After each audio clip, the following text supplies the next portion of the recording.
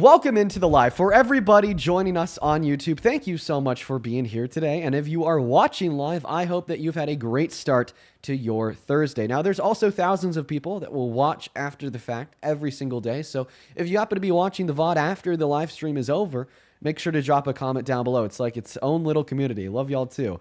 I'd also like to welcome in the 5,000 people that we've had join us so far for the day over on TikTok. Thank you guys for being here as well. Now, obviously, I'm going to assume that a vast majority of y'all have already been here, know what we do. But if you haven't, if you're new, we debate Trump supporters. We try to change their mind, get them from the wrong side of history to the anti-Trump side of history. Donald Trump is the worst president of my lifetime and yours. And he is hurting every single American on at least one front, many on multiple fronts.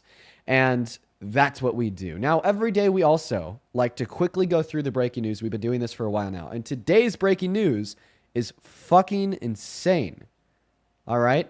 Donald Trump said that we should not have midterm elections. Today, in an interview that he did with Reuters, he was asked about his thoughts on the midterms. Okay? And in response, he said basically, well, the Democrats are going to win. We shouldn't have midterms. He said that there's some psychological effect that always makes the American people vote against the party that the president is a part of, okay, during the midterms. So we just shouldn't have them at all. That's what he said. All right. And by the way, this isn't anything new. Like this really, it's breaking news because it happened today, but it's not telling us anything new about Trump at all. I mean, less than 3 days ago, he did an interview with the New York Times where he straight up told him that he regrets not having the military, okay, take the voting machines early during the 2020 election. Why wasn't that a national headline? Well, it's because 4 or 5 years ago at this point, 5 years ago, January 6, 2021, Donald Trump tried to install FAKE votes for himself in Congress to install himself for a second term in the White House. That's his FAKE elector scheme. And if you're wondering, well, I'm having to spell some words out, it's just to avoid getting docked by TikTok TOS. So this is very scary. This is an unprecedented attack on our democracy. This continuation of actions and sentiments that we've seen leeching off of this wannabe dictator, of saying that he wants to stop the midterms, that we shouldn't have them, of saying that he wishes he would have had the military take away all the voting machines, okay, in 2020, and then J6 and what happened with this fake elector scheme. I think that we are underreacting. If this doesn't piss you off, then you're either not informed or a bad person. You need to pay attention to what's going on. This is scary, okay? To have Trump doing everything that we have understood he has been doing in the last week with now saying that he maybe wants to declare an insurrection in Minnesota, having the state-sanctioned murder, saying that ICE agents should have absolute immunity when they're hospitalizing 6 children by throwing stink bombs into the cars. That's something that happened last night in Minnesota. All right. And then on top of that, saying that we should just stop the elections. It's terrifying. Okay. And the fact that he wants to stop the midterm so badly should be all you need to know to get out there and fucking vote. The easiest path to attempt to dampen the war trail of the Trump administration is going to be to vote for the Democrats come midterms. If we have a majority in Congress, we'll be able to hold him to a higher level of accountability with a larger threat of impeachment. Now, it's not much, okay, but it's something more that we have now, and that scares the shit out of him and then gives every single one of us, okay, the emphasis that we need to do something later this year. Because we are not angry enough. At this point in time, folks, we are going to go ahead and hop into the debates. Only hop inside of that queue if you happen to be an American adult that supports Trump. And we already have our very first Trump supporter, okay, who's on this live right now. Snake, if you want to go ahead and unmute, take it away. Tell us how the hell you still support this terrible, terrible president. The mic, the stage, and the floor are yours. Well, with the breaking news that you just said, I'm currently on Reuters reading about the information because I had no idea that this happened until you just stated so. I was previously in Parker's live waiting for a debate, and then I came over to your live. So, yeah. But I'm currently reading on it right now. If you just want to, I'm like halfway through it. Uh, Sure. How does that make you feel? Like, I mean, that's like saying that we shouldn't pretty. have midterms, okay? That's Or if you I'm saying that he should have, he said that he regrets not taking all the voting machines in 2020. This Oh, is what was that thing about the 2020 is the veterans not taking voting machines early? yeah. So what he says is that he wishes that he would have ordered the military to take the voting machines. He said that less than 48 hours ago. And I love that you're like pulling up these articles as I'm talking. I love that. I do. Because you'll be able to prove it to yourself. Okay. You have that source from Reuters where he says that he wished that we didn't have midterms. And then you have that source from New York Times 48 hours ago where he says that he wishes he would have had the military take the voting machines. Yeah, I'm just looking for the was there a video of him saying that, or I'm just trying to, find the if there's I, like a video or if I it's all think that just I word. think that these were two sit down interviews. So he said journalists in and out of the Oval Office to like do like one on one pieces with him. He's done pieces with like many different outlets, and the two that are notable here would be the sit down interview in the Oval Office between him and the New York Times, and then from like 2 days ago, 3 days ago, and then the sit down interview in the Oval Office from today with him and Reuters. Okay. Yeah, I'm all right. So it's just it's not a video then. I'm No, it's assuming. not a video. It's just a written Okay, cool, interview, cool, cool. the good old fashioned way. Yeah, yeah, just like the good old days. Trump has moved to expand executive power. Trump was impeached twice by Democrats during his 2017-21 term. Hey, for all the Parker Raiders coming in here, appreciate you for being here, folks. January 6, 2021, right? Yeah, Senate quit it. From my understanding of, so I saw what Caroline Levitt had to say about it, saying that he was just joking. I don't know how true that is. Wait, I wait, prefer wait. hearing. This is news to me. Okay, so what did Caroline Levitt say? Okay, let me find it. It was on the hold on, it's not on Scotty, the thank you for Reuters the one. gift. It was on Forbes. Let me go back to it real quick. What are you looking at? What does it say? I mean, are All you right, so Caroline Levitt said that Trump was joking when he said that he wanted to steal the voting machines? so it says key facts. First fact was saying Trump claimed to Reuters that because of his administration's many accomplishments during his second term, when you think of it, we shouldn't even have an election in November. Second point, which that's fucked. I believe in free election, right? I don't agree with that at all. But when I read down to the second fact, it was saying White House Press Secretary Caroline Levitt later claimed Thursday that Trump was simply joking and speaking factitiously by saying that, telling Oh reporters my the president god. was saying, "We're doing such No. a great No, job. come Maybe we should on. just keep rolling." No, come on. Listen. Come on, think about it, No, no, no. bro. I know. It Like sounds you're just reading off the report. Oh, my live just got suspended on TikTok? What the fuck? Well, that's not nice. TikTok took me down for misinfo. Honestly, we should be able to get the account back pretty quick. Not gonna lie. Let's see what the violation was. There was no misinformation. Is said on. I'm writing a message to TikTok right now. Said on my stream. Only facts. It is a fact that today. Yo, got taken down for misinfo. Want to call me on Discord so the YouTube can hear you? Well, you were taken down for what? Misinformation. You want to call me on Discord so the YouTube stream could hear you? Yeah, I got you. Bro. Blah, blah, What blah. the fuck? We'll be able to get the account back, folks. So listen, guys. I've actually like started to build a better relationship with TikTok. Like I now have access to like a 24/7 line where I could like reach out to one of their reps whenever, and they actually even invited me to go in person to their Holy shit. headquarters in New York. Welcome Gary? in, Parker. Yeah. So I've What's finally up? started to build a better working relationship with them. I think I should be able to get the count back. Okay, I just have to write a short message. There's no misinformation said on my stream, only facts. It is a fact that today, Trump said he wishes we had no midterms. It's also a fact that he said he wished he took the voting machines in 2020. All right. So I'm submitting an appeal through TikTok's automatic system to get back on air right now. And while I'm submitting this automatic appeal, I'm also going to be reaching out. You may lose access to your account. Dude.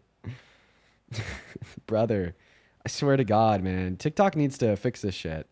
And while that automatic appeal is running, I'm also going to go and reach out to their live reps. But let me just thank a couple people here real quick. Alyssa, thank you so much for the 14 Canadian dollars over on YouTube. I appreciate you so much for the love, Alyssa. Show some love to Alyssa down below in that chat for the 14 Canadian dollars.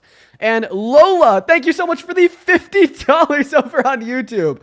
That was the very first donation of that YouTube live stream. I'm so sorry that our TikTok got taken down so swiftly. Thank you so very much for the love. I'm incredibly appreciative. Thank you so much for your kindness. If everyone could please show some love to Lola down below in that chat for the $50. It'd mean the absolute world to me. Lola with a $50 says, "Hey Dean, another day, another attempt at undermining the American democracy. Wish the Republicans would grow a pair and impeach the man since he risks the lives of so many in the States and outside with his desire to basically start World War III." Yeah, he is fucking insane, Lola. Thank you for the $50. I really appreciate that. Thank you so much, Lola. Parker, while I'm doing this, if you want to take a moment here to kind of talk to the viewers about what Donald Trump said today about the midterms and how this is kind of a trend in reference to maybe his prior actions in relation to J6, I'd really appreciate it. So we could kind of keep the stream rolling here while I'm trying to get my account unbanned. Yeah, I totally got you. It is absolutely insane that the president of the United States is threatening, undermining, right, the fundamental democratic principles of this country just so that he can try to get his political way. He's admitted he wanted to do it in 2020, which he's already done historically speaking, and he's also advocated to extend that here towards 2026, right? Donald Trump is actively trying to limit our ability to hold him accountable for his crimes, right, for his blatant violations of the law, and so that Democrats wouldn't have any sort of ability to limit him from continuing to enact his political will. He wants loyalists. He wants people on his side. He doesn't care about the facts. He doesn't care about the law. He thinks he's above the rule of law, and he wants to limit a democratic election from holding him accountable to upholding the law. Right? It's absurd. Now, this also is something he's done on January 6th. For example, he sent false slates of electors to the Electoral College to cast Trump votes when he didn't win to try to steal the election. Right? And they literally admitted to doing this themselves. His lawyers called them, quote unquote, alternative slates of electors. So they quite literally tried to undermine the 2020 election. And for some reason, we let them get away with it. So I think right now, one of the biggest threats is not only Donald Trump, but also our inability to hold people who violate the law accountable for violating the law. We need better checks and balances. That's what we need. I think this is what's being clear, that we do not have enough checks and balances in place, rules in place to ensure that a president can be held accountable and that he's actively trying to erode our democratic processes. Absolutely. So yeah, acknowledge this is the threat it is. Acknowledge the harms that it has on our democratic processes. Get people to not supporting it. You can still be a Republican and not support Trump. It is American, very American, to hold your presidential candidates accountable. And you should be doing that, especially when it gets to this extent. Because if we cannot draw the red line and we keep letting Trump walk over the red lines that we draw, then that's going to allow Trump to control everything. So this is the road to authoritarianism. We already are on it, and we're already at it. And stop feeding into it. We have to vote our way out of this. We have to put pressure on our system. And these threats should not be taken lightly. They should not be taken as jokes. They should not be, overlooked very easily. They should be taken seriously as they should be. And us, again, not taking them as seriously as we should be, right, has let him get this far in the first place. People are asking, how are you hearing Parker clearly without TikTok? Because I'm on Dean. Dean and I are in a Discord call. Because TikTok actually got banned. For some reason, they misinfo banned Dean right away, which is insane, by the way. Insane. It must be from like a prior live or something. I really don't understand why. But yeah, if you're in the YouTube chat, make sure to hit that thumbs up, everyone. Let's get to 2,000 likes real quick. There's 6,500 people in the YouTube stream. What, 15 minutes in the stream? This is crazy, by the way. Hit that thumbs up. We could do 2,000 likes at least, everybody. Let's help Dean get his live to send out to YouTube recommended pages like you've never seen before. I'm telling you that. But yeah, this is a really big issue. Bring attention to this. Don't just talk about this here with us. This is issues you should be bringing up. I mean, anytime you ever talk to a Trump supporter, do you support him actively threatening our democratic processes? Real question that needs to be asked. We need to be talking about this all the time. He serves an active threat to our democratic processes continually today. It's not like it was just in the past. It's still happening. All right. Well, for everyone, thank you so much, Parker. I appreciate you so much. It is a pleasure to have you here with us for the day, especially as I'm simultaneously trying to figure out how to get that TikTok stream back on live. Just as an update to you, and for everybody watching, I have submitted an automated appeal through the TikTok system. 5 minutes ago, we should hopefully hear back on that in the next 5 to 10 minutes. And on top of that, hitting this from more than one angle, I've also reached out to TikTok support, and I'm already in dialogue with them. We'll see how we could get this moving along. Real quick, I'd like to thank Kaylee for the $20 over on YouTube Super Chat. Kaylee, you are a gem. Thank you so much for your kindness. Kaylee with the 20 says, love what you do, Dean Parker. Thank you for informing people in a daily on what's going on in the U.S. Well, Kaylee, thank you so much for your kind words. That's incredibly kind of you. I would also like to thank Alyssa. Thank you so much, Alyssa, for the, let's see here, 70, oh my God, for the 70 Canadian dollars over on YouTube. Alyssa, thank you. Thank you so much. Please, please, please, please, please show some love to Alyssa down below in that comment section for the 70 Canadian dollars, who says, Dean, I don't know if you remember me from last week, but my boyfriend tragically passed away from a car accident. Yes, I absolutely do remember that. I recently went to his funeral from Ontario, New Brunswick. Your lives kept me busy in the 16-hour car ride, and thank you for everything. Alyssa, I hope that you're doing I hope that you're doing as well as you can. Okay. I do remember when you had told me that last week. And I hope, you know, like I'm going to just repeat exactly what I told you last week, because I remember, you know, you sending in that donation and us having this conversation. I really hope that, you know, if you need it to, that you are reaching out to professional services. I couldn't even imagine what my response would be if that happened to me. And then one last one here. I'd also like to thank Jenna for the $50 over on YouTube Super Chat, who didn't leave a message and only sent the love. Jenna, thank you so much for your kindness. It is so good to see you again, by the way, today. Jenna, you are always hanging out in here with us for the day. Thank you so much, you guys. Okay, guys. All right. So first and foremost, by the way, if you want to support the stream, I would recommend that you support the stream over on Venmo or PayPal. I get 100% of all of the donation proceeds on those two platforms, compared to around 30 through 60% on TikTok. It's a little bit, sorry, on YouTube. It's a little bit up on the air. And once again, we now have 6,500 people hanging out with us in here for the day. I'm just going to go ahead and quickly repeat everything that we've kind of been through so far in the stream, talking about the news. So if you're looking at the title of the live, it says Donald Trump says that he wanted to stop elections. And unfortunately, yes, this did happen earlier today. Donald Trump said that he wishes that we didn't have midterm elections, that we'd be better off without them, so he could continue doing what he's doing. And this single-handedly should be the main reason why you get out during the midterms and vote, okay? He doesn't want the midterms to happen, okay, because he doesn't want his party, the Republicans, to be thrown out from the majority in the Senate and the House, which is coming because a blue wave is imminent, okay? And we all have to prepare for it. Taylor, thank you for the $10 over on Venmo, who's actually bringing up something else that I'd like to talk about. Taylor says, Dean, I smoke bombed a 6-year-old baby in Minnesota yesterday, and it caused the baby to stop breathing. I believe that the baby's still alive and okay now. The car was trying to leave, and they just threw one in. They're in my town in the last couple days, and I'm terrified. Listen, please stay safe, Taylor. Okay, and I feel so terrible for, you know, that child, that baby, and that child's family. I mean, these things shouldn't be happening. They just simply shouldn't be happening at all. And we are now moments away from hopefully getting back into the TikTok account. We are just simply waiting right now to hear back from either the automated services to get that ban appealed so we could go live again, and or waiting to hear back from this TikTok representative I'm chatting with. You just hop on your second account? Yeah, or are you just like, it's gonna be quick enough where you don't need to?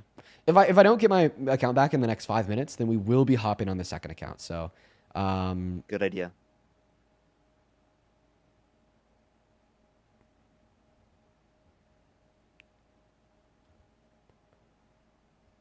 Did it cut out for me, or was it? Oh no, I'm just not. Yeah, I'm just not talking because I'm talking to the I rep on my phone. apologize. You're good. You're good. Well, everyone, thank you everyone for joining in. Keep liking that stream. We're already at 2,000 almost. That's actually crazy. That's actually crazy. Thank you, everyone. Thank you, everyone. Dean never asks for the likes, so people apparently listen whenever I did. So thank you very much. Okay, very yeah, much, this TikTok rep right now is unfortunately not being too helpful. Okay, so let me just share with you guys a little bit about the dialogue that I'm having with the TikTok rep as we speak. So to the rep, I said, okay, hi, I'm reaching out with a similar issue that I had yesterday. My TikTok live stream was taken down due to misinformation. I did not state any misinformation in my live, and I'm formally requesting an expedited appeal. I run on a tight schedule and would really appreciate your help. I've already submitted an automated appeal. However, I'm also reaching out to you to try to appeal this ban from more than one front.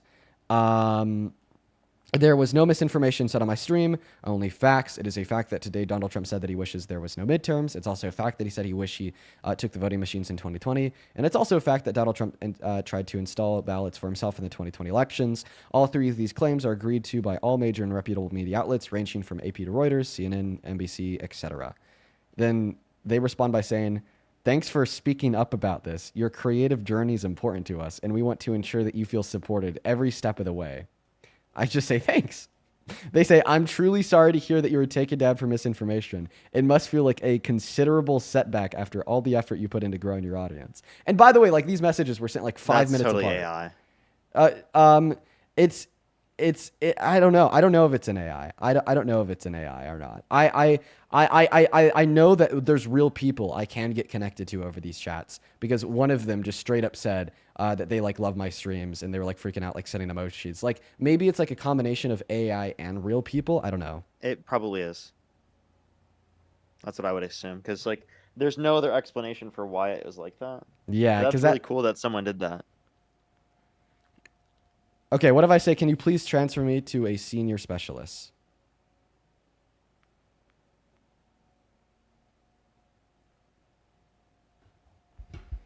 That's a good idea. I haven't even seen the live chat. I got to do that. I got my main account back, so we're good. Fire. Yeah, I just asked them if they could transfer me to a senior specialist. Yeah, we have like 3 more minutes just before we start the live stream on the second account, and then I try to like continue to figure out this issue on my phone in the meantime, which is a obviously considerable setback, but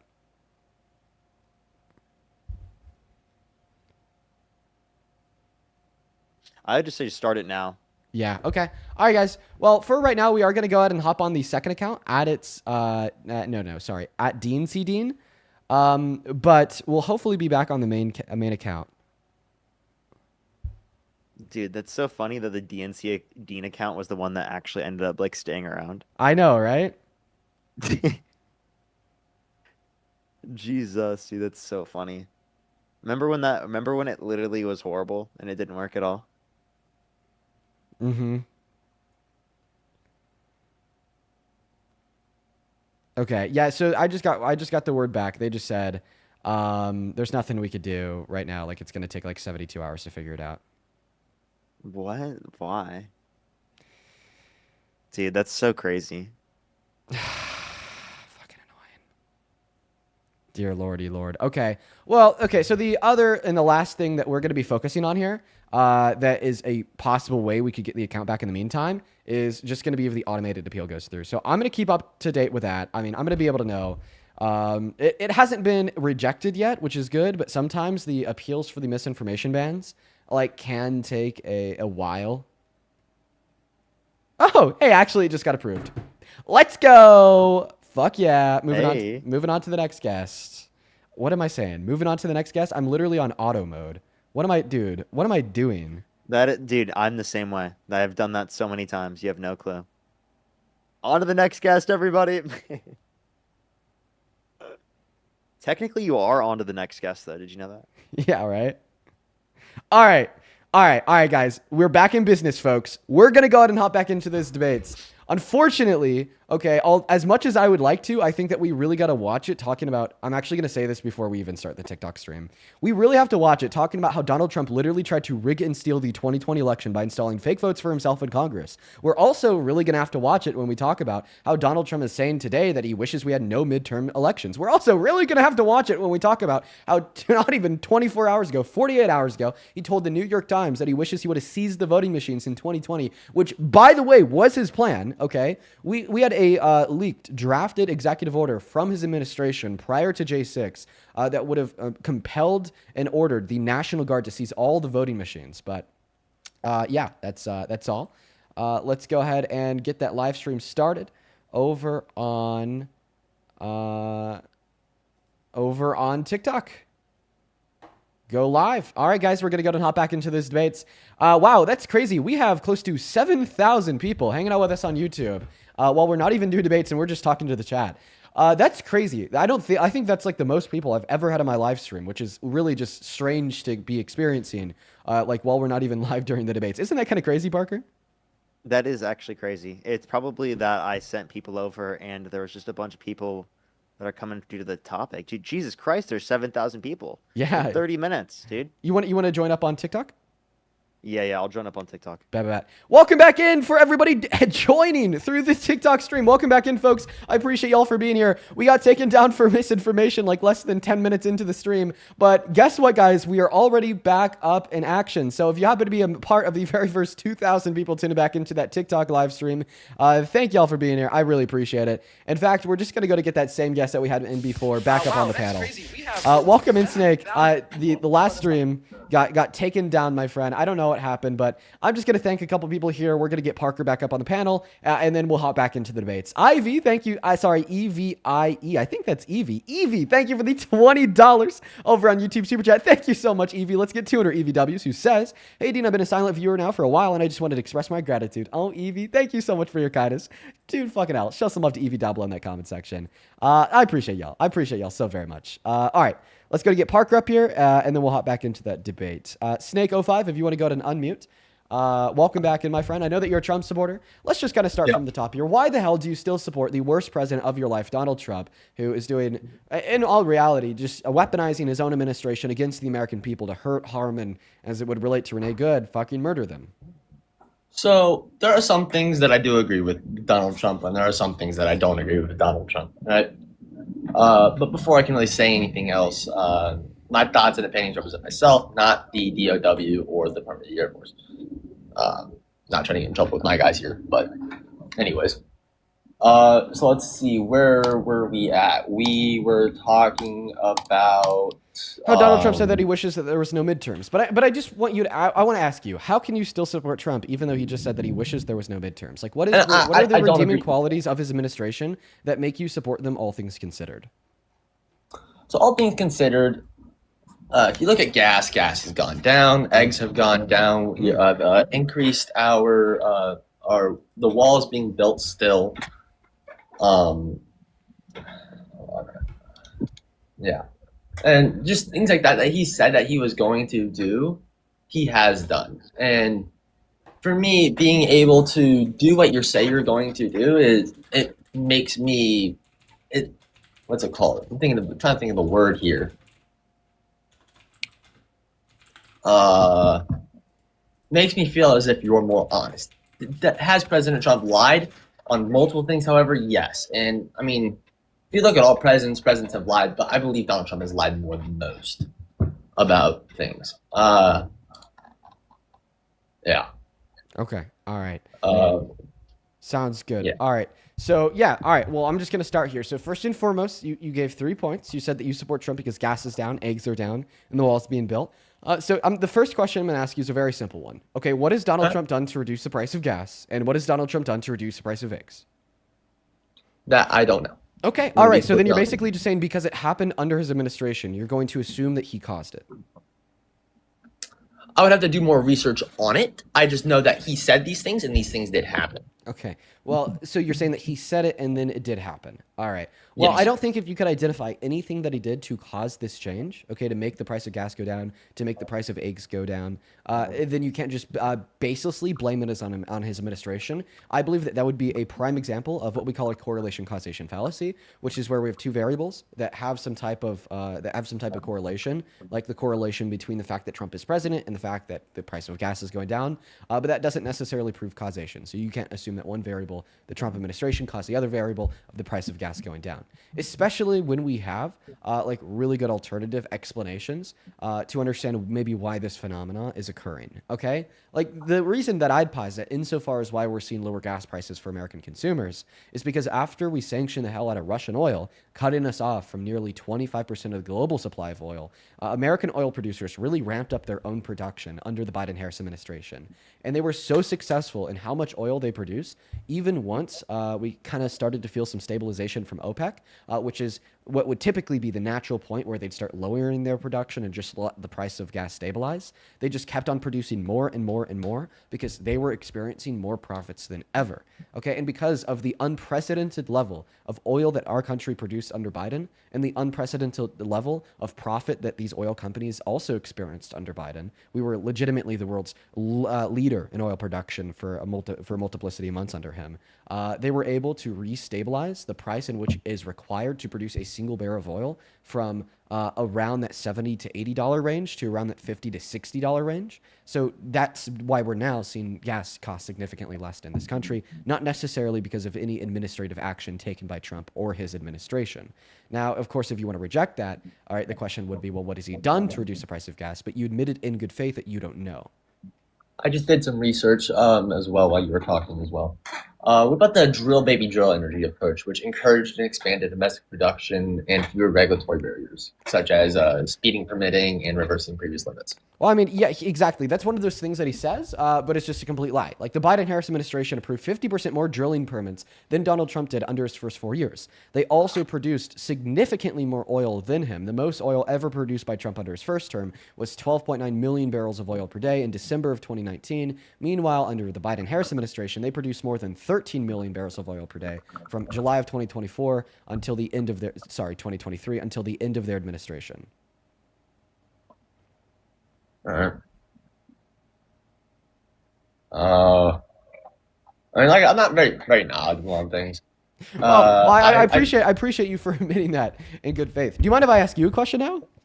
Go for it. Is there anything that Trump could do that would make you stop supporting him? Because from my perspective, like, I don't know, gas and eggs kind of take a back seat to like Donald Trump having the state sanctioned murder or making the healthcare premiums go up by a multiplicity in factor of 300 for 45 million Americans relying on Medicaid through the ACA, on top of like a billion other things too. So what is like one thing that Donald Trump could do that would then make you stop supporting him as president? I mean, there's multiple things that he could do. He could absolutely destabilize his economy, which our economy's not the best right now, but it's not horrible. Okay, in my opinion. so the one thing that Trump could do that make you stop supporting him is to destabilize the economy. I'd argue that's something that he's already done. I mean, last year we saw the worst job reports ignoring recession since 2003. We saw the most manufacturing bankruptcies since the Great Recession. We saw 1.3 million layoffs. We saw the highest level of unemployment in 5 years since the pandemic.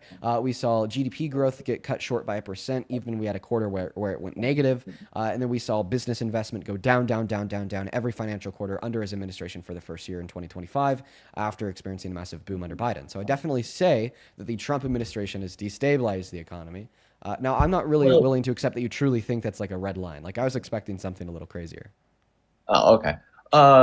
Okay, if you want crazy, World War III. All right. Okay. What if he just created an environment that could cause World War III, and then he defends creating that environment?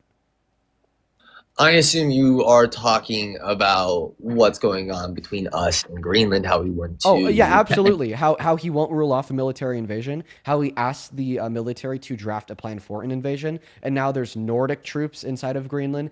There's troops from Norway, like I said. There's troops from Sweden. There's troops from Germany. There's troops from France. There's troops from the UK, and they're all going boots on the ground to defend them from an American invasion. And Greenland has said that they're going to shoot first and ask questions second, and every single time anybody anybody from the Trump administration has been pressed on if they are going to go ahead and use the military to take Greenland, they say that they're not ruling it off the table. But at the end of the day, we are going to have Greenland. It will be ours. Yeah, and I don't agree with that at all. I can understand why he would want Greenland if you look at it from a military or from a resource-based view. If you look at it from a military-based view, with what's it called?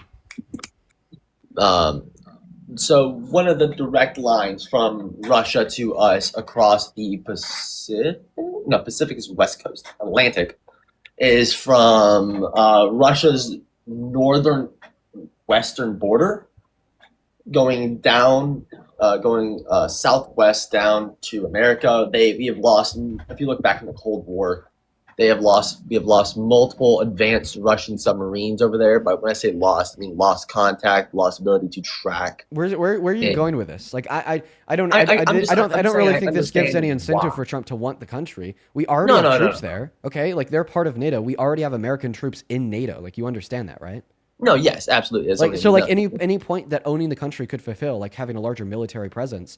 Okay, well, we already have that, and if it was truly for those security reasons in which you just listed about Russia, okay, well, like why wasn't this an issue 4 years ago, and why doesn't Donald Trump just send more troops there? Okay, if we were to keep good relations with NATO, if we were to keep good relations with Denmark, okay, there's absolutely no doubt in my mind that the Trump administration could very easily send more American troops into the country because they're a goddamn ally, and no one, including me, would complain about it. No, absolutely. Do we have? I'm not too familiar with where exactly all of our bases are, but I don't believe we have any bases in Greenland. I could be wrong. Yes, I know we do. have We bases. have bases in nearly every single NATO country.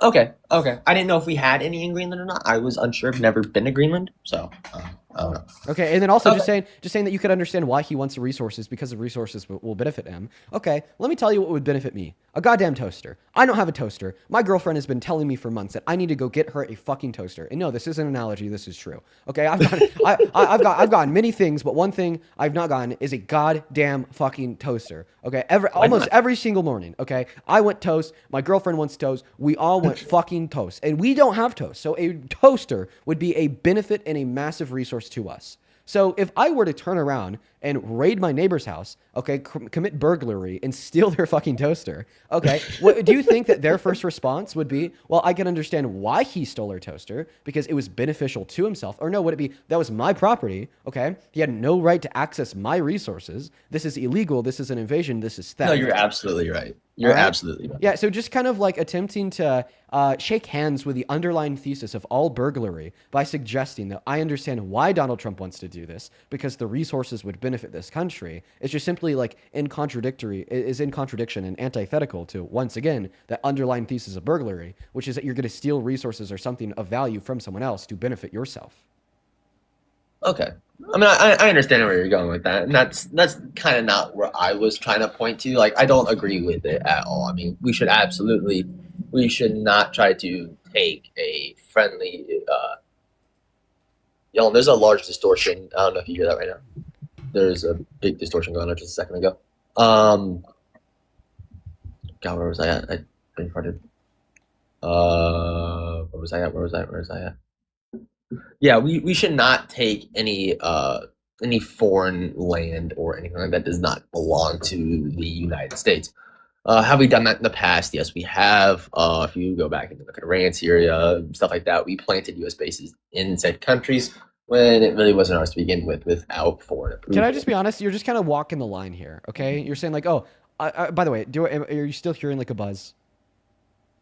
Very light. It's not as bad as it was a second ago. Okay, I also need to go get a goddamn new cable for my mic. I need to get a goddamn think you said toaster this yesterday. and a goddamn cable for my mic. I did say that yesterday. I'm a master. I'm a master at procrastination. I truly am. You know what? I'm Okay. right there with you. But anyways, so it really sounds like you're just kind of walking the line, okay? You're walking the line. You say, Dean, well, I understand. Like you were able to describe to me how Donald Trump is destabilizing the economy. Dean, I understand how it like is really, really wrong for Donald Trump to suggest that he maybe wants to invade one of our allies. That is an environment that could lead to World War III. Not saying that it will, just saying that it could. Okay, Dean, like I probably would. understand that like Donald Trump is like a really bad president for all of these reasons. But then at the end of the day, you are still a supporter of him. I just don't get it. It's like what is drawing And I'm you slowly in to leaning consider towards. yourself? Okay, you're still slowly in leaning the other direction. Okay. Like, You know what? Okay. So here's what I do to guests in which I think genuinely have an open mind and seem to be leaning away from the call. It's something that I call the red line test. I basically see where your red lines would fall and if Donald Trump has already crossed them. And if you are a good faith person, okay, this will definitely make you stop supporting Trump as president. Can I try to run that test on you? sure, go for it. Okay. I know if you watch this live stream frequently, you hear this a lot, okay? But it seriously is one of the best red line tests to genuinely get people to stop supporting Trump if they're not bad people and they're acting within like a genuine nature. So, sir, would you still support Donald Trump as president if you knew for certainty that Donald Trump had sexually exploited naked women and or naked girls by looking at their naked bodies? No. Okay, can we agree that the definition of sexual exploitation would include a man abusing his position of power over the position of vulnerability that a woman is in to further unconsensual sexual conduct? Yes. Okay, let's see how that definition of sexual exploitation could come to fruition in reality. If a man unconsensually followed a woman into the woman's restroom, then peeked over the door and looked at her private parts, that would be sexual exploitation, correct? Yes. If a man unconsensually barged into a woman's dressing room to then look at the naked women inside of that space without any clothes on, that would be sexual exploitation, correct? Yes. So if Donald Trump did either of those things, you would stop supporting him as president, correct? Yes. And I believe you're going back to, it was, what was it, back in 1980 something? When I remember hearing about it. I never really did any research. So here's Donald Trump telling Howard Stern that he unconsensually barged into the woman changing rooms at Miss Teen USA and Miss USA to look at the naked bodies of the contestants inside. Okay, once I'm done playing this clip, you should stop supporting Trump as president as it would relate to the values that you just described. You accepted that if Donald Trump had sexually exploited women and or girls, you'd stop supporting him. You accepted a fair definition of sexual exploitation that would describe a man unconsensually looking at the naked body of any woman or girl as sexual exploitation. And here's Donald Trump admitting to doing exactly that. Also say, as the owner of the pageant, it's your obligation to do that. So you have done that. Now, I'll tell you the funniest is that I'll go backstage before a show. Yes. And everyone's getting dressed and ready and everything else. And, no men are anywhere. And I'm allowed to go in because I'm the owner of the pageant, and therefore I'm inspecting it. I'm inspecting. I want to make sure that You're like everything a is doctor. good. You're there. Yeah, the dress. Is everyone okay? They're standing there with no clothes. Is everybody okay? And you see these incredible-looking women. And so I sort of get away with things like that. At this point in the conversation, I just like to make your two paths clear. Your first path is just to be a good faith person, take that red hat off, redact your support from the Trump administration, and say that you've had your mind effectively changed. Now, the second path is to become a raging hypocrite, reject the evidence of your eyes and ears and your own principles in which you declared to us by stating that you would stop supporting Donald Trump as president if he had sexually exploited any women or girls and make a super large fool out of yourself. And now I'm going to say, I actually believe that you may take that first path of redacting your support from Trump. The mic is yours, Sam, with the floor. Go ahead. Oh, 1 sec. I gotta check my circuit breakers. I think something just tripped. I just had like a weird power out. My Wi-Fi is now gone. I'm currently operating on cellular. 1 second here. Sorry about that. I don't know what the hell happened. Is this plugged in? Oh, it is. Okay. But yes, I redact the majority of my support for Donald Trump. There's still some things I believe he has done that is good for this country, but no. But the question is, do you still support his administration as a whole? Overall, as a whole, but partially. Do you still think? Do you still think Trump should be president? No. I voted for him rather than voting for Kamala. Okay, and do you regret your vote because he's crossed that red line because he sexually exploited women and girls? Yes and no. I mean, with that fact. Let me finish. Can I finish speaking, please? Yeah. So yes, I didn't want. How do you pronounce it? It's Kamala or Kamala? I believe is how you pronounce it. All right, cool. I did it right. Or Trump to be president. I was personally a fan of Vivek. Vivek Ramaswamy. I really wanted him to be president. Just stay on topic, okay? Because you said that you would stop supporting him as president if he did this thing that I just proved he did. Yes, I do stop supporting him as president as a whole. But now you're saying, okay, that like you still would have voted for him. Is it true that you still would have voted for him?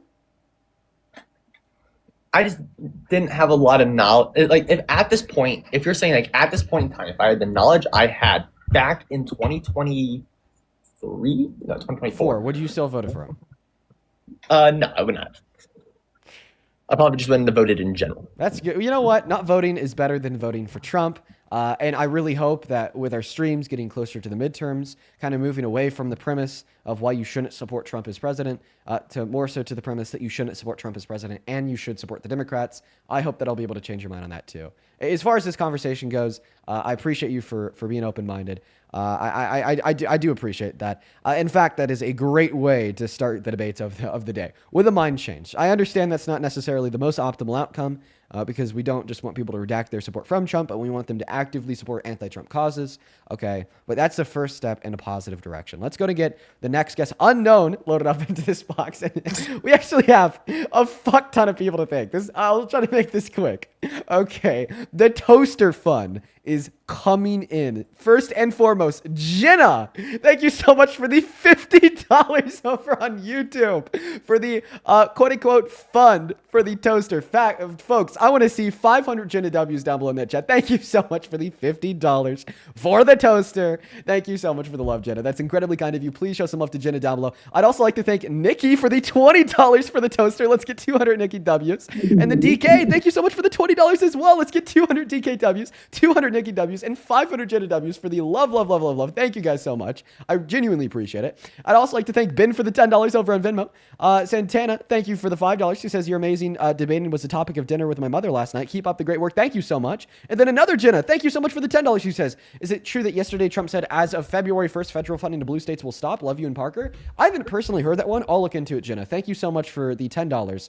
And then I thank you earlier, Taylor. Thank you so much for the 10. Tay, thank you so much for the 10. Show some love to Taylor and Tay down below. And then Emily, thank you so much for the $10 as well. Who says, Dean, I was watching your live today and I got a message that I had been blocked. No, Emily, the live stream was just banned. Thank you for the $10. And then Margaret, thank you so much for the $25. Margaret, it's so good to see you today. You are always hanging out with us in here for the streams. I hope that you're doing well, Margaret. Let's get 250 Margaret W's down below in that chat, who literally just says thank you. Thank you so much. And then Kaylee, thank you for the $5. Who says, I just heard that ICE shot a 6-year-old in the leg. Have you heard this? Is it true? I've not heard this, but what I have heard is that they smoke bombed a 6-year-old and it caused them to stop breathing, but they're okay now. So this could be two different stories, or that could just be a spin off of the original story. And we just got banned to get on TikTok for misinfo. What's going on?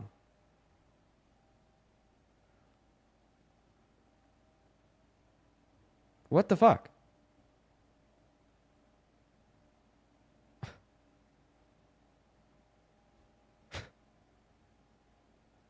Why are they taking me down?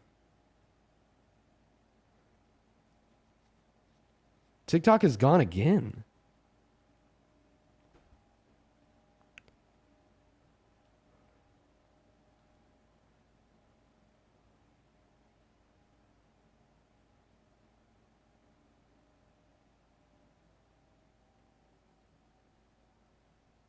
Let me go and write a message.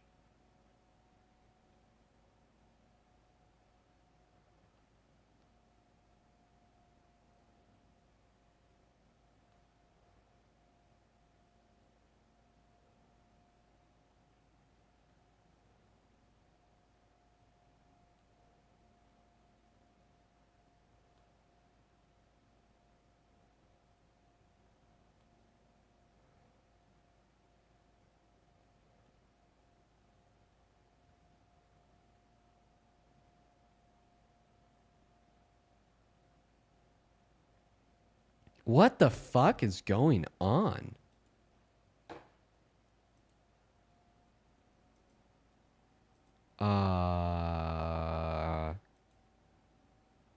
We haven't even been live for 40 minutes.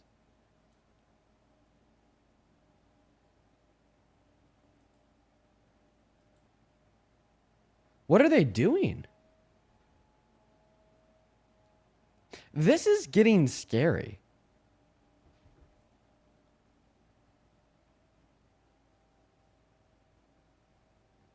This is getting really scary.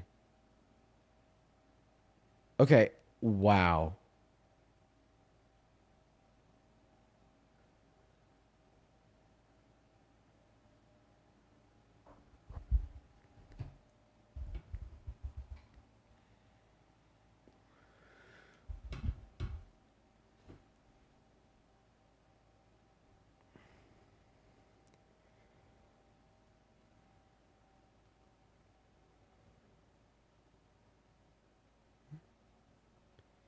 The stream was taken down from misinfo minutes after the original ban was successfully appealed.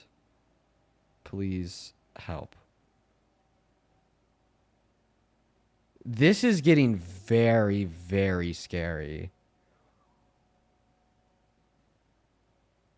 What do you guys think this could be? Like, I don't want to be that guy. But there comes a time where which might be now, that I'm starting to doubt this is unintentional false flags from the platform. And I'm starting to now lean into the idea that it could be much more than that.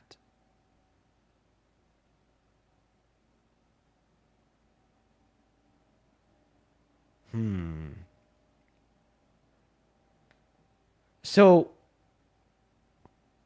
what on the first time around? Okay, maybe it was just a fluke. Maybe it was just an accident. On the second time around, I don't know. Something's weird here. And see, I talked about nothing that would typically result in a misinformation ban. I talked about nothing. We didn't mention the election.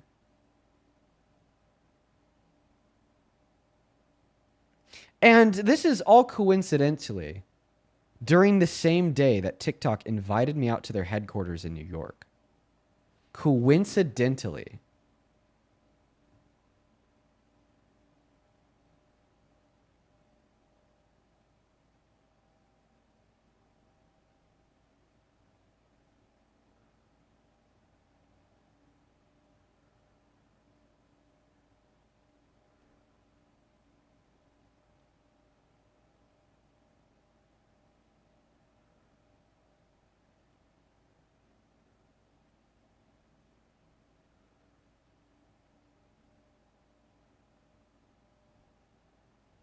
Huh.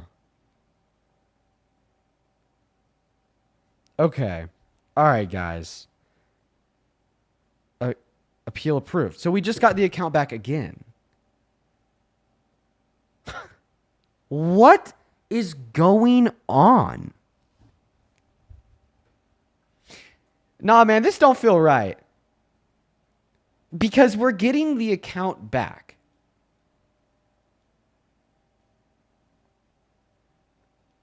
So they know that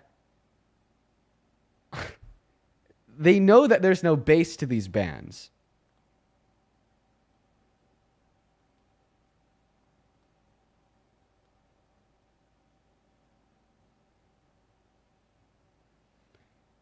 My account was just reinstated. Why is my account being continually suspended and then reinstated?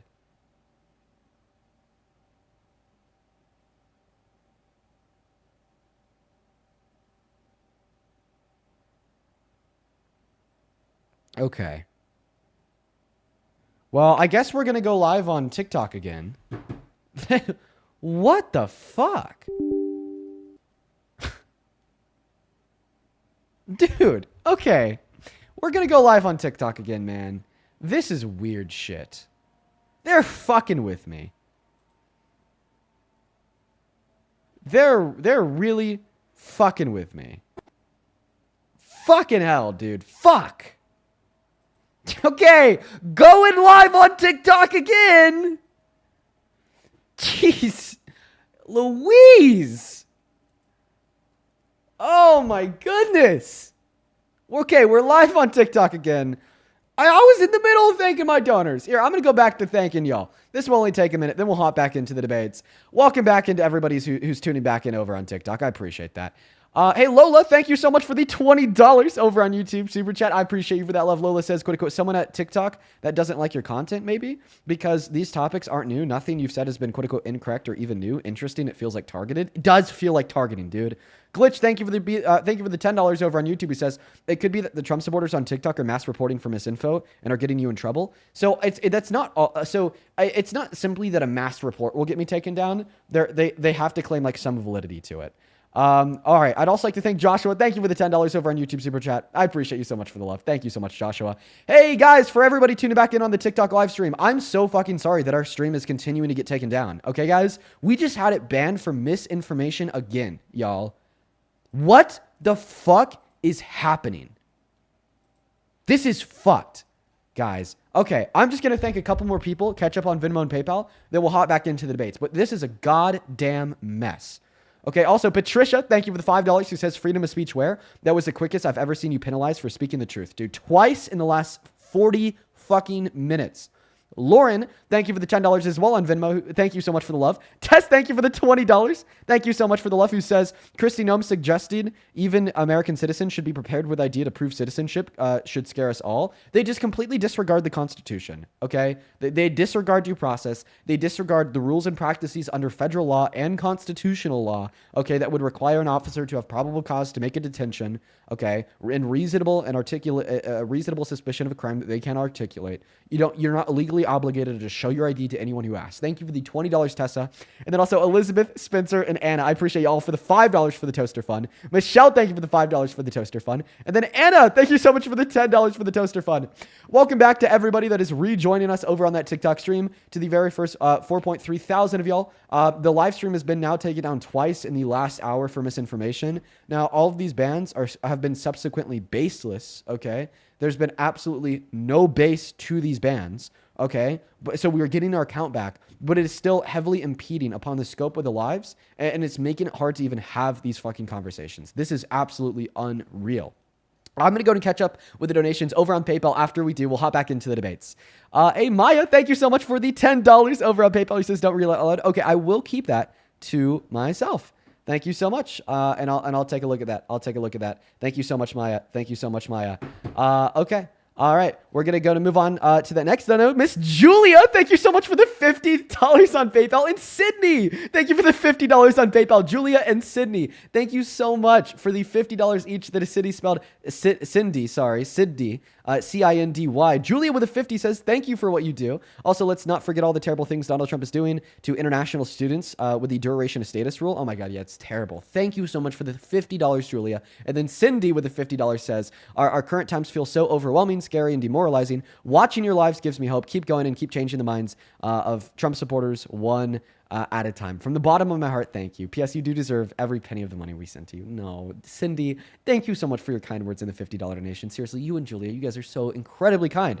And then Julian, thank you so much for the $20 over on PayPal, saying, have you seen the news about ICE doing this thing that I don't think I could say because I don't want to get banned? I'll look into that, Julian. Thank you for the $20. Let's get 200 Julian W's and 200 Kristen W's for the $20. She says, please go get a toaster. Here's $20 for the toaster fund. Yo, thank you so much, Kirsten. And then Christina with the $25 for the toaster fund. Holy shit. And Emily, thank you so much for the $50 on PayPal for the toaster fund. What the fuck, y'all? Yo, the toaster fund has never been larger. Show some love to Emily for the $50 over on PayPal for the toaster fund. We're almost caught up because we actually just got another $100 donation on PayPal from Kathy for the toaster fund. What the fuck? Guys, show some love to Emily for the 50. Show some love to Kathy for the 100. I want to see 1,000 Kathy with a K with a CW's down below in that chat who says, now you can go buy yourself a toaster. Love what you do. Kathy, you know I love you. Thank you so much for your generosity. I don't deserve a penny of it. You are legitimately so fucking kind. And then we actually have enough, dude. Oh my God. All right, guys, we got enough money for the toaster. I swear to God. Elizabeth sent through a $50 donation on PayPal saying, go buy a fucking toaster and mic cord. Love you. Dude, let's get 500 Elizabeth W's. That is so kind of you. Oh my, dude, I love you guys. Thank you so much for the kindness. That is so much money too. Thank you, Emily, Elizabeth, Kathy, and all the donors.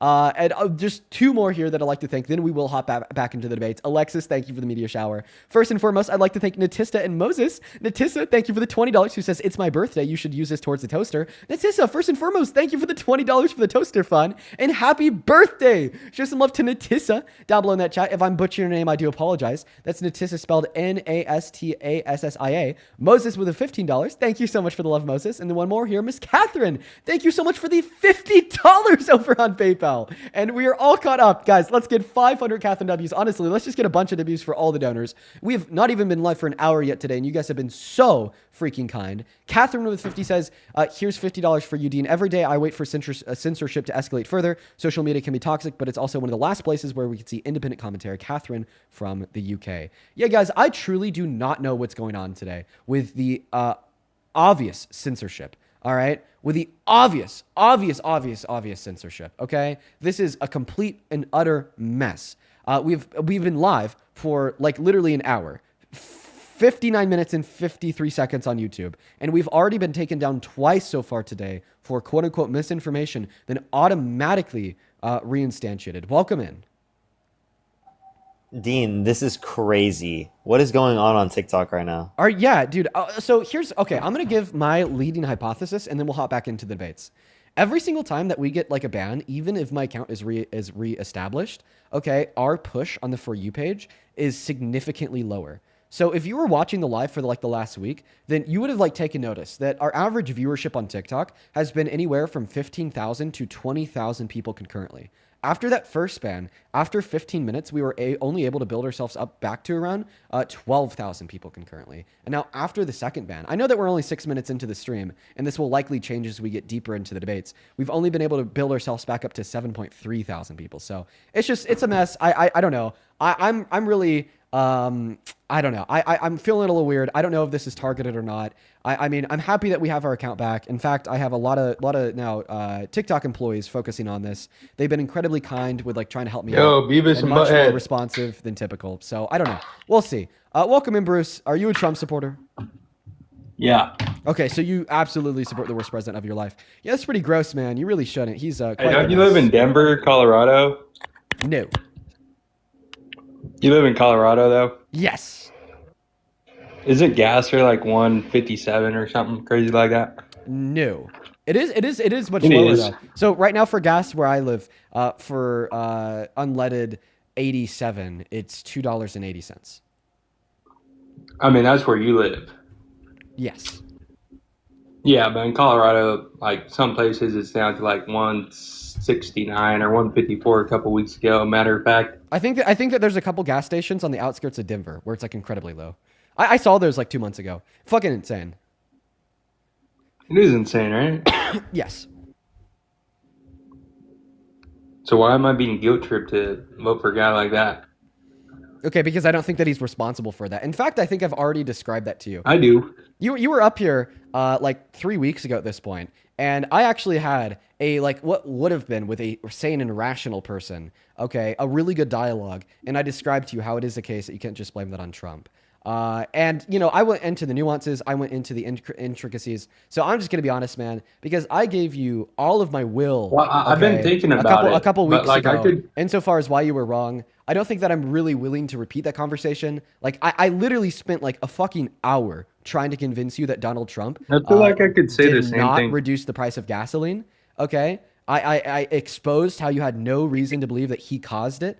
Okay, I explained competing hypotheses. We even went into like a Bayesian analysis of the probability / likelihood that my hypothesis was true and yours was false. Okay, we got into the nitty gritty and honestly just like a nuance to a level that's just not typically seen because I was truly and genuinely trying to change your mind. And obviously that failed. So I'm willing to talk to you about I don't know. other I've things. just been thinking about it. I'm willing to talk to you about other things, Bruce. I've already given you everything I have as it relates to gas prices. Now, I'm assuming that you don't just support Trump because you think that he's reduced the price of gas. So if you have any other reasons, feel free to lay them on me and Parker. But I'm unwilling to talk to you about gas, and that's final. Yeah, no, we won't have to talk about gas prices, but I'm just like, even with AIDS, like how could Biden not fix it, and all of a sudden, Trump comes in and it's fixed? So, I mean, I also explained this to you last time. I think that Biden Is it just all timing? was really good for oil and gas. But, I mean, that's another conversation that, like I said, I'm not willing to have with you because I've already had it with you. So, at this point, either give us an argument insofar as why you think that Donald Trump is a good president outside of gas, or I'm just going to move on to the next guest. And if you don't have an argument outside of gas, that's fine. I'll just move on to the next guest. Everything's more affordable. No, not everything is more affordable. That's not true. Prices have gone up almost according everything, to the Bureau of Labor Statistics. So the idea that everything is more affordable is ridiculous, especially since real median wages are not increasing at the same rate they were the last year under the Biden-Harris administration. I mean, do you go outside to the grocery store, or do you just stay inside and read off the internet, the interweb? Bruce, you act like I don't need things to survive. Hello? Do you think I that's don't what go? I'm trying to think, because What I do feel you like think all I you guys do? are on You think I welfare don't and go you to the need grocery gas, store? So you don't care if the gas is low and like. Wait, Bruce, do you think I don't go to the grocery store? Yeah, but then if you did, you'd be happy. If you did, I do go to the grocery store, and I'm not, because it's there again. Prices have not gone down. The idea that prices have gone down is this ridiculous, made-up lie that Trump is going. What's the number one breakfast look thing at the to Bureau eat of in Labor America? Statistics. Look at the Bureau of Labor Statistics. The prices have gone up. That's a fact. And what? The entire Name one economy. thing. Name one entire thing. economy. Because when I look Coffee? at stuff we use every day, gas, eggs, shit like that, Yeah, that's gone down. electricity's more expensive. Is it? Eggs are less expensive because there was bird flu prior, which has nothing to do with either administration. I mean, the timing. I think it's all timing. Okay, so for eggs it was timing, but for the entire economy, prices have gone up. There's upward pressure on prices to a higher extent because of the fact that Donald Trump imposed tariffs, which put upward pressure on prices. And also, we had the worst year of job growth in the past 4 years. Right. And then also, if you really care about prices, what do you have to say to the 45 million Americans that are reliant on the Affordable Care Act to get Medicaid that Donald Trump let a subsidy expire for, that are now set back with a bill, in some circumstances, 300 times higher per month than they had before? I mean, I've personally talked to many Americans that have gone from paying $500 a month for their health insurance premiums to now paying $3,000 a month. So if you truly care about prices, okay, let's stop talking about a couple cents off a gallon. Let's talk about something that we could prove, A, was caused by the Trump administration, and B, amounts to thousands of dollars a month for millions of Americans. Well, I think the whole medical industry is overused anyways, but if you got to go to the doctor every day, maybe you should figure out how to get healthy. This has nothing to I don't do know if with that's true figuring out how either. to get healthy. This has nothing to do with going to the doctor every day. I think that was for This has to do with the premiums that 45 million Americans are paying on a monthly basis in order to have coverage if they do need to go to the hospital or if they do need to see a doctor. All right. So, like, what's a Is good that way for to the people, what's a good way to explain this? So you said that you think that like health insurance is overused. So are you basically saying that like you don't care that 45 million Americans are having to pay like thousands of dollars a month because of the Trump administration on top of what they were paying already, which was already not too affordable? Because you Well, I just heard don't it think was that they need it at all. I heard it was non-U.S. citizens That's a bullshit lie. What the fuck? who got revoked. We're talking about the expiration of an ACA subsidy that helped cover the cost of the premiums for people on Medicaid through the ACA on the federal level. Undocumented immigrants can't qualify for the ACA or Medicaid because of the Personal Work Orders and Responsibilities Act of 1997 that expressly limits eligibility to legal residents and citizens. And B, you definitely haven't heard or seen anyone say that, and you just pulled that out of your ass. No, that's what I heard. Did you hear about the Great Health Plan he's coming out with? You just pulled that out of your ass, dude. Did you hear about the Great Health Plan that I saw this morning that he's coming out with? I will be happy to talk to you about the Great Health Plan after you respond to the fact that 45 million Americans are now paying premiums that are 300, 400, 500 times higher than they were a year ago to access Medicaid through the ACA. Because you said that you care about prices. I'll respond I mean, that's like to that. the largest price increase that we've seen. I'll respond to that. And it is affecting 45 million Americans. Yeah. And I remember in the beginning of the term, you guys were all like, "Oh, the stock market's crashing. Oh my God!" And now it's all-time high. So, So the you know, stock if there's a market little has bit of nothing to pain do with for this. long-term gain, then that's what I'm all about. Okay, but I see, like how back then you guys were saying stock market didn't matter at all, right? And then now you guys are parading it like it's some great thing that Trump is doing. Well, what which, are you by the way, talking about? it was the highest level of any time at any point in history under the Biden-Harris administration for that time as well. I feel like you guys just pray I'm on so the sorry. downfall. Also, I just want to clarify here, Bruce, that someone going from paying from $500 a month to $4,000 a month for health insurance, that's not a little bit of pain. That's a financially destructive, an imminently destructive event. The Why is average it- American lives paycheck to paycheck. So why do you think No that the average American having No to pay shit. in many circumstances another $1,000 to $2,000 a month for their health insurance premiums is just a little bit of pain? And secondly, this is what I really want to get your input on, is you said, well, it's a little bit of pain for long-term gain. What long-term gain? Him refusing to renew the ACA subsidy wasn't Right. a part of a larger plan. Great That Health Act. subsidy expiring, okay, and kicking, and now putting that burden to a larger extent on 45 million Americans, that's not leading to anything good in the future. Something doesn't make sense to me. So what is the You long-term say- gain that we're going to get off of getting rid of that ACA subsidy?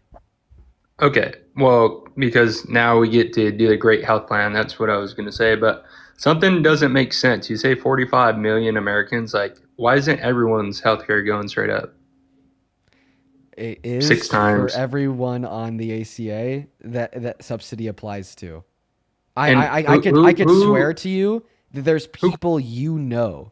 Okay, Who qualifies that, for that this is affecting. Who qualifies? I don't know the specific qualification limits. Okay, but why are you it's- talking about it then? But it's a part of the working class and low class.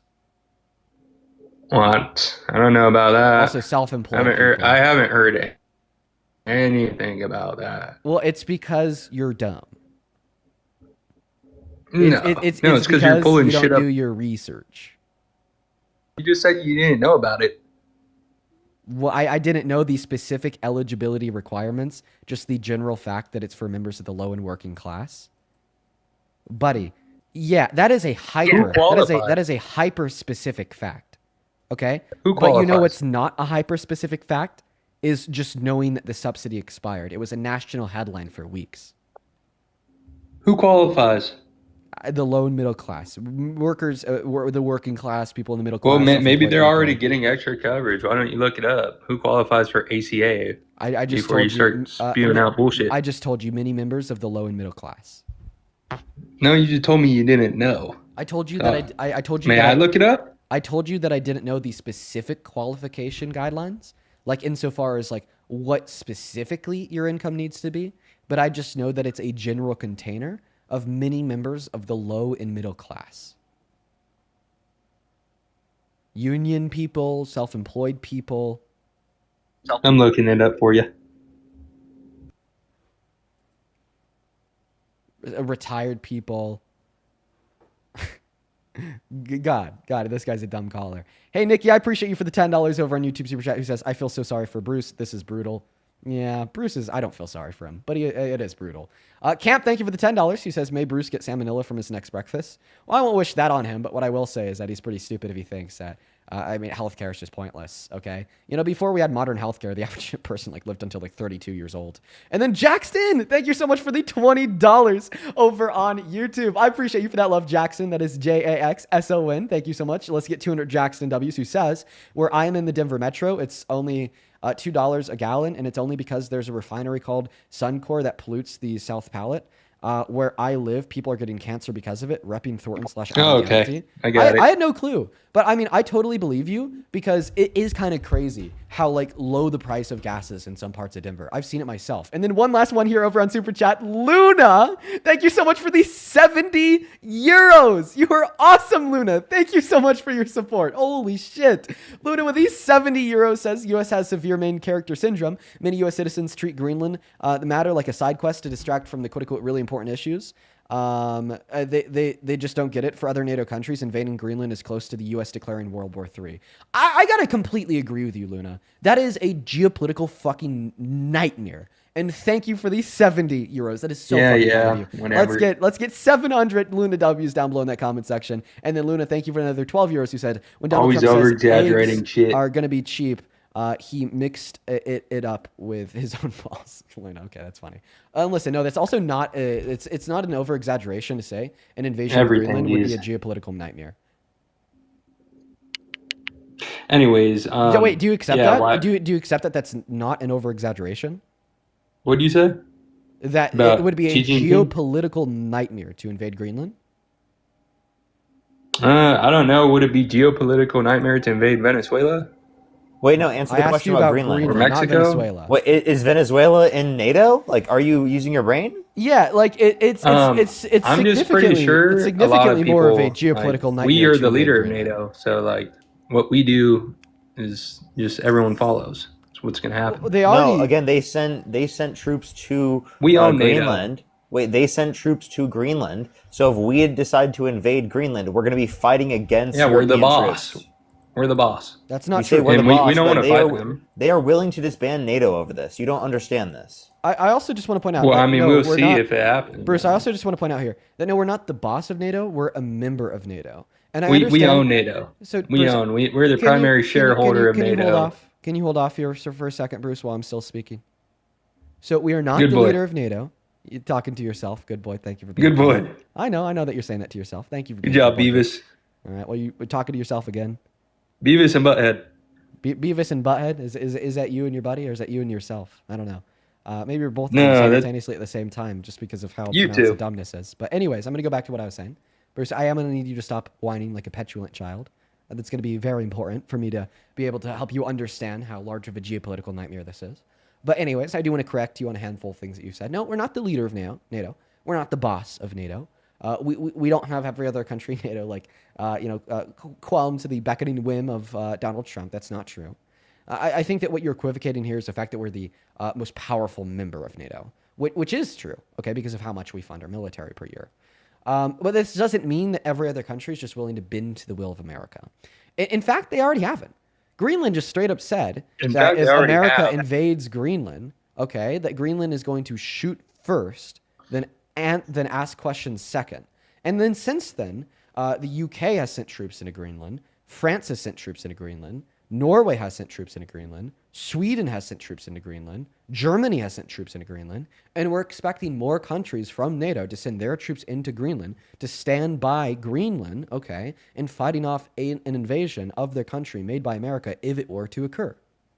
Okay, why would they do that if they know in NATO's best interest is that we have Greenland's territory to protect from that hemisphere? So they Why would they do that? If it's for our better good. So they completely deny that premise. But then point number two, you're asking why would they do that? Well, they're doing that to protect the sovereignty of the Danish kingdom and the right to self-determination / No one's saying we're taking resources over, buddy. of the Greenland people.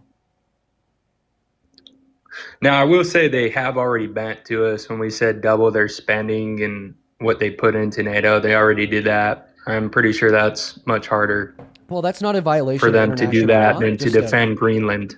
Well, see, here's the thing. Asking them to increase, okay, their military expenditures, not a violation of human rights and international law, okay? Or in violation of the NATO alliance. However, an invasion of Greenland is a violation of human rights, is a violation of international law, and is a violation of the NATO alliance. I don't think that you could equivocate those two things at all. We'll probably have the Greenland people doing better than what they are now, honestly.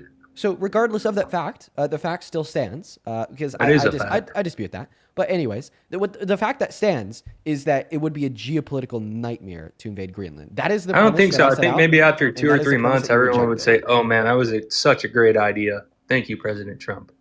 Okay, so I just don't really like how you're attempting to willfully deny reality predicated on baseless speculation made by men with a 35 IQ.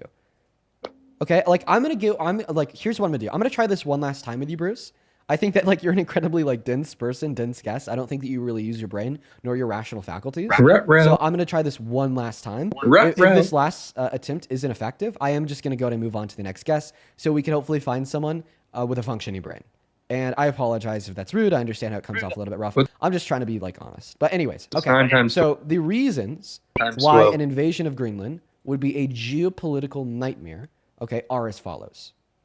It would likely lead to the destruction of NATO, because if we were to invade an allied country through NATO, either Article 5 of NATO gets implemented and World War III starts between America and all the other countries, or NATO just crumbles away because Article 5 crumbled away. The second reason why it would be a geopolitical nightmare to invade Greenland is because we would for sure be starting a war with at least Greenland, the UK, France, Germany, Norway, and Sweden, who are all of the countries that currently have troops in Greenland for the one and only specific purpose of fighting off a military invasion made by America if Donald Trump were to make that happen. Can we agree that it would be So a what you're- geopolitical nightmare to start a war with Greenland, France, Germany, the UK, Norway, and Sweden?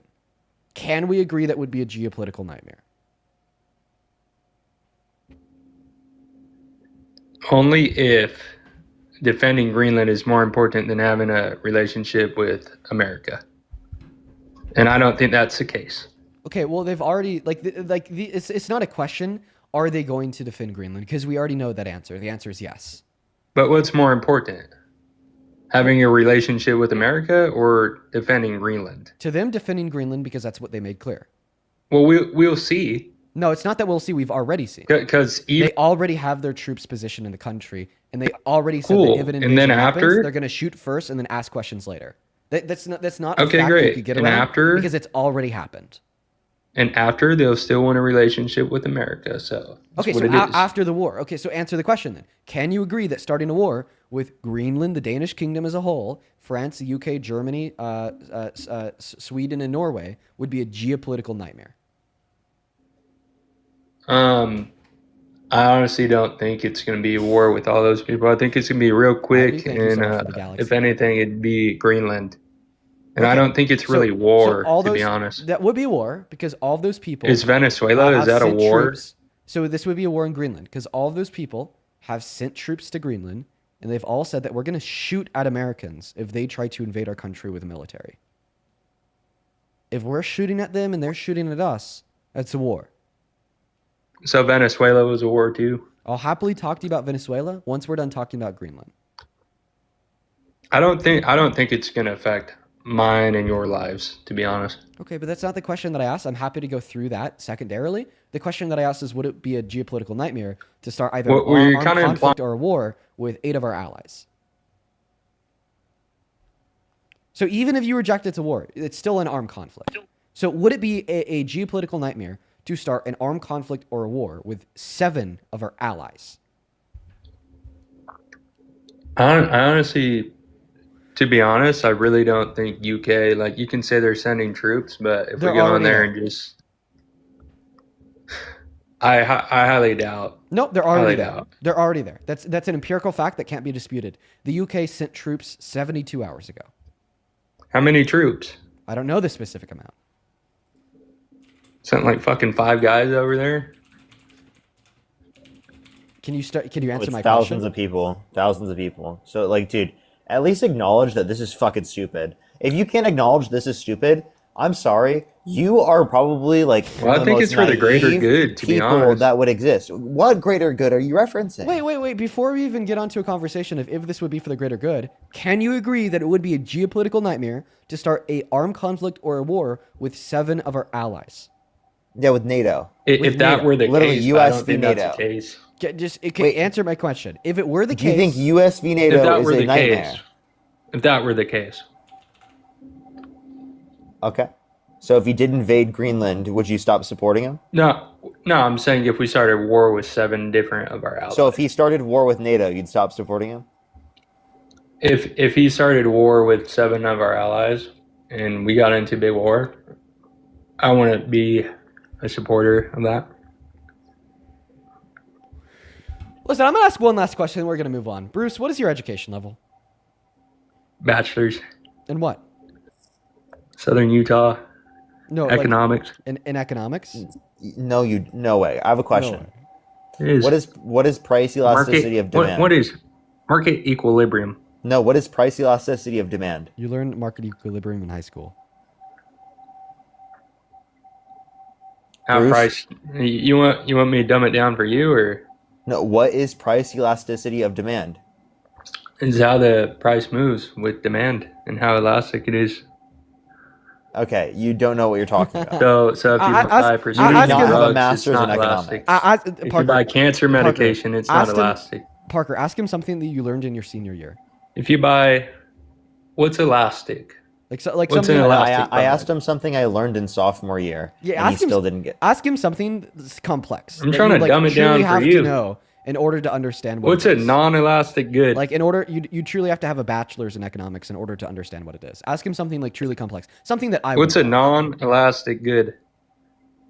Are you saying inelastic? So, would you like to actually respond? Because elastic goods, based on price elasticity of demand, is essentially just determining for what percentage change in price would there be a certain percentage change in demand. Yeah, That's all it is. and I told you cancer medication would not be Okay. elastic. So It would Parker, be very ask him like a inelastic. complex question that I wouldn't know that you'd have to have a bachelor's in economics to know. Something like very complex. Something super. I mean, I don't even think he could answer it. Like Just do he it. already couldn't answer the price elasticity of demand. I try it out. I mean, he says that he has a bachelor's. Okay, obviously, think I just ask him like a did. super complex question that only somebody with a bachelor's would be able to answer. Just do it. Okay. Think for a while, buddy. Yeah, I got to think of a question only someone with a bachelor's would know. Do you have your bachelor's? Yeah, I do. I have a bachelor's in economics. Oh, from where? I'm not gonna say because it's literally like a security thing. But I got you. yeah, I'll I ask. got you, big dog. Shit, I don't even know what question to ask him, Dean. Like, to be totally honest, I'll ask him this. It's another basic question. Name two of the variables within the equation for GDP. That's like asking me a fucking first or second grade question. So then answer. Then answer the question.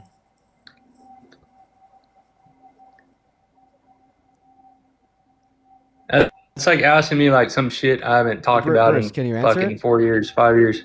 This was literally first year economics. I know. We haven't talked about that in like 5 years. So you can tell me two variables within the equation? No, I think I could. Go ahead. I think he's buying time to Google it. No. I'm not looking it up. You'll see me teacupping. I'm just trying to remember. I think it was WD1.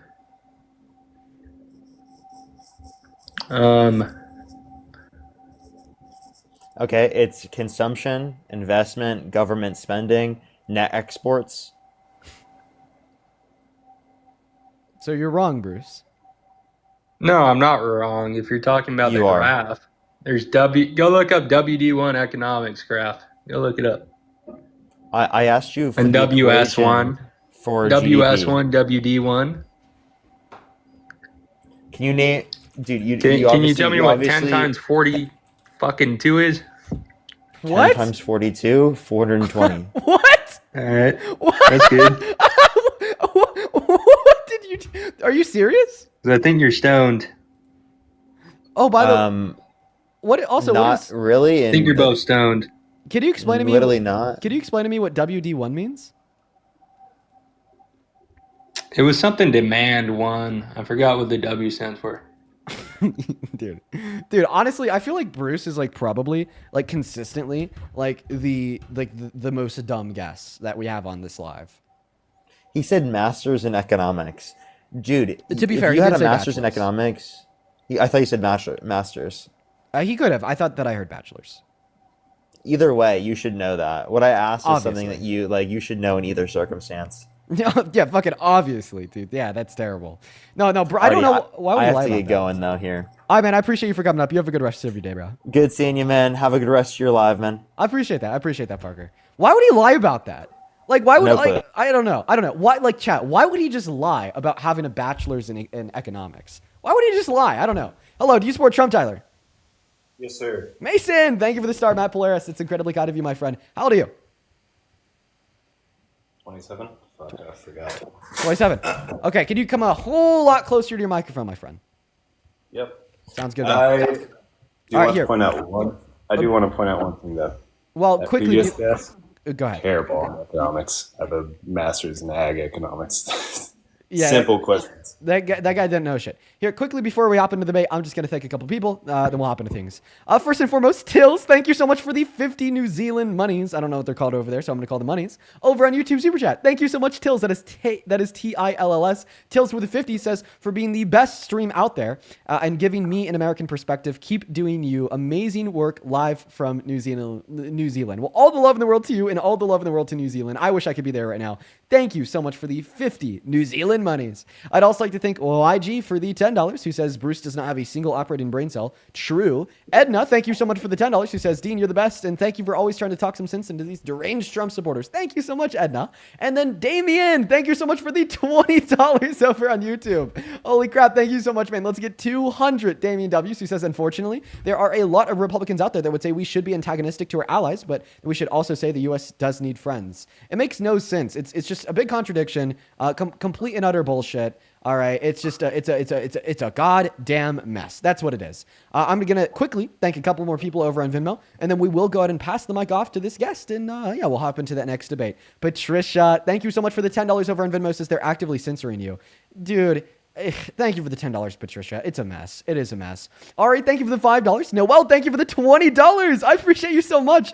And Noel, I'm gonna go ahead and keep your message to myself. But holy shit, if that is true, this changes everything. I will look into it right now. Thank you. Thank you so much for the $20 over on Venmo. I will literally look into that right now, Noel. Thank you for that link as well. Show some love to Noel in that chat. And then Zach and Gail, thank you so much for the 5. Jordan, thank you so much for the $6 and the 66 cents over on Venmo. Then Vanessa, thank you for the $10. She says they're big mad because you're doing big shit. That's why they keep banning you. Thank you so much for the love, Vanessa. Then Sutton, thank you for the $5. And then Laura, thank you for the $10. I appreciate you so much. Peyton with the $10 as well. Thank you so much, Lauren Peyton. Then Sarah with the 5 and Bethany with the 5. Thank you guys so much. And then Lynn, thank you for the $20 over on Venmo, who says for all the great work you do. Well, thank you so much, Lynn. Please, guys, show some love to Lynn. That is Lyn down below in that comment section. Thank you for your support. And alongside Ashley for the $20 as well, who says, with midterms coming up, have you considered more accountability on Congress and less on Trump?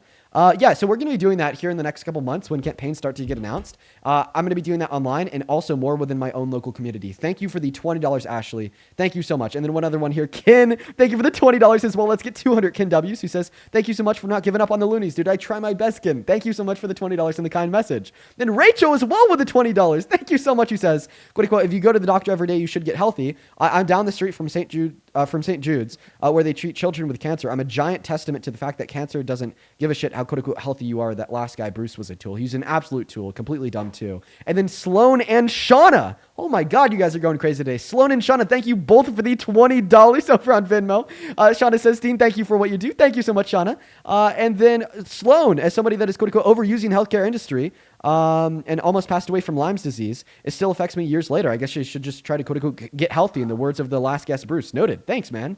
Yeah, he was just an idiot, Sloan. I'm sorry that you've had to go through that, and thank you for the $20. And then Emily, Justin, and Pot, thank you all for the $5. Alicia and Ben with the $5. Peter with the $5. Katie, thank you for the $25. She says, keep on schooling these dummies. I'll try my best, Katie. Thank you for the $25. Let's get 250 Katie W's, and then 500 Ben W's for the $50. Oh my God, Ben, thank you so much. Ben sent this 50 in when we're talking to Bruce about a potential invasion of Greenland, who says that's not geopolitics, that is playground logic with missiles.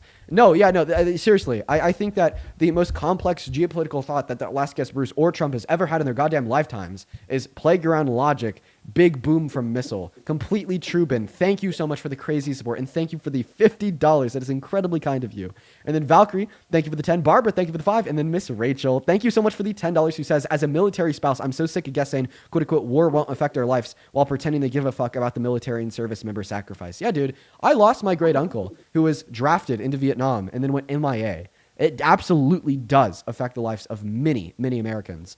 Now, there's a handful of other people that I do also want to thank over on PayPal, but I'll hold them off for now. Let's go and let this guest start their argument. So, sir, tell us why the hell you continue to support the worst president of your life, Mr. Trump, who is just destroying this country on literally every front. And has, a lot of people in a frenzy because of his executive overreach, attack on the Constitution, sanction of murder, so on and so forth. Because he stands for fundamental Christian values. Because he stands for fundamental Christian. Yeah, like loving your neighbor, not cheating on your wife. I'm trolling. Love you, Dean.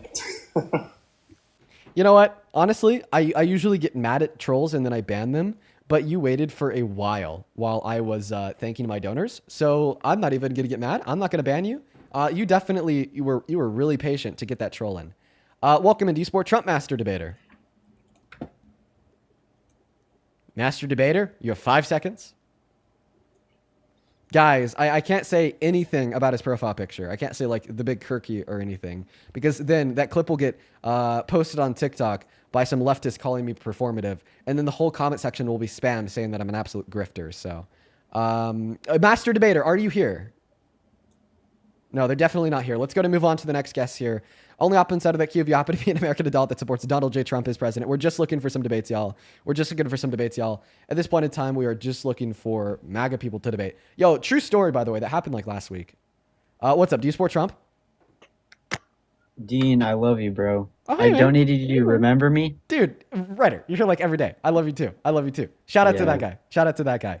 You obviously know the rules. I should ban you, but I won't. But no, Ryder's here like every day. Much love, bro. Much love. Let's go to get that next guest loaded up into the box. Let's see here. Screaming F connecting into the stream. As well as, dude, oh my God. You guys are being so fucking kind. Jenna and Cody, thank you both for the $50 over on YouTube Super Chat. Thank you so much for your support for what we do here. Thank you so much for supporting me to continue to allow me to do this for 4 hours, 7 days a week.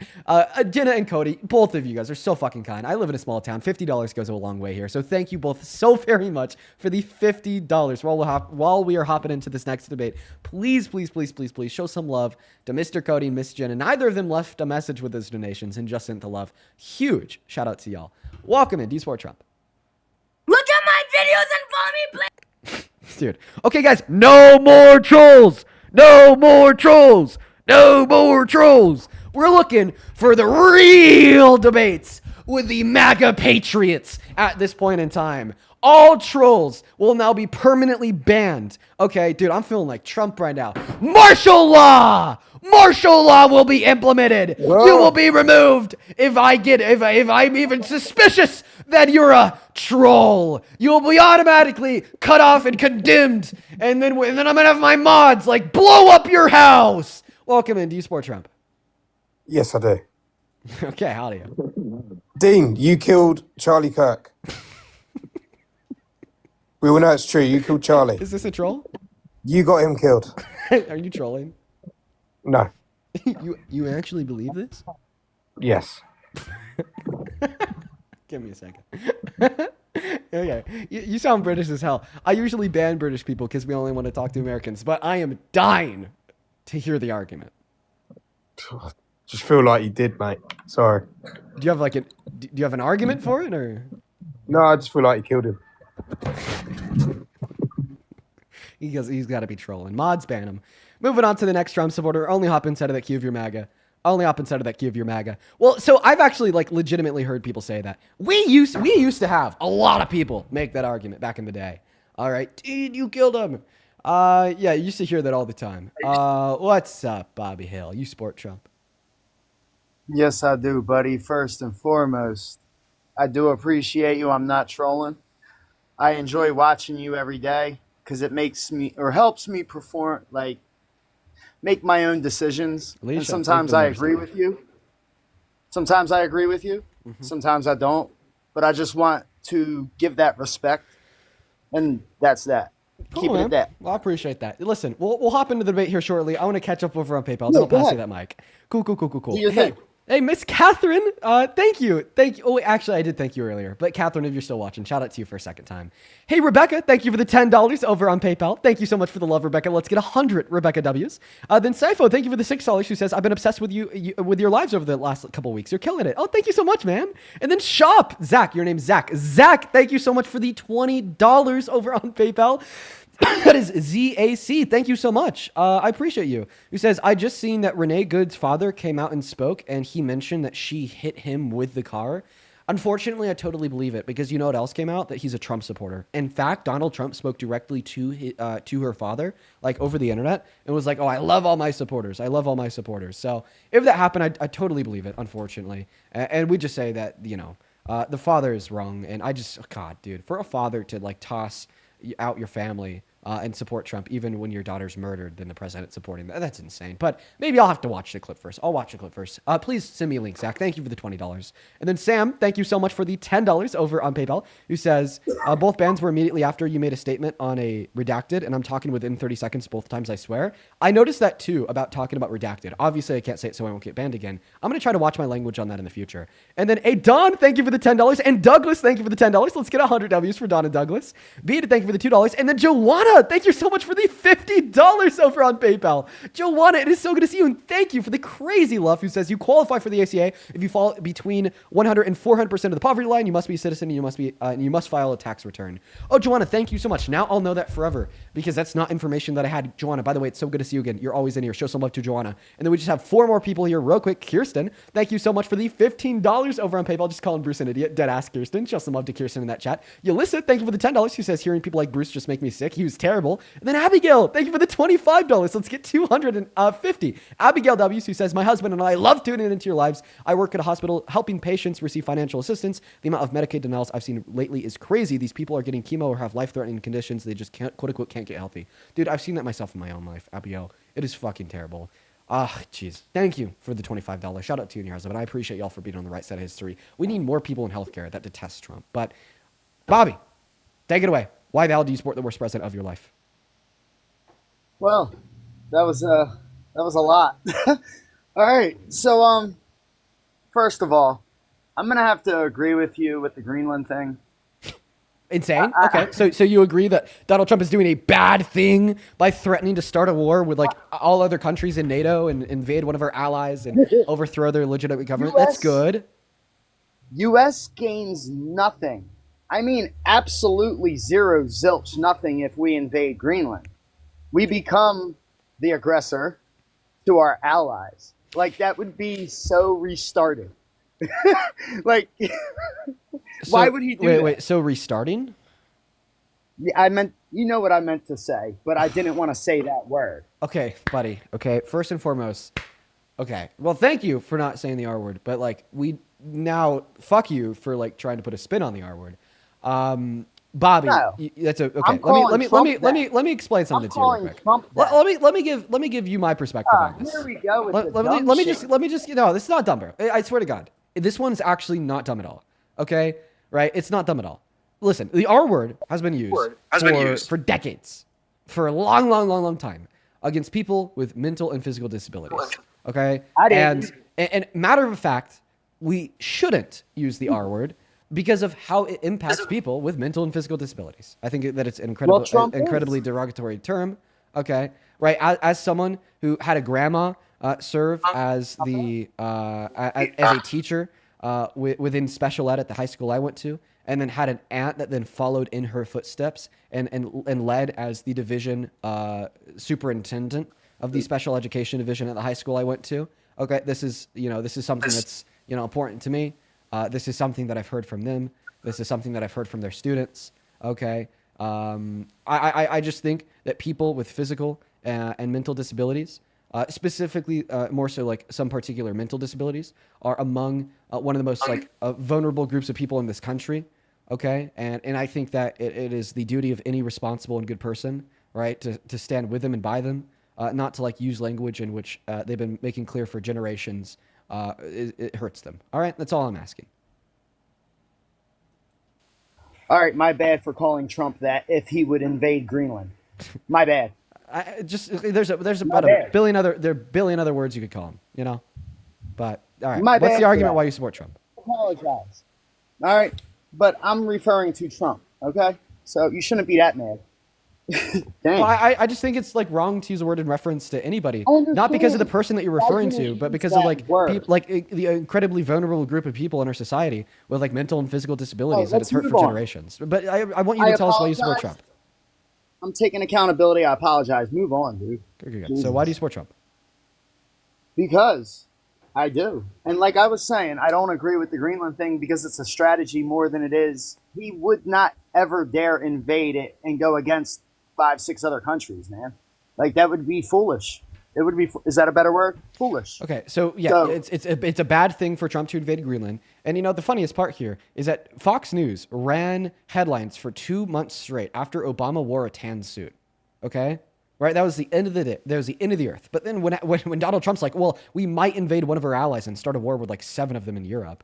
Okay, it's like you recognize that it's bad, but then somehow you still support him, even in lack of that fact. So, what's like the overwhelming good thing that Donald Trump is doing just to allow you to kind of mentally permiss the proposition of an invasion of one of our allies? Feel free to turn your mic back on.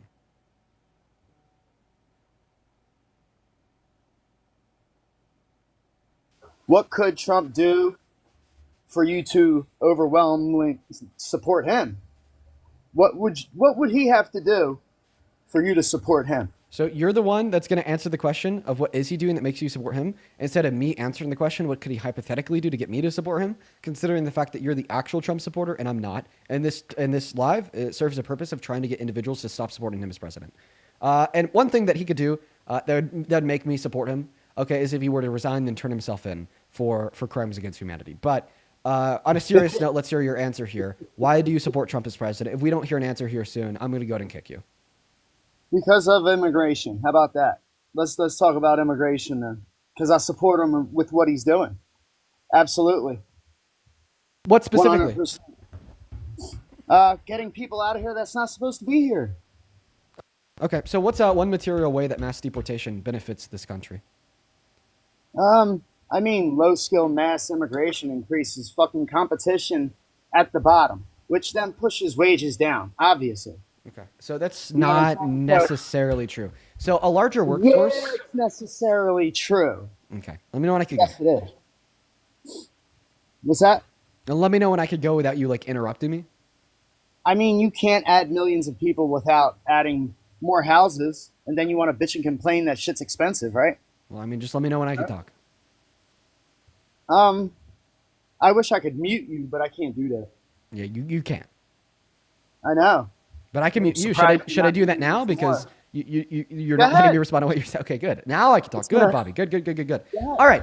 So it is not necessarily the case that if we increase the size of our labor force, Bobby, it is not necessarily the case that if we increase the size of our labor force, that then that labor force will experience more competition and wages will go down.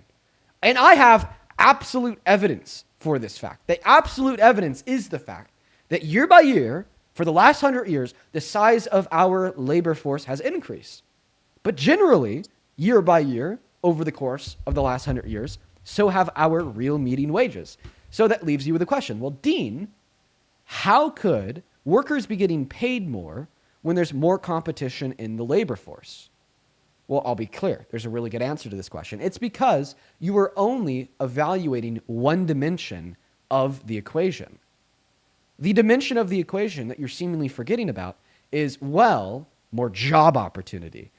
Because what you're forgetting about here is that when we have a larger consumer base, okay, which also means a larger labor force with more people making more money than turning around and spending it, in turn we create more demand for American-produced goods, and which then sparks and causes American companies to grow, and which then causes American companies to create more job opportunities. All right? And the thing about undocumented immigrants is, sure, there's 8.3 million of them working, okay, but there's also 11 million of them consuming, propping up American industries. According to the American Immigration Council, they add $1.1 through $1.7 trillion to the GDP annually and pay over $100 billion per year in taxes. And by the way, my hypothesis here, that all things considered, undocumented immigrants are beneficial to the economy, and without them, we'd actually see what you're referencing, a more competitive labor force because companies are downsizing, less job opportunities, more unemployed people. It's just simply the empirical evidence that has made itself clear over the course of the last 365 days with over 1.2 million deportations at the Trump administration. Okay, most manufacturing bankruptcies since the Great Recession, worst job reports since 2003 ignoring recessions, okay, 1.3 million layoffs, slow GDP growth, all right, gearing towards a recession. I mean, these are the empirical outcomes of the policy that you support destroying our economy. Yet you're trying to convince me and everyone else to deny the evidence of our eyes and ears and to believe that it benefits the economy.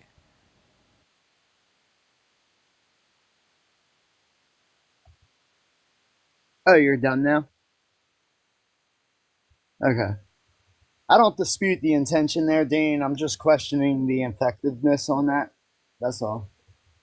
Like, let's be real here. What has letting millions of immigrants in ever helped us at one time? Oh, yeah. Well, Like, close to how $2 has trillion that per really year helped in our economic country? contributions, lower crime rates, No. sustaining our populace, larger amounts of governmental revenue that the government can then take and spend on social programs to help starving and unhoused Americans, propping up our industries, creating more job opportunity with higher levels of consumption from our industries.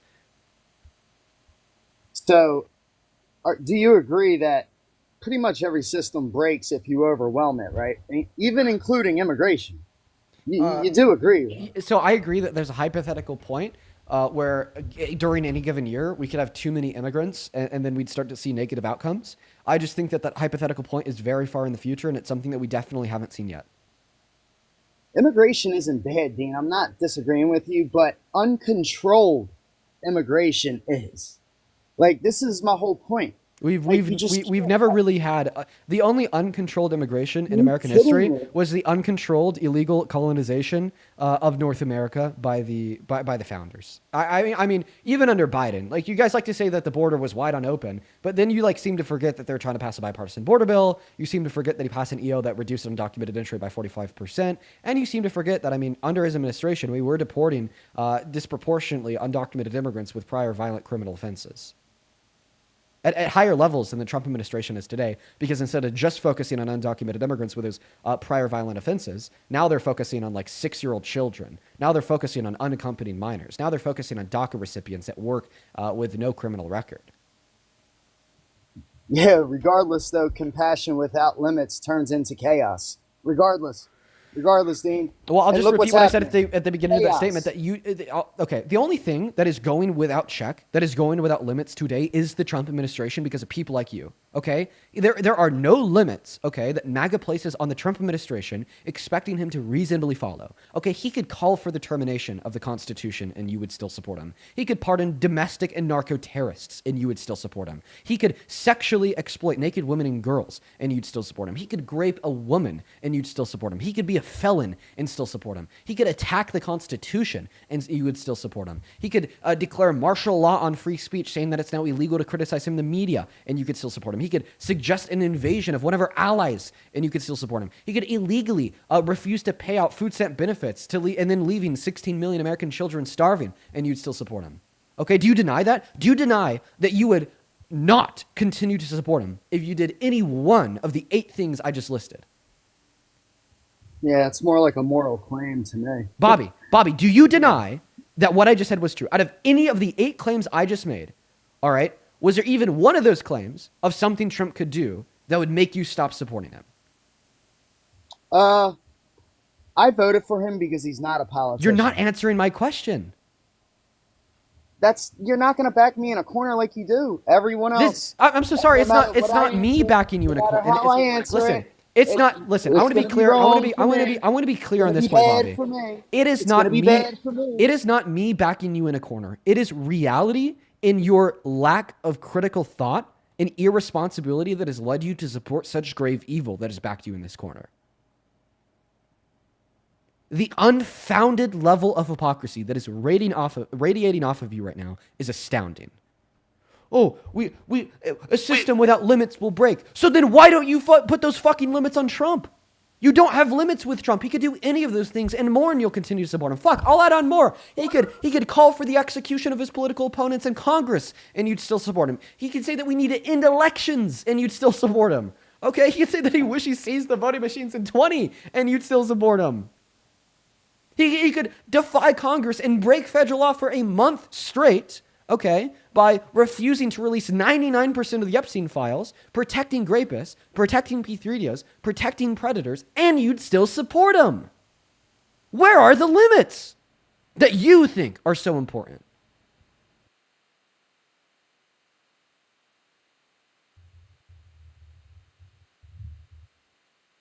Are you good? You all right? I mean, listen, dude. I won't be good until we don't have an administration doing every single thing that I just said and more. Okay? But am I ready to hear your response? Yes. All right. Well, I don't know what else to say because clearly I'm never going to change your mind about immigration. Clearly, because you think it works. It's So you working. don't have a response. Is that what you're saying? You don't have a response? To what? Oh, to what? Don't worry. I'll make it clear. The fact that you said a system without limits breaks. And then how I responded to that by pointing out your hypocrisy because you support the Trump administration without limits. And then I named around 15 ways. 15 ways. I named 15 things, right, that Trump could do, right, that you would then continue to support him with no question because you don't hold them as a limit. That's what I want you to address. I want you to address that hypocrisy.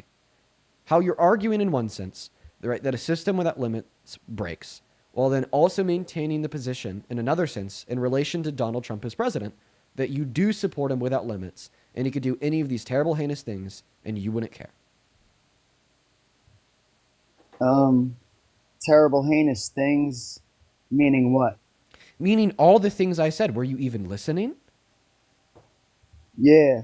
Okay, so then you should know exactly what I mean. Because I listed them specifically. I gave you around 15 different specific things. Do you want me to refresh your memory? I could do that. If we could turn back time, it would be great, wouldn't it? 1 second. Do you want me to refresh your memory on the 15 specific, terribly heinous things that Donald Trump could do that you would then continue to support him without limit? I'm pretty sure I know the 15 things by now, Dean. I watch you long enough. Okay, then respond. Like, you just repeat yourself and you act like people don't know what you're going to say. I mean, honestly. Are you going to respond or not? Obviously, I would support him because he's not a politician. That's why I support him. So you're basically saying, okay, that you don't care if he calls for the execution of his political opponents. You don't care if he rapes women or sexually exploits naked teenagers. Okay, you don't care if he protects grape SP3 PDF, so on and so forth. You don't care if he says that he wants to invade Greenland and start a war with our allies. Okay, you don't care if he's doing absolutely any of these things whatsoever. At the end of the day, ultimately, what you're telling me is that you are going to continue to support him till the day you die because he's quote unquote not a politician. He's done in 3 years. You're not going to see him anymore.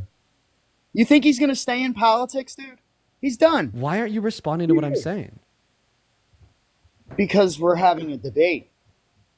Okay, well, actually, inside of a debate, you're supposed to respond to what the other person says. Not necessarily, only if it benefits you. You want me to just agree with you. Like, or you No, want me to just... I just want you to give me an honest response. Bullshit.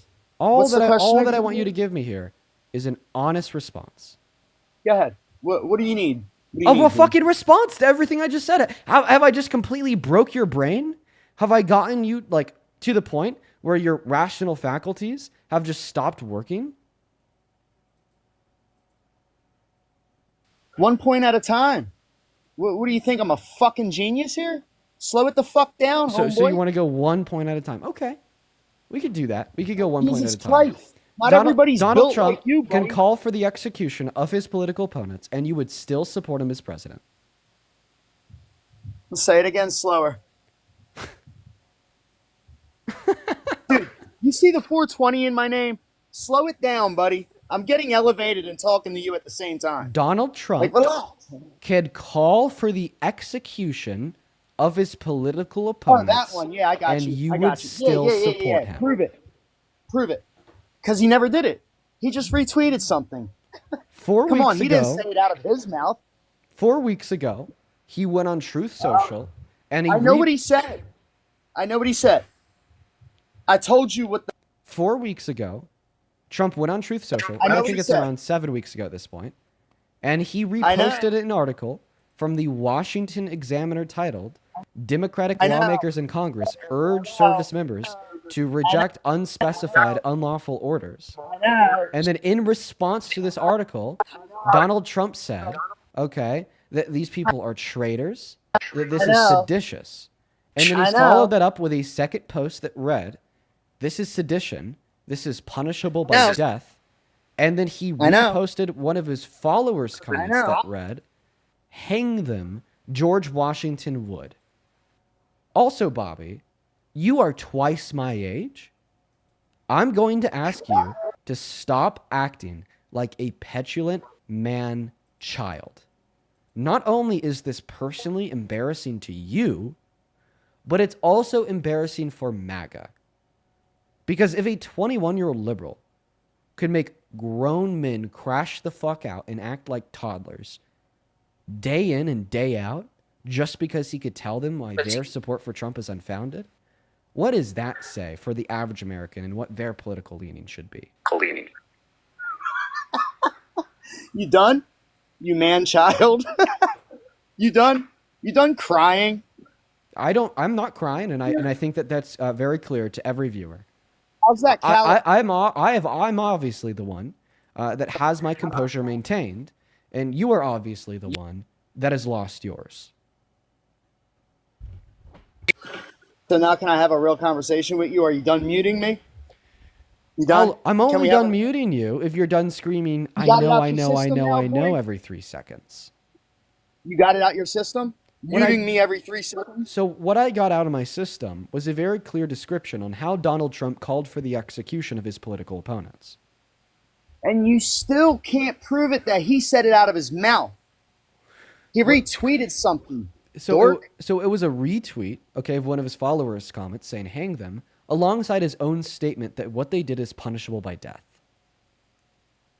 He's just repeating what the law states. That's all.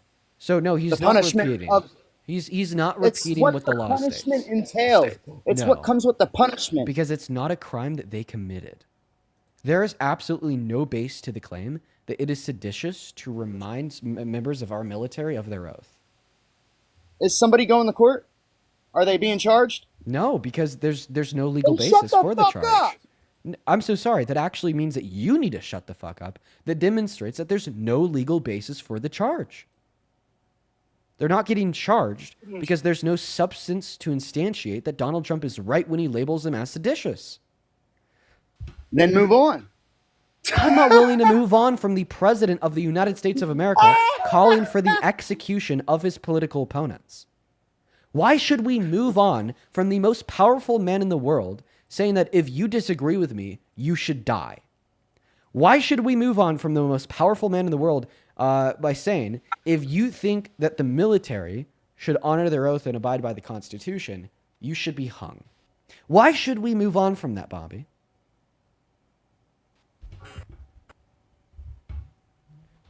Why, Bobby? Why should we move on? Stop muting me, and maybe I can tell you. Stop crashing out, and maybe I'll stop muting you. No, that's your gimmick. I'm not making you crash out. That's all you, man. Dude, you really think I'm crashing out? I'm fucking bidding off you, dude. I'm fucking trolling a little bit, but I'm trying to be serious, but it's hard when you keep getting muted. Like, fuck, I'm gonna entertain the bullshit, dickhead. If you stop interrupting me, there won't be a necessity to mute you. You control your own fate. Yeah. So do I you know, want to dude. respond, Bobby? Resistance is futile, I guess. So, I mean, I think that you attempting to make an argument that I'm wrong is futile because I'm objectively right and significantly more intelligent than you'll ever be, but I mean, that's a whole different subject altogether. In your head. Are you going to respond to the argument or not? In your head, you're the greatest person, but if you were so intelligent, Intelligence is born from the head. Yeah, your brain's in your head, Bobby. Are you like, Dean, More is your people brain would- in your head? Because there's no brain in my head. I got an MRI scan and that shit was empty. more people would be following you, but they're not. I hate to burst your bubble, but your ego is killing you, dude. Let me It's get. There's nothing egotistical about me saying that I'm more intelligent than a grown man that supports a president who's calling for the execution of his political opponents and then turns around and says that that doesn't really matter. Let's talk about the 20. You're not more like the average American is not more egotistical if they say that they're smarter, okay, than fucking starfish. Okay? I don't have an ego if I want to suggest that Stephen goddamn Hawking, okay, is probably more intelligent than, you know, than a fucking family dog, teacup Yorkie. You know, this is like the nuclear bomb versus crying baby matchup. Like, there's nothing egotistical in what I said. Now, are you going to respond? Like, come on, dude. I've given you more than enough viable opportunities to give a response to anything that I'm saying. I gave you a clear description on how Donald Trump called for the execution of his political opponents and why we should care. Are you going to respond? Yes, teacup Yorkie. Are you going to stop muting me? Yeah, if you stop interrupting, I will. I support what he reposted. Why? Because it's a repost. That means I could repost it. Anybody could repost it. It's a repost. It's not what Trump actually said. So it's a difference. So what he actually said is that he thinks that what they did is punishable by death. And then obviously him reposting one of his followers' comment saying hang them means that he agrees with it. Do you realize sedition comes with a punishment, correct? I do. And do you realize that they didn't commit sedition? That's why nobody's getting charged. Okay, so he's basically accusing them of a crime, then arguing that because he thinks they're guilty of this crime, he also thinks that they should be executed. So let me ask you a question. Are you a rapist? Is that like a weird... That's a really weird question, dude. Like, that's so odd. That's like me asking you if you're gay. Like, that's crazy, dude. I don't think that asking somebody if they're a rapist is comparable to asking them if they're gay. And honestly, I think that thought was just born out of your lack thereof. I want you to ask a question like that. Sure, let's play along. That was a very strange comment. But I think it was just born out of like literally no thought. Like I don't even think that you spoke before you said those words. I guess let's clarify. Do you think that it's wrong to be gay, Bobby? Absolutely not. You're allowed to love who you want to love. Yeah, that Clearly, was he just literally made that statement from like nowhere. Like that statement literally just came from the fucking stars. He wasn't even thinking while he was speaking. But anyways, okay, you're not a rapist. Sounds good. So if I said, Bobby, with no evidence, I think you are a rapist, and the punishment for rapists, unless you're Trump or in the Epstein files, is to go to jail for life, that therefore you should be in prison for the rest of your life, would I still yet be basically calling for unjust punishment unto yourself? Why do you take everything Trump says out of context? Why are you not answering my question? Because it's not going to fucking fit your narrative, that's why. Okay, so you're just trying to disrupt the narrative of what a debate is supposed to be by refusing to answer questions? Just sounds like you lost the debate. Addy, thank you so much for the $15 over on Venmo. Shut up, buddy. Addy with the $15 on Venmo says, unfortunately, some Trump supporters would suck a fart out of his butt. This is one of them. Thank you for the $15, Addy. Then Truin, thank you for the $15. He says, keep doing what you're doing, Dean. Love your latest appearance on Jubilee. Joe Bob was out of his depth. Oh, he absolutely was. Thank you for the $15, Truin. Show some love to Addy and Truin down below in that comment section, as well as show some love to Camila for the $10 down below in that comment section. That is Camila. Thank you so much for the love, Camila, who says, I watch your lives daily, and even my mom knew the equation, and she is a BS in computer science. Thank you so much for the love, Carla. Then Kylie and Jay, thank you for the 2. Alicia, thank you for the 5. And Patsy, thank you so much for the $50 over on Venmo. Yo, I want to see 500 Patsy W's down below. Thank you so much for your kindness. Patsy with the big 50 says, Dean, love listening to your lives. Thank you for voicing and educating. You give all of us hope. Keep doing what you do. Well, thank you. Thank you so much for the love, Patsy. Please, please, please, please, please show some massive fucking love to Patsy down below in that comment section right now for the $50.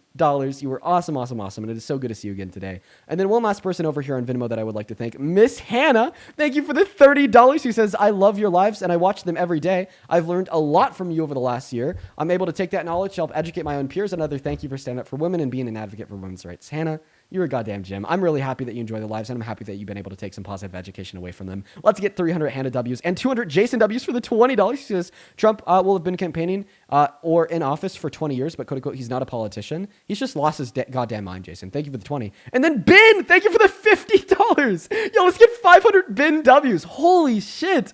Ben, thank you so much for your kindness, bro. That goes incredibly, incredibly long way. That is so much money. Ben with the 50 says, when 15 serious offenses fail to disqualify someone and quote unquote, not a politician, politician becomes a defense, then you've already revealed how low the bar is, not for him, but for yourself. God damn it, Ben. You always cook. And then one more here. Fucking Ken with a $50 as well. Dude, thank you. Thank you. Ken with the $50 says, Dean, I can neither confirm nor deny from a quote-unquote friend, but there's a concerted effort by MAGA to deplatform you and Parker, hence your recent bans on TikTok. A whole troll farm has been activated against you. Good luck fighting the good fight. I mean, I believe it. Different people will do crazy shit to try to, silence me because, what I'm saying is just true and it's just such a large threat to their worldview. Mr. Ken, I appreciate you for the $50. Please show some love to all of our donors. Incredibly kind donors down below in that chat. Ken, Jason, Ben, Hannah, Patsy, and about a billion others. Thank y'all so much. Did you have anything else to add on before I kick you off? Sir. Are you going to read out my super chat from Harry Limes 420 on YouTube? You don't have a super chat. I do. I sent you one. I swear to God, when you got banned at first. I swear to God. You sent me a super chat? Yeah, asshole. From somebody Like, named what Harry the fuck? Limes? I'm a complete dickhead? You think I'm a complete ass, don't you? Come on, dude. That's what you fucking get for calling me names, asshole. I would Harry still call Limes you the a while names. back. You Harry Limes 420. There's no amount of money in the world that you could give me to get me to stop calling you names. I'm sorry you feel that way. What time That's did why you send you this can't at? change my mind. It's really there, $2. Oh, I swear to you God. say, rough night, Dean. Almost changed my mind. I love you, dude. That's why I watch you live every day. That guy's weird, bro. He's like such like a weirdo, dude. But then he like continues to say that like I've almost changed his mind. That guy's an interesting specimen, to say the least. Let's go and get that next Trump supporter loaded up in the box. Only hop inside of that key of your MAGA. Only hop inside of that key of your MAGA. We have a couple of people to catch up on over on PayPal and YouTube Super Chat. We'll do that in a minute. Let's just go and get that next Trump supporter loaded up in first. By the way, I'd really appreciate it if y'all could double tap away on that phone screen if you're on TikTok.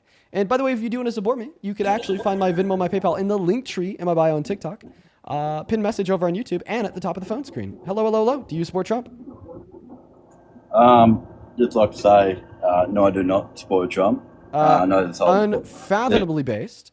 But unfortunately, we are only looking for MAGA, so I am gonna have to go ahead and move on. Let's go to get that next guest loaded up into the box right now. Dude Man 1236 is joining the live. Hey, what's up? Do you support Trump? Are you here? Nope, they're not here. Moving on to the next guest right now. Wait. Oh, hi. Are you a Trump supporter? Yes. Okay. How old are you? 19. What year were you born in? 2008. And what time is it? 6:49. Wait, you said 1908? That's impossible. No, Are you lying? I said 2008. I know. Yeah, you can't be 19 born in 2008. I said 18. No, you didn't. You said 19. I promise you I said 18. I think that you said 19, quite frankly. All right. Let's go and get that next guest loaded up into the box right now, y'all. Only hop inside of that queue. If you happen to be, if you happen to be MAGA, we're going to go to get that next guest loaded up in the box right now, y'all. Only hop inside of that queue, please. Only hop inside of that queue, please. Moving on to the next guest right now. In the meantime, yeah, okay. Everyone on YouTube heard 19 as well. Yeah, I definitely heard him say 19. I don't think that is a contestable premise. We're gonna go to get that next guest loaded up in the box right now. We got Dylan joining.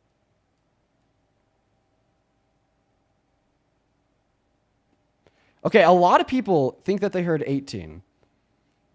Is this like another Yanni and Laurel situation? Did he say 18? Did he say 19?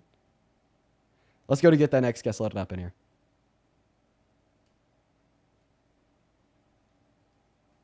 Hi, do you support Trump? Hello? Unfortunately, it doesn't look like they're there, so we're going to move on to the next guest, original Baghead right now. Hi, do you support Trump? Dean. Yes. How old are you? Yes, I do. Nice. This is like my 5th time being on your live. Did you ask how old I am? 23. Well, unfortunately, because it is the 5th time being on your live, we are going to move on to the next guest. Let's go to get that next guest loaded up in the box right now. Guys, I swear to God, I'm trying my absolute best, okay, to find absolutely anybody to come up here and debate us. So if you're MAGA, feel free to hop inside of that queue. We'll get you pulled up here. We're just genuinely looking for some good old debates with some Trump supporters. We got Baby T connected into the live right now.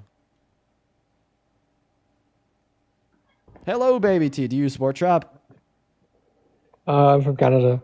Okay. Don't know. Okay, guys. Let's go ahead and repeat the rules. Okay, here are the rules that I'm going to need all of y'all to follow, please. The first rule is that you have to be at least 18 years of age. Guys, I'll try to fix the buzz here in a moment.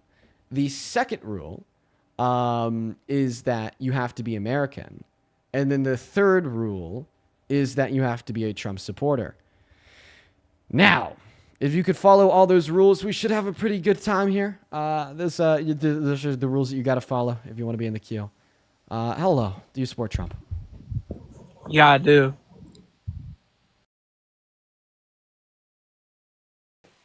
Okay. I don't know. I wonder if that will fix the noise. Okay, how old are you? I'm 19. About to turn 20. What year were you born in? January. Or, okay, my bad. Sorry. 2006. But my month is January 27th. Oh, yeah, so you are about to turn 20. Good shit, man. Happy early birthday. So, why Thank the you. hell do you support Trump? I support Trump just because, like, I support some of, like, his deregulations, like, in energy. And, like, I honestly think, like, the deregulation in AI could actually be beneficial to America. Okay, I'm so sorry. Can you repeat that? Like, some of the deregulations that he's had, like, deregulating some of the energy sectors and then deregulating AI. Okay, so deregulating AI. So what particular AI deregulations of his do you support? I don't know exactly all of them, but man, what was it called? The one I support, I forget what they're called, but like I do get the aspect of why it could be beneficial to deregulate. Okay, well, you're gonna have to be specific. Yeah. You're gonna have to be able to give me the very specific deregulation in order for me to be able to give you a cogent counterargument. What was the one that he deregulated like literally like 2 months ago? Do you know? No, that's why I'm asking you, because it's your argument. Okay, could you talk about then the deregulation in some of the energy sectors? Well, like I mean, I'll just ask you the same question here. Like, what particular deregulations with inside of the energy sector of Trump's do you support? Which one's the one that makes gas go down? There's not one particular regulation. The fuel Well, one second. fossil one. That's one of them, though. The fuel fossil regulation that makes the gas go down. No, it doesn't. But I know that's like one of the energy sectors in it. Are but you that talking doesn't about make... fossil fuels? Yeah, fossil fuels. I'm sorry. My bad, Dan. Sorry. Okay. And I also voted for Trump more because okay, like... but like what particular know. deregulation of fossil fuels do you support? I don't know. I just be seeing it on the news. I'm like, yeah, like I support that. Like, I think we should be drilling more. Okay, so you support Donald Trump drilling more.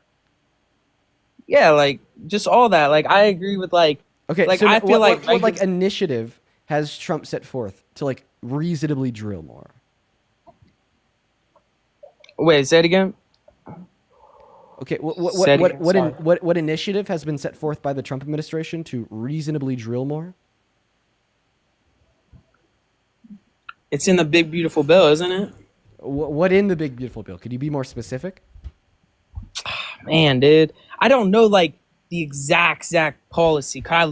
Okay, can I ask you? I'm sorry. I promise that I'm not trying to be good. like. I probably should have came in more. Yeah, I'm sorry. I'm not trying to. I'm really not trying to be like an asshole here by like drilling you with like a bunch of questions. But like I just. No, you're good. I should probably know more about it. Right, like if you're gonna make an argument out of deregulation insofar as why you support Trump, like you would need to know what those specific deregulations are.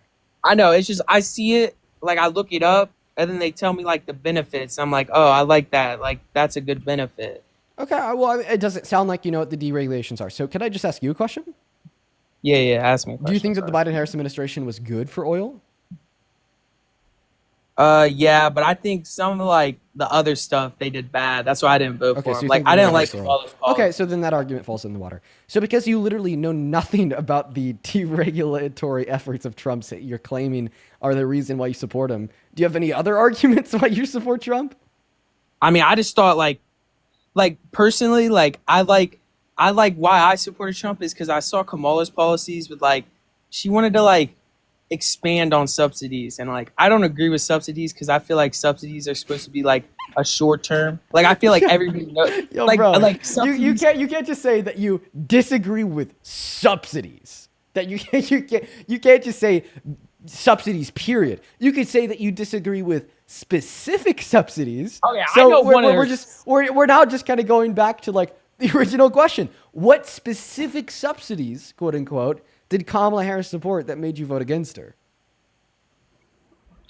The housing subsidies. I know that's one of them. Oh, okay. So like giving first-time home buyers $25,000. Well, why would you disagree Yeah. with that? That was great.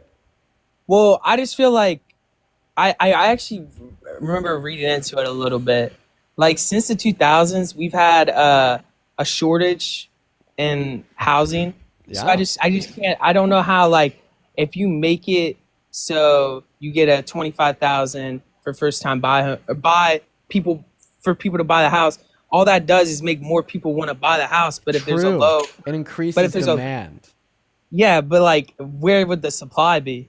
And all Check and all this that out. will do. Check this out. That's actually the reason why she made the subsidy, was to artificially increase demand of housing to then give more real incentive to land developers to go out there and build more houses. Like the projections were, right, that if we were to implement this $25,000 subsidy, we would see 2 to 6 million new homes over the course of her administration. That's why that's why she introduced it, to attempt to help solve the problem that you just described of a shortage of housing supply. Wait, so, but like we don't know for sure, because my thing is, how do you know that people first time buyers? I don't think that you Well, know I actually anything. do know a little bit For more sure. about Okay, this. okay, then what's the I counter swear, argument here? Okay, so my counter argument would be, how do we know people will buy the houses? Because wouldn't it just increase the prices? Like, wouldn't people like the No, renters? it couldn't. They wouldn't Because increase if the prices? price of new houses, okay, were to accelerate and go over the $25,000 mark that is being offered to first-time home buyers, okay, then those buyers would have no incentive to buy. Thereby, there'd be no increase in demand. Thereby, there'd be no incentive to raise the pricing of houses. Well, yeah, but there would be an increase in demand, though. No, And if there's an there would increase not in- be an increase in the demand of housing, okay, if that subsidy caused like sellers to increase the price of their house more than $25,000. There'd actually be a decrease in demand. Because there would be no increase in affordability. We're basically saying that $25,000 subsidy increases affordability of housing. Therefore, we're going to see a larger demand for housing. Okay, but if in all reality the sellers of those houses just turned around and added on like $30,000 to their price, well then we'd actually see, all things considered, houses becoming less affordable, even though we're giving that $25,000 subsidy. Thereby, there'd be a reduction in demand. Wait, say it again one more time. I'm sorry. It's fine if you don't want to. It's fine. Higher level of affordability created by subsidy would increase demand. But if house sellers were to turn around and then increase the price of the houses they are selling more than $25,000, then houses, all things considerable, would have been therefore that be would- less affordable, and we'd see a decrease in demand. That would low key and cause inflation, though, wouldn't it? In like the housing sector, wouldn't it though? No, Like, wouldn't because that then we'd cause- see a decrease in demand. And following your logic, if increase in demand means more expensive houses, then decrease in demand means less expensive houses. Yeah, but it would cause inflation for a bit, and then once people see that they're not buying them anymore, then it would go back down. So it would slightly increase the price of new houses, but it increase it less than the $25,000 that's being given to first-time home buyers. I guess I could see where that could come from. I mean, I just don't agree with So subsidies. you're basically saying that you would never vote for Kamala Harris because she wanted to give first-time homebuyers $25,000, but you will vote for Trump even though he wants to invade one of our allies and says he doesn't want midterms after being held civilly liable for raping a woman and boasting about sexually exploiting naked women and girls and covering up for P3DOs, rapists, PDFs, and breaking federal law by defying Congress by not releasing all the Epstein files. I don't agree with it. I don't agree with the dude's character. Right? Like, point number one, said the you have dude's character was absolutely good. no reason to say that Kamala Harris's $25,000 subsidy for first-time homebuyers was bad. I've already completely defeated that argument. But then on top of that, you're still saying that that is where you draw your line with her. But then you have no line for Trump whatsoever. I mean, what about her trying to raise corporate taxes? I mean, not corporate, the median job pay or whatever. Raise workers' pay? Yeah. Raise working wages. My bad. Oh, sorry, the I'm horror. Sorry. Oh my God. I mean, that could be. It's such a bad. Isn't all the Democrats yes, think, though? workers do not need higher pay. I mean, right? no, but my thing is about that is, okay, if all Democrats thing is like tax on corporate gains and like all that, and like the higher corporate, but then when you raise minimum wage, all that does is hurt the small businesses, doesn't it? Like, so like if your whole thing was like helping small businesses and like taxing the rich, if small businesses are only paying their employees $7.25 an hour, then they deserve to be hurt. I mean, but like, let's be honest, like raising the minimum wage doesn't do anything really. Like, wow. Yeah, it does actually. It does actually do something. It increases everybody's cost. It actually does do something to increase wages. It's just gonna level it out though. Okay. Like it does though. So we should just get rid of. Do you think that we should have a minimum wage at all? Yeah. Why? Because we should have a minimum wage. I think because, I mean, obviously because some workers do like work that's not exponentially hard, exponentially hard in a way, what bearing does that statement have on why you think we should have a minimum wage? Answer the question. Why do you think we should because have they're doing a minimum wage? work. They're doing minimum work for minimum wage. No, I'm asking. I mean? No, you're not even answering the question. I'm asking you, do you think we should even have a minimum wage in the first place? Or do you think that employers should just be able to pay their employees whatever they want? I mean, honestly, maybe we shouldn't have a minimum wage. I don't know. Oh, I mean, so you think it'd be okay for people to get paid $1 an hour? Oh, okay, yeah. I wasn't thinking about that. Yeah, we should have minimum wage. That is bad. No. Yeah, that's why should we have a minimum wage? Yeah, we have a minimum wage because people could abuse the system if we didn't. Yeah. If we didn't have a minimum, okay. No, that's still not answering the question because what would that abuse look like? Why should we have a minimum wage? Because if we didn't have a minimum wage, managers and the CEOs could abuse what they actually pay the employees. But what do you mean by abuse? Like, what would that abuse be? Like underpaying them? Yeah, like underpaying what they actually should be getting paid. Okay, because I remember that's why they. Can we agree that a factor that should play into what they actually should be getting paid is the minimum amount of money you need to make in order to live? Yeah. So you just said a factor that should be considered when determining the minimum wage is a livable wage. So you just agreed with Kamala Harris's policy. I mean, dude, at the end of the day, if you're working up, get fucking pushed. No. But you get fucking pushed. At the end of the day. Sorry, man. I'm done with that convo. Guys. Let's go to get the next guest loaded up in the box right now. By the way, Santana should be in here shortly. He's going to cover me while I go pee. But let's go to get the next guest loaded up in here right now, quite frankly. We got that next guest, Sierra, loading into the live, guys. If you happen to be inside that queue, make sure it's because you are an American adult that supports Trump. Hello. Do you support Trump? I do not, but I do have a question about ICE. Yeah, feel free to ask into my Discord. There's a bunch of great people in there, and I drop by there time to time as well. A bunch of really great and intelligent people. Right now, on live, we are only looking to talk to Trump supporters, so unfortunately, we are going to be moving on to that next guest, but I hope you have a good rest of your day. Over on YouTube, M, thank you so much for the 10 Canadian dollars. He says, this guy has to be trolling, known as stupid, right? He was like pretty average for the guests on this live. You know what I mean? Like that wasn't even astoundingly dumb. He wasn't even astoundingly stupid in comparison to the other people that we'll have up in the live. So I'd have to ask him, are you like a first time viewer? I'd assume that you haven't been hanging out with us for too long. Thank you for the 10 Canadian dollars. I'd also like to thank Bliss for the 20 Canadian dollars. Sorry, not Canadian, USD. Thank you for the $20 over on YouTube Super Chat. Bliss, who says comparing a rapist to taxing corporations has me foaming. Their brains are so rotted. Oh yeah. Oh, well, he's a rapist, but oh, guess what? She wanted to, like, I don't know, put more of the tax burden on the wealthy.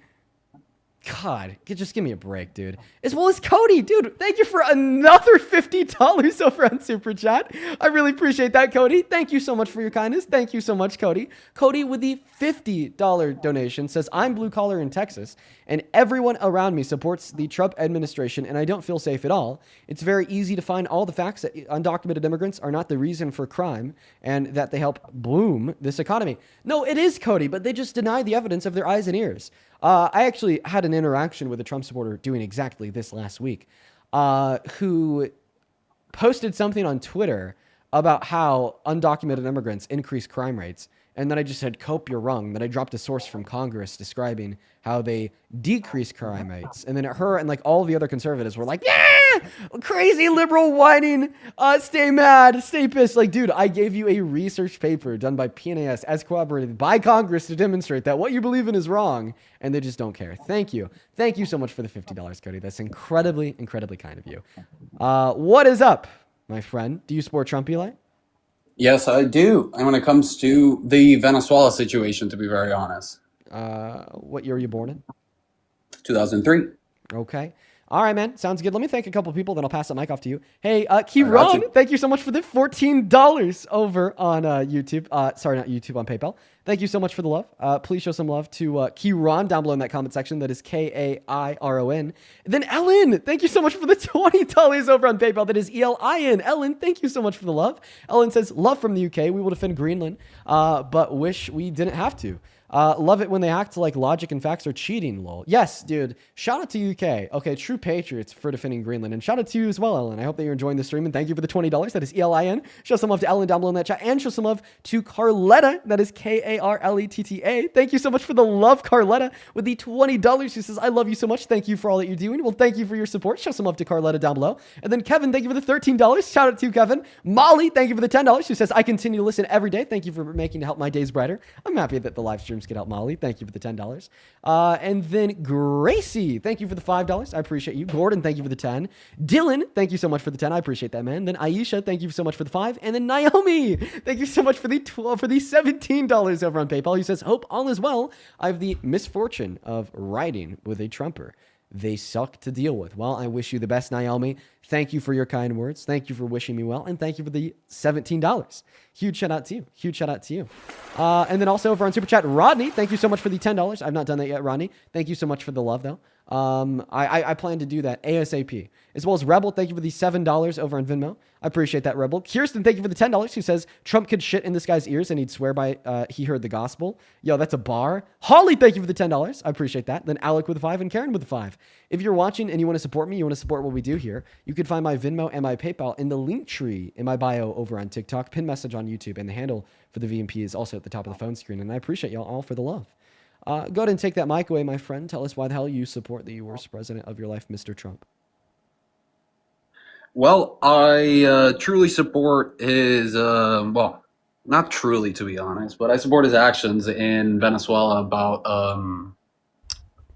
taking Maduro. I believe that was a good action for the world. So is that the reason why you support him? I would say so, yeah. Okay, so you didn't support him before he invaded Venezuela? No, not really, to be honest. But then once he invaded Venezuela, you started supporting him. I started supporting his actions being taken towards the regime, yes. So I wanted to, you started supporting see his a little presidency. bit. You started supporting this presidency. Okay, that's a very interesting point.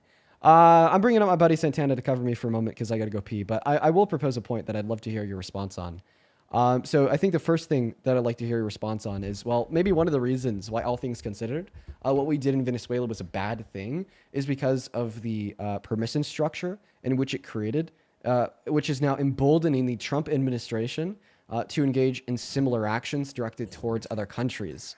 Like since we went into Venezuela and the Trump administration saw it as a quote unquote success. Okay, he's now turned around and said that he wants to do the same thing to fucking Greenland. He wants to invade Greenland and just take the country. Okay, he's proposed similar thoughts about Mexico, Cuba, and Colombia. And I think it's that permission structure in which is incredibly, incredibly harmful. But Santana, I really appreciate you for being able to cover. Yeah, be able to I got me here you. for a second. I'm gonna go to the other one. I'll be right back. So yeah, to Dean's point, I mean, him taking his actions in Venezuela has opened the door to more tyrannical acts, right? So how do you square that circle? The fact that basically he has more permission, especially since Congress is now saying they're not going to actually check his war powers. Yeah, well, first of all, on the take of like Trump saying that he is going to take Greenland, Mexico, all these other countries, I fully see how that can be scary. But nonetheless, I feel like a big take about him is that the stuff that he says isn't supposed to be taken to heart. I feel like a lot of liberals would end up agreeing with that, where like he's a true liar when leading up to the situation in Venezuela. What was he talking about, right? He was mainly talking about the drug situation, saying that Hey, make sure you don't say wait. Make sure you don't say the name of any drugs because it's against TikTok TOS. So if Okay, you do, I I'll appreciate have to that. kick I you. appreciate Yeah. that. Didn't know that. Okay, yeah. You can say and F drug or M drug. M drug. Yeah. So the F, right? All that sort of traffic and whatnot into the U.S., which, as the facts truly are out there, are a complete lie, right? Like the facts don't really support that aspect. Nonetheless, that was the narrative that he was preaching. The narrative that he was preaching was more about sort of control of the region and control of the drugs, when in reality it was regarding the oil, right? And then later on, once it was already done, it started being about the oil. So my real question to you is, are what you good sort of overall with him actually specifically doing what he did for the oil? Yes, to be honest, yes, I do. But before I get a little bit more into that, I want to see. So, what makes his comments regarding Greenland and Mexico and invading that?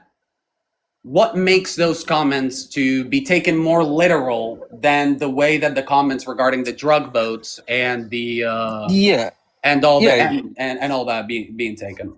Yeah, well, I think the one thing that a lot of Trump supporters for some reason, don't get is the fact that the president of the United States, his words or their words can literally move markets and shake entire countries. And you guys live off the premise that Donald Trump is, for some reason, always joking or trolling. Like he has the responsibility to actually lead the country, and his words matter. So when he says things like that he wants to actually take Greenland, or he wants to actually, take the Panama Canal, things like that, it completely shifts the balance of things that are happening in the rest of the world. Like you literally, our NATO allies. But wait, our NATO allies have been drawing up strategic military plans just in case the United States invades Greenland. Like this is the type of things that are happening around the world because of his words. Yeah. So the only things that that Trump should be taken by his word on are these sort of aggressive measures. Is that what you're saying? Like that's the only sort of thing that what he says. I think that anytime that Donald Trump starts to talk about any of his fascistic ideas, we need to be very, aware of those things. Now, when he says things like, "Oh, I'm gonna lower grocery prices or just magically change prices," we understand that he can't do that. But he is the commander in chief, and if he says that he wants to engage in some type of conflict, then he has the ability to command the military to do that. So there's a huge difference between the other lies that he tells and then the shit that falls out of his mouth that he shouldn't be saying. I want to see well, okay, I get that, but I wish I could see a little bit more as to like the rationale when you believe one thing but don't believe the other. It's kind of I just told you the rationale. Yeah. I feel I think it kind of went all over my head, but Yeah. I'll break it down and then I'll pass it back to Dean. The time that we need to understand the words that are coming out of Donald Trump's mouth is when it comes to conflict. He commands the United States military. He's supposed to go through certain chains of command, which he's shown that he's willing to circumvent it. But when he says things like, I'm just going to actually lower all of these prices, literally, he said that as soon as I get in office, I'm going to lower prices. He can't do that. That's not within his power. It but is the things within that he his can power. do are the sort It of is. war activities. I get that. I get that. Yeah. I get that completely. Yeah. Anyway, Dean, I'll leave you with this. So Eli, apparently, when it comes to Venezuela, he's perfectly fine with Trump just going to get the oil. Like he's good with it. He's perfectly fine with it. So have at it. Yeah. All right, well, Santana, I appreciate you so much for coming up here, man, and thank you for Absolutely. covering me too while I was going pee. I got you. Sorry I took so long. No, man, you're good. You're obviously I busy, appreciate the dude. conversation, Santana. Yeah. All right. I appreciate you guys. All right, so do you feel like you finished the conversation about Venezuela out with Santana, or is there anything else that you wanted to go over, or can I kind of propose a new idea to you? I think I didn't go into a little bit of the details as to why I believe that Trump taking the sole reason for Venezuela for the Venezuelan invasion for it to be oil, why I believe that is actually good and okay. Yeah, what's your argument there? So, Venezuela has been invaded for a very long time now by its own regime, by Russia, by China, by terrorist organizations. And I'm very interested into how you see the oil being ran by the U.S. being better than it being ran by a tyrannical government that only steals the money that is from there, and also of Russia, China, and Iran. Would you rather have the oil in Venezuela be in the hands of Russia, China, Iran, or would you rather have it in Are you calling by the U.S.? Are you calling the Maduro regime tyrannical because they weren't voted for by the people? Among many other things, as well as the 8 million person exodus that they have caused, as well as the 800 political prisoners that are in the country, as well as the thousands of students that have died in peaceful protests against them. So yeah, I would say that. So you're basically saying that because of how bad the Maduro regime was, therefore it would constitute and justify ownership over the rights to the oil and profit made off of it by Trump. And it's, by the way, it's not by the U.S., it's by Trump, okay? Because he's sending all the money. Well, by U.S. oil companies, right? Because it's not like the U.S. has a nationalized oil sector. It's owned by the U.S. oil companies. Well, actually, they kind of 1950s. actually are nationalizing a lot of the profit made off of selling. Yeah. It's kind of interesting that and then they're Trump holding is that in taking bank a lot accounts offshore. from. But can I present you an idea? Regime. Yeah, go ahead. This isn't a fucking true dichotomy. It's not that either we steal their oil or Maduro steals their oil. That doesn't have to be the case, okay? What's the other option for the oil in Venezuela? You're interrupting. What's the other option? You're interrupting me. Sorry. Thank you. Okay. I'll give you a really easy third option here. And this is just one off the top of my dome. Well, maybe, right, instead of taking Maduro out, okay, and then just replacing Maduro with another leader, okay, that was not voted for by the people without breaking the regime. I mean, they literally just installed his serving vice president in as a president who's now serving to the whim of Trump, and Trump is saying, if you don't do absolutely everything we want, then we're just going to bomb and strike Venezuela more. Instead of replacing one dictator with another dictator, okay, we'll just let a free and fair election play out. How about that? Okay, so, what do you think has been going on in Venezuela for the last 25 years? I don't understand how that question would be relevant to my statement. Venezuela has every 4 years we have an election. What do you think? Like, what should be done differently that hasn't been already tried by 25 years? In the last 25 years. I mean, one example would have been just for Donald Trump to install the individual who rightfully won the last election against Maduro to be the serving president. Okay, how do you install a government when there is already a authoritarian government in place that controls Well, I mean, Trump did it. They installed the doesn't- government. They installed himself. They installed Trump over the government of Venezuela. Like, I honestly, And I by just think that what? you're getting By lost what? in the. I think that you're getting lost in the sauce here. You're basically saying By it's what? okay for us to steal their oil because if we don't steal it, then someone else will. Well, I mean, I think that it's time we just leave it up to the Venezuelan people.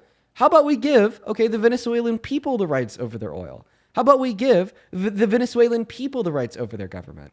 And like, honestly, I mean, I think the questions that you're asking really prove the historicity of why regime changes are a bad thing to begin with, because you're basically saying when we go and do a regime change, it's impossible to overthrow a tyrannical government with a non-tyrannical one and to give that power then back to the people. You're basically saying that it's impossible just to push out the authoritarianism to bring true liberation to the Venezuelan people, then put the power back in their hands to elect a duly elect a duly elected representative to serve them in their country. Okay, which if anything, I just think kind of backs up the notion why these regime changes are bad in the first place. But there was a question that I asked you when you first joined that I didn't get to hear your response on, and this wasn't your fault because I went to use a restroom, and I want to go back to that question now. What are your thoughts on the permission structure in which the invasion of Venezuela has created that is incredibly bad? The permission structure of now leading Donald Trump to requesting the military to draft up an illegal plan of invasion into Greenland to then forcefully annex them into part of America, potentially starting a war with many of our allies and dissolving NATO in the process. Mhm. Okay, like Reuters cited, top military officials that told them that Donald Trump had asked them to create an invasion plan in which they refused on the basis that it would be illegal. And they also specifically said the only reasons, why the Trump administration felt emboldened enough to ask them for this invasion plan was because of the quote-unquote success that they saw in Venezuela. Okay, can I, before I go into that, I feel like you said a lot right before asking that question. Could I say something about the previous statement, or do you want me to move on? Because I could also do that. Well, it's up to you, but this is a question that I've been asking since the beginning. Yeah, okay. Well, something that I wanted to say about your previous comments were more about the you mentioned about giving the power back to the Venezuelan people, and that's I feel like that's where I feel like the only way to do it is, unfortunately, right? It's an unfortunate world that we live in. There's no way to do it without stealing their oil. Not stealing their, like, okay, so would you have been okay if they just went in and took Maduro? I thought that you wanted to respond. They only took Maduro. That's all the guys. I wanted you to respond to the comment, so then you could address my question. At this point, I do kind of feel like you're running from my question about the creation Okay, no, of I can answer that question because just what I answered to what I told.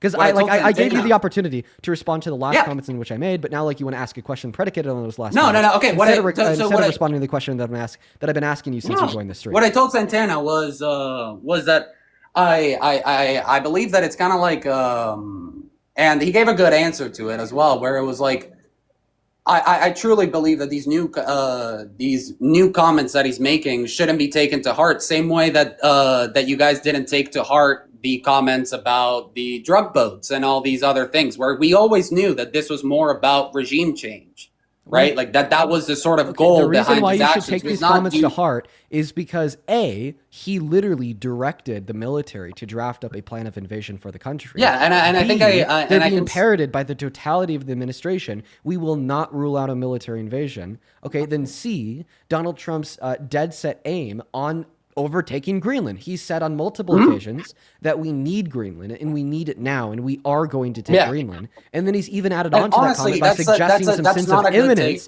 You are interrupting me. And then he's even added on to that by suggesting some sense of imminence, that if we don't overtake Greenland, then Russia or China will do it. So because of the suggestion of imminence due to a threat to our own national security of saying if we don't do it, then Russia or China will, and due to the perpetual resuggestion by himself, Caroline Leavitt, alongside other people like the fucking fascist Stephen Miller, that we are not ruling a military invasion off the table, and due to the fact that he literally told the military to draft a plan for an invasion and that he said we are going to get it. Okay, obviously this is a comment that should be taken seriously. And it's being taken seriously by all the other rational, insane countries, by the way. I just want to point that one out. Okay, it's being taken seriously by the UK, they're sending troops. It's being taken seriously by France, they're sending troops. It's being taken seriously by Norway and Sweden, they're sending troops. It's being taken seriously by Germany, they're sending troops. It's being taken seriously by Greenland. They're saying if America invades, we're going to shoot first and ask questions second.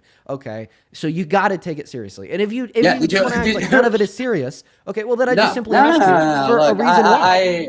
I think I concede with that, because what I came to truly talk to you a little bit more about was more about the Venezuela situation, and I believe that the repercussions of it are unfortunate, but sometimes the liberation of 22 million people from a tyrannical government, from a absolutely horrible human being, like there's no I don't think you could say that he's not a terrible human being. That you think that the quote unquote liberation in one country is worth the oppression of another. Probably not exactly that. Okay, so then you have to argue. Then you have to argue that his invasion of Venezuela, which by the way didn't liberate the people, they're still under the same regime, just with a different. It's dictator. A move towards. It's a move towards. He installed his VP as the serving president, but now you're going to have to argue that if you wouldn't say that the liberation of one country is worth the oppression of another, okay, well now you're going to have to argue, all right, that the success that he quote unquote saw in Venezuela, parroted by people like you, didn't lead to the permission structure, in which led to these emboldened comments against Greenland. When I've already demonstrated that they have. In fact, that's a claim of the administration themselves. The administration is claiming that.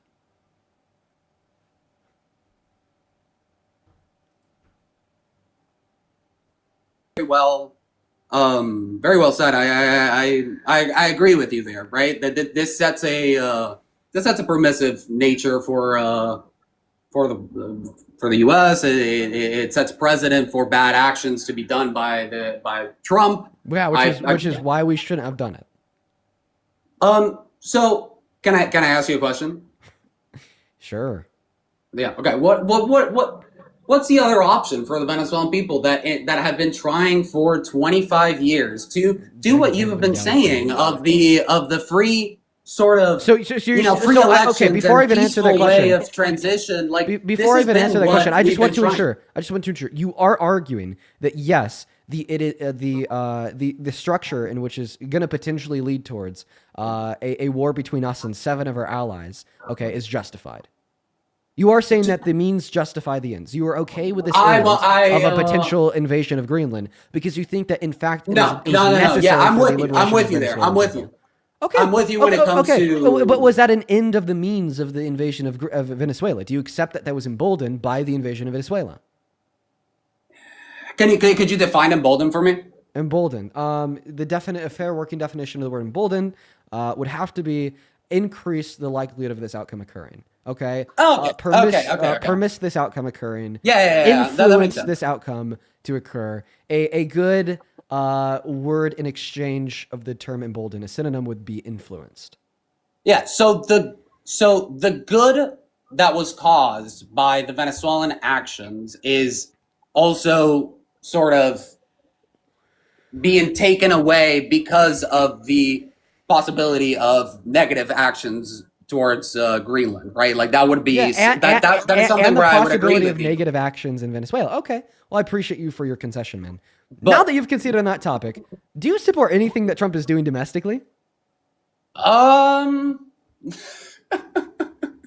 No. So basically, what you're telling me is that you voted for Trump for the Venezuelan people. Man. I kind of wanted to debate before I said this. I'm not from here, man. Okay, so you broke our rules? Unfortunately, yeah. I just wanted to debate you regarding the Venezuela situation. You never really debate a real Venezuelan. Okay, well, I appreciate you for your concession. Let's go to, well, he ended up conceding on the topic. He broke our rules because he so badly wanted to debate us on that one topic, and he ended up conceding, so that's good. So let's go to get that next guest loaded up in the box, y'all. Follow our rules, dude. Follow our rules, guys. Only op inside of the queue if you happen to be an American adult that supports Donald J. Trump as president. I really appreciate it if that's something that y'all could do. Let's go to get that next guest loaded up into the box right now. We have Michelle loading in. Make sure, if you're inside of that queue, that means that you are an American adult that supports Trump as president. Really quickly, I want to catch up on a couple donations here. Darrow, thank you for the $20 over on Venmo, who says it wasn't Renee Good's father, but rather his father-in-law rather her father-in-law, sorry, that said, quote unquote, I don't blame ICE, not her actual father. Yeah, I appreciate you for clarifying on that. That's fucking gross, dude. I can't believe that he'd say that. Thank you for the $20 Darrow. Please, let's get 200 Darrow W's down below. Thank you so much for your kindness, man. What's up, Michelle? Do you support Trump? Oh, yeah. No, sorry, Dean. I was agreeing with the past member with the Venezuelan crisis, but I think Do you that's support Trump? enough of that. No, you can kick me out. All right, you take care, Michelle. Let's go to move on to that next guest. We got Hunter loading up into the box. Here we go. As well as, hey, Elijah, thank you so much for the $10 over on PayPal, bro. Thank you so much for the love, Elijah. Elijah with the $10 says, hey, Dean, first-time donor. Been watching for a few months now. I was neutral in a red state, but since watching your lives, I see all the disgusting things Trump is doing. Thank you so much. Oh, well, thank you so much. I appreciate you so much for the love. Also, do you have any advice for an upcoming full-stack web developer? Yes, I do, Elijah. The biggest piece of advice that I could give you is to do a boot camp, okay? An accelerated boot camp for full stack web development will be single-handedly the most valuable thing you've ever done in your life if you want to pursue that as a career. Look into boot camps. 10 out of 10 advice. Thank you so much for the $10. As well as Kirsten and Amanda, I appreciate you both for the 5. What's up? Do you support Trump, Hunter? No. Okay, then I gotta ban you. You're banned. They're banned. Moving on to the next guest. Only up inside of that queue if you happen to be a Trump supporter. We got Scott Davis loading up. Hey, Ben, thank you for the $25 over on Venmo. Dude, thank you so much, Ben. Ben with the $25 says, when every criticism is dismissed as misunderstanding, you're no longer defending meaning, you're defending a person from it. Ben, as always, I appreciate you for your truth nukes day in and day out. Thank you for the $25, bro. While we're hopping into this next debate, let's get 250 Ben W's. And then Lana, thank you for the $20 on Venmo, who says, thank you for brilliantly defending our country and rights. I try my best to do what I do. Thank you so much for the $20, Lana. Show some love to Ben and Lana down below. And then Mackenzie with a 5, MJ with a 3, and then Ben with a 5. Appreciate you guys. If you're watching and you want to support me, you can find my Venmo and my PayPal in the link tree in my bio on my TikTok account, in the pinned message on that YouTube stream, and at the top of the phone screen as well. Hello. Do you support Trump? Hey, Dean. Yeah, I do support Trump. Oh, Scott. But I just wanted to ask you, I was watching Isaiah last night, and your name got brought up, and Isaiah told us, "Hey, well, go ask Dean." So I got a question for you, quick. A lot has been mentioned about Trump, being a rapist and hanging out with Epstein and this and that. And this was so many years ago. You'd agree to that, right? Yeah, there's no statute of limitations on condemning sexual violence. But yes, I mean, he was adjudicated to have raped E. Jean Carroll in 1995 or 1996. Right. Do you believe that, people can change? Do I believe that people can change? I do believe that people are capable of change. However, I don't believe that all people are capable of change in all aspects. All right? I don't believe that a rapist can change. Because in order to rape somebody, you just simply have to lack fundamental moral virtues of empathy. You have to be astoundingly apathetic to infringe on somebody's personal space, bodily autonomy, to just such an extreme and vulgar, intentional, extent. And I think if you're able to do that, you're not able to change, because I don't think that you could just simply learn those foundational moral values of empathy to the very low extent of respecting somebody's bodily autonomy and not violating it to that intentional, vulgar extent. Right. No, that makes sense. That wasn't the answer that I thought you were going to say, but, I thought you were going to say, no, people can't change this and that. But, Isaiah, they mentioned that, 5 years ago, you were online making racial slurs and this and that. And now you have a complete different mindset, right? When I was 14, I referred to one of my white friends as the N-word on a Instagram group chat. He sent me a Fortnite edit. Then I responded by saying that's hella goated my N-word. I don't think that any white person should be using the N-word. I obviously think that it's wrong when I did. But I obviously think that the change in which I've experienced from the age of 14 to 21, nearly 22, and just simply coming to terms and learning about the extent and impact of the use of terms such as the N-word unlearning racist societalization by becoming educated, by growing up, by becoming more mature, and then taking that same process and attempting to get other individuals to undergo it through what I do now by advocating for the greater good with use of critical thought is fundamentally different than a 50-year-old man raping a woman and then claiming that they've changed in that same sense 20 years later. Right. No, I agree with you. I thought your answer was going to be different. You thought that you'd be able to get me. Even. Yeah, it did. But no, man, I appreciate what you do. We have different outlooks. You're a super smart fucking guy. Just keep doing what you're doing, man. Do you want to tell us why you support Trump? I mean, it was pretty much the better of the evils, in my opinion. I disagree, with a lot. I think he's got good and bad. You know what I mean? But as far as Kamala, or however you pronounce her name correctly, I just feel that she was, supposedly she slept her way into politics. You know what I mean? I don't know how true that is, but I mean everything she said. I look at it like this. You know what I mean? The main thing that dropped me is this: do you consider America your homeland? What do you constitute a homeland to be? Like you're a U.S. citizen, correct? Like this is your home. Well, could you just define the word homeland? So I wish I could video. Yeah, I have American flags all over my property. I take America. I take United States. Okay, I take United States. Homeland definition: a person or people's native land.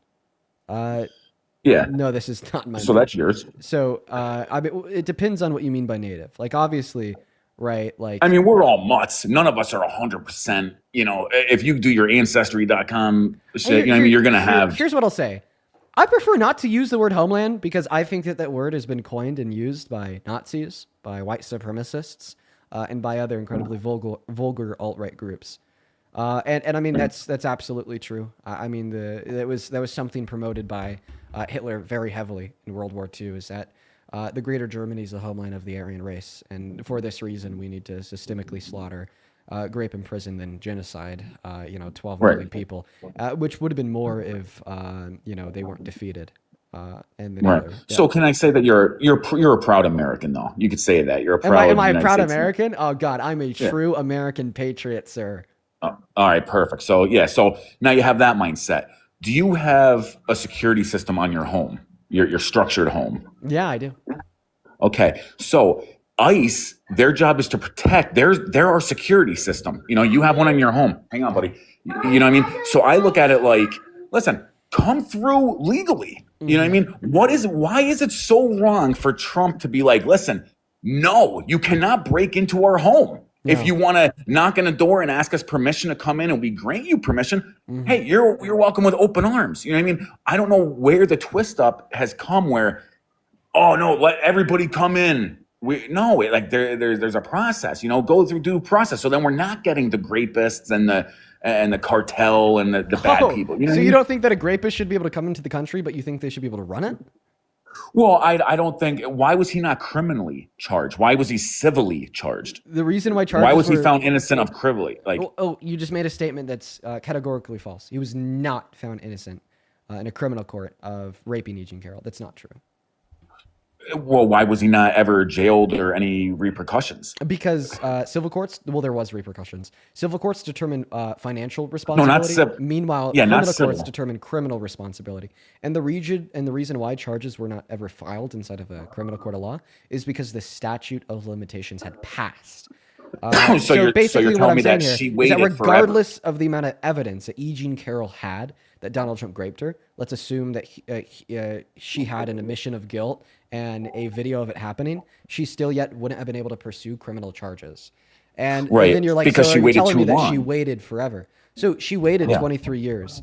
And would you like to know why she, as well as many other victims, either will wait 23 years or never come out about sexual violence at all? Yeah. Because of rape culture, okay? Because of the societal implications of a woman accusing a man of rape, regardless of the amount of evidence they have, okay? We promote a system in this country, okay, that stigmatizes victims from speaking out. We promote a system in this country and which blames them for speaking out. We promote a system in this country in which applies a lot of the consequences to the victims instead of the perpetuator of these heinous violent acts, okay? And because of agree with all this, that. many people will either be too scared to come out, will feel too embarrassed to come out, or will never come out at all. All right? I mean, I just agree with take that. E. Now, Jean do Carroll. you- E. Jean Carroll's honestly a great example because E. Jean Carroll is not just a woman who accused a man of raping them, but is a woman who is able to prove it in a court of law, which on its own is an astounding fact. According to RAIN.org, only around 2% of rapists ever see full accountability for the crime that they commit. All right? And what was America's response to E. Jean Carroll? She got fired from her job. She's constantly gonna being tell you why. demonized. She's constantly being turned into a monolith of the left.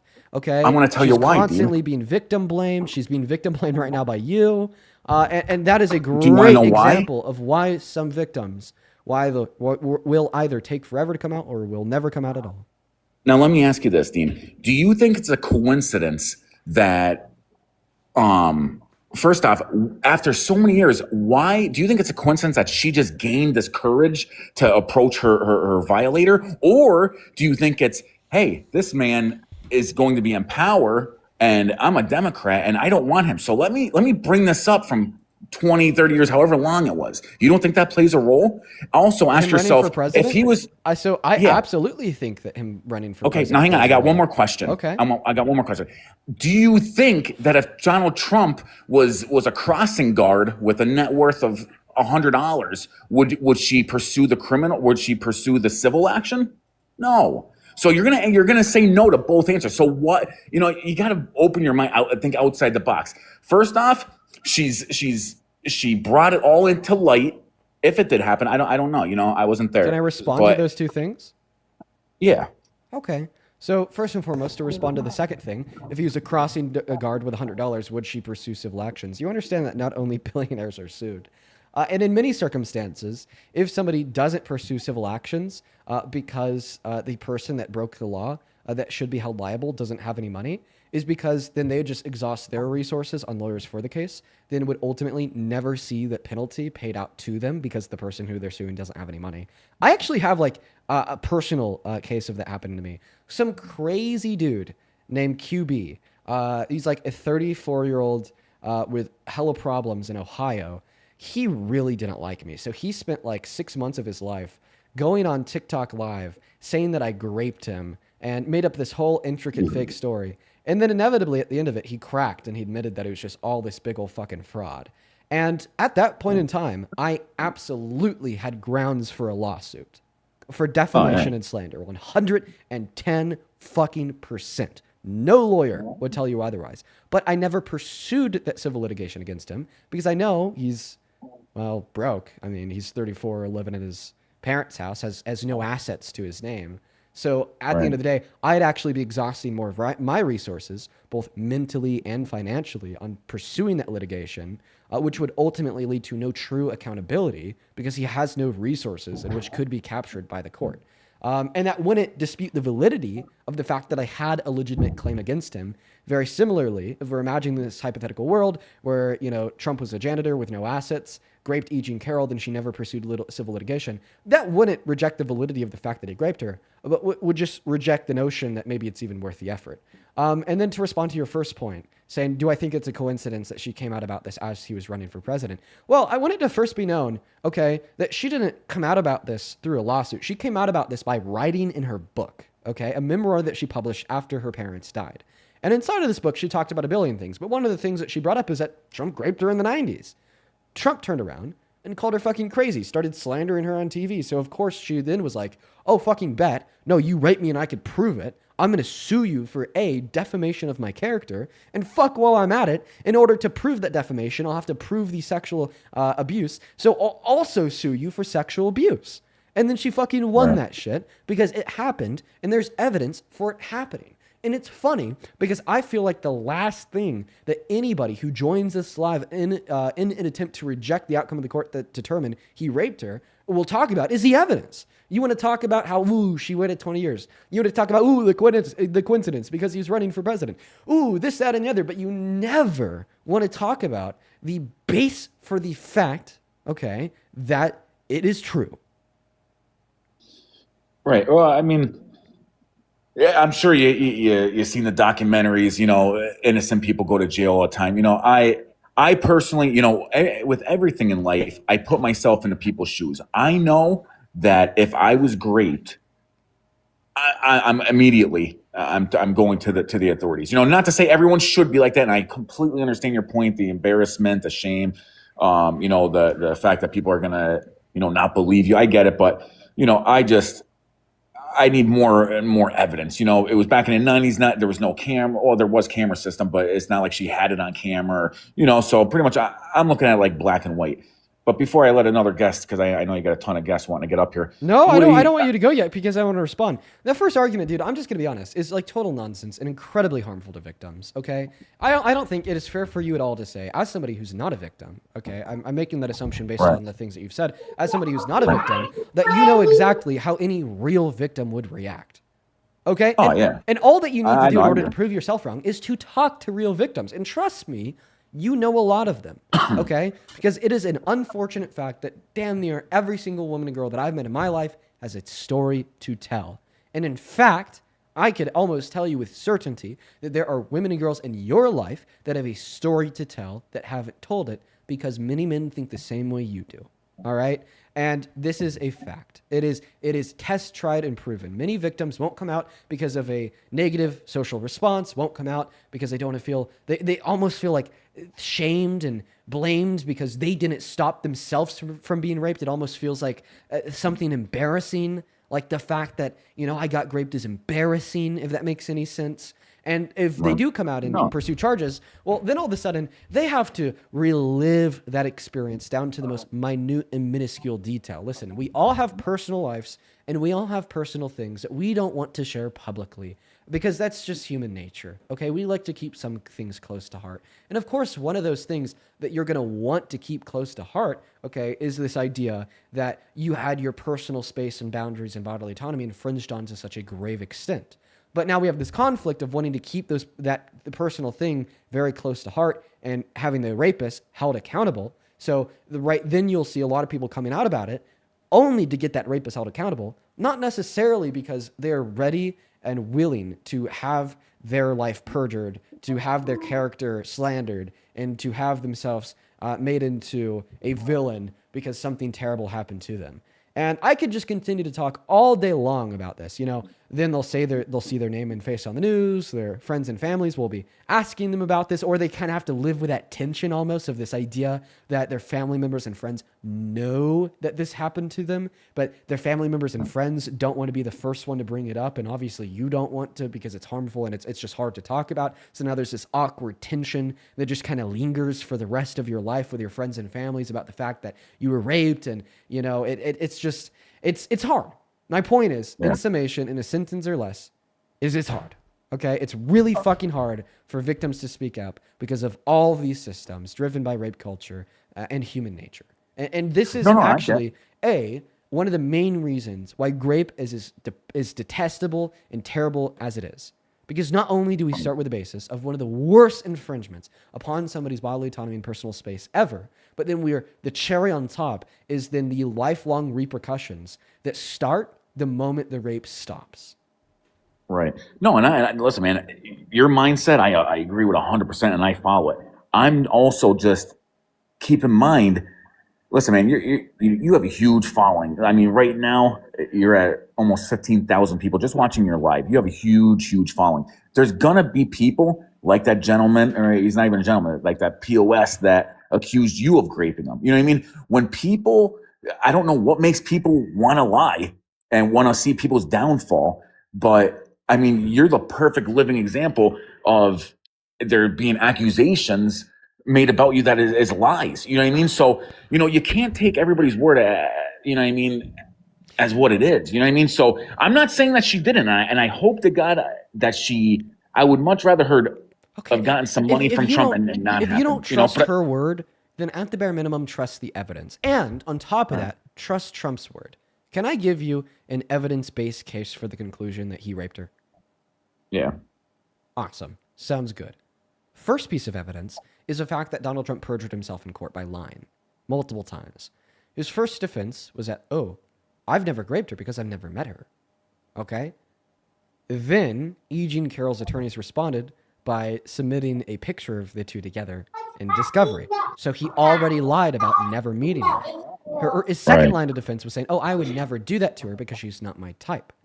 But then under deposition, inside of that same courtroom, he then confused a picture of his ex-wife, Marla Nichols, to be E. Jean Carroll. Obviously, E. Jean Carroll's his type if he's confusing a picture of his ex-wife to be her.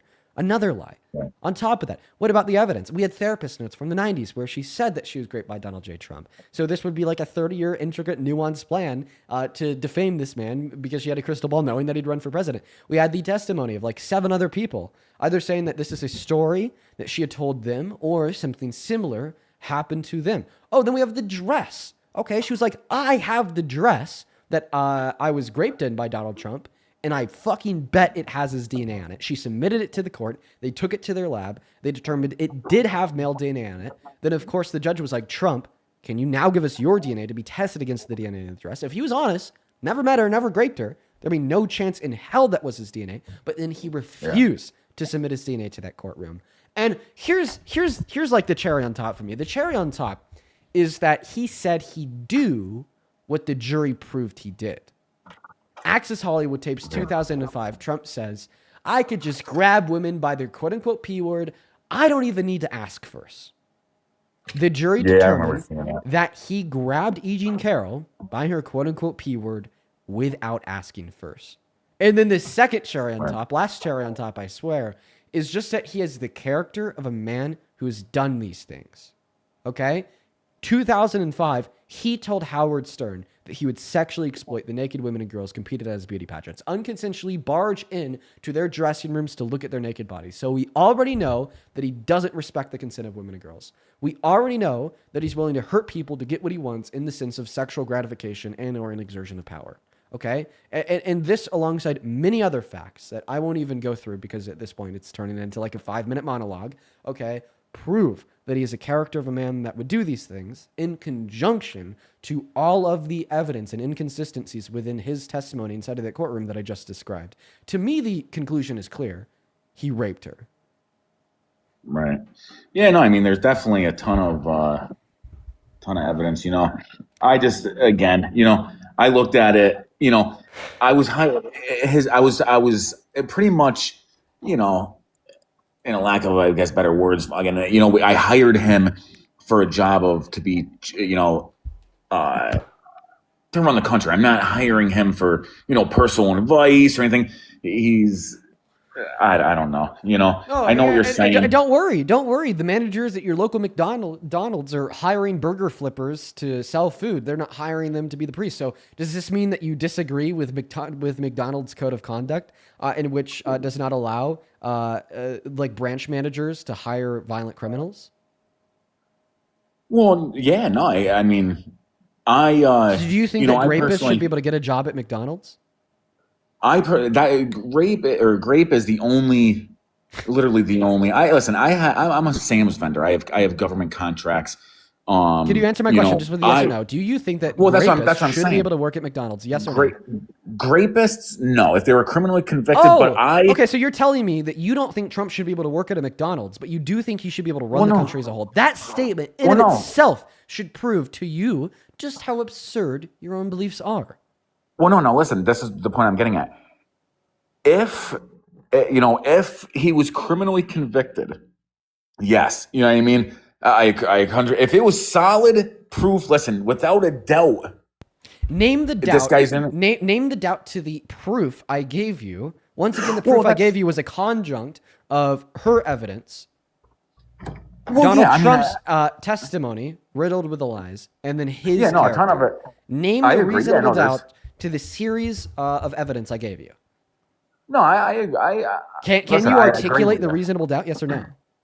No, I can't. Okay, so then you agree that there's it's been proven beyond a reasonable shadow of a doubt, or else you'd be able to name the reasonable doubt. So now that you agree that it has been proven beyond a reasonable shadow of a doubt that Trump is a rapist, and you don't think that rapists should be able to work at McDonald's, obviously it'd be inconsistent to argue that they should be able to run the country. Therefore, you no longer support Trump as president.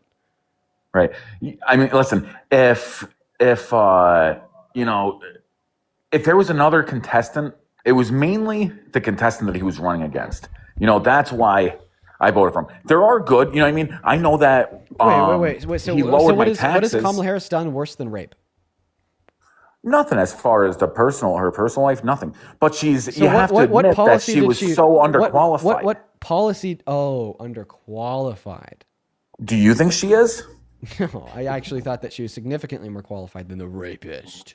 You just agreed that should be disqualified. So you're saying that? Yeah, no. So you still support Trump as president, even though you agree that he's a rapist, because you think that the person he ran against was less qualified. So you don't take an issue with her character, and you don't take an issue with her policy. You just take this seemingly theoretical issue driven by this false statement that she was underqualified.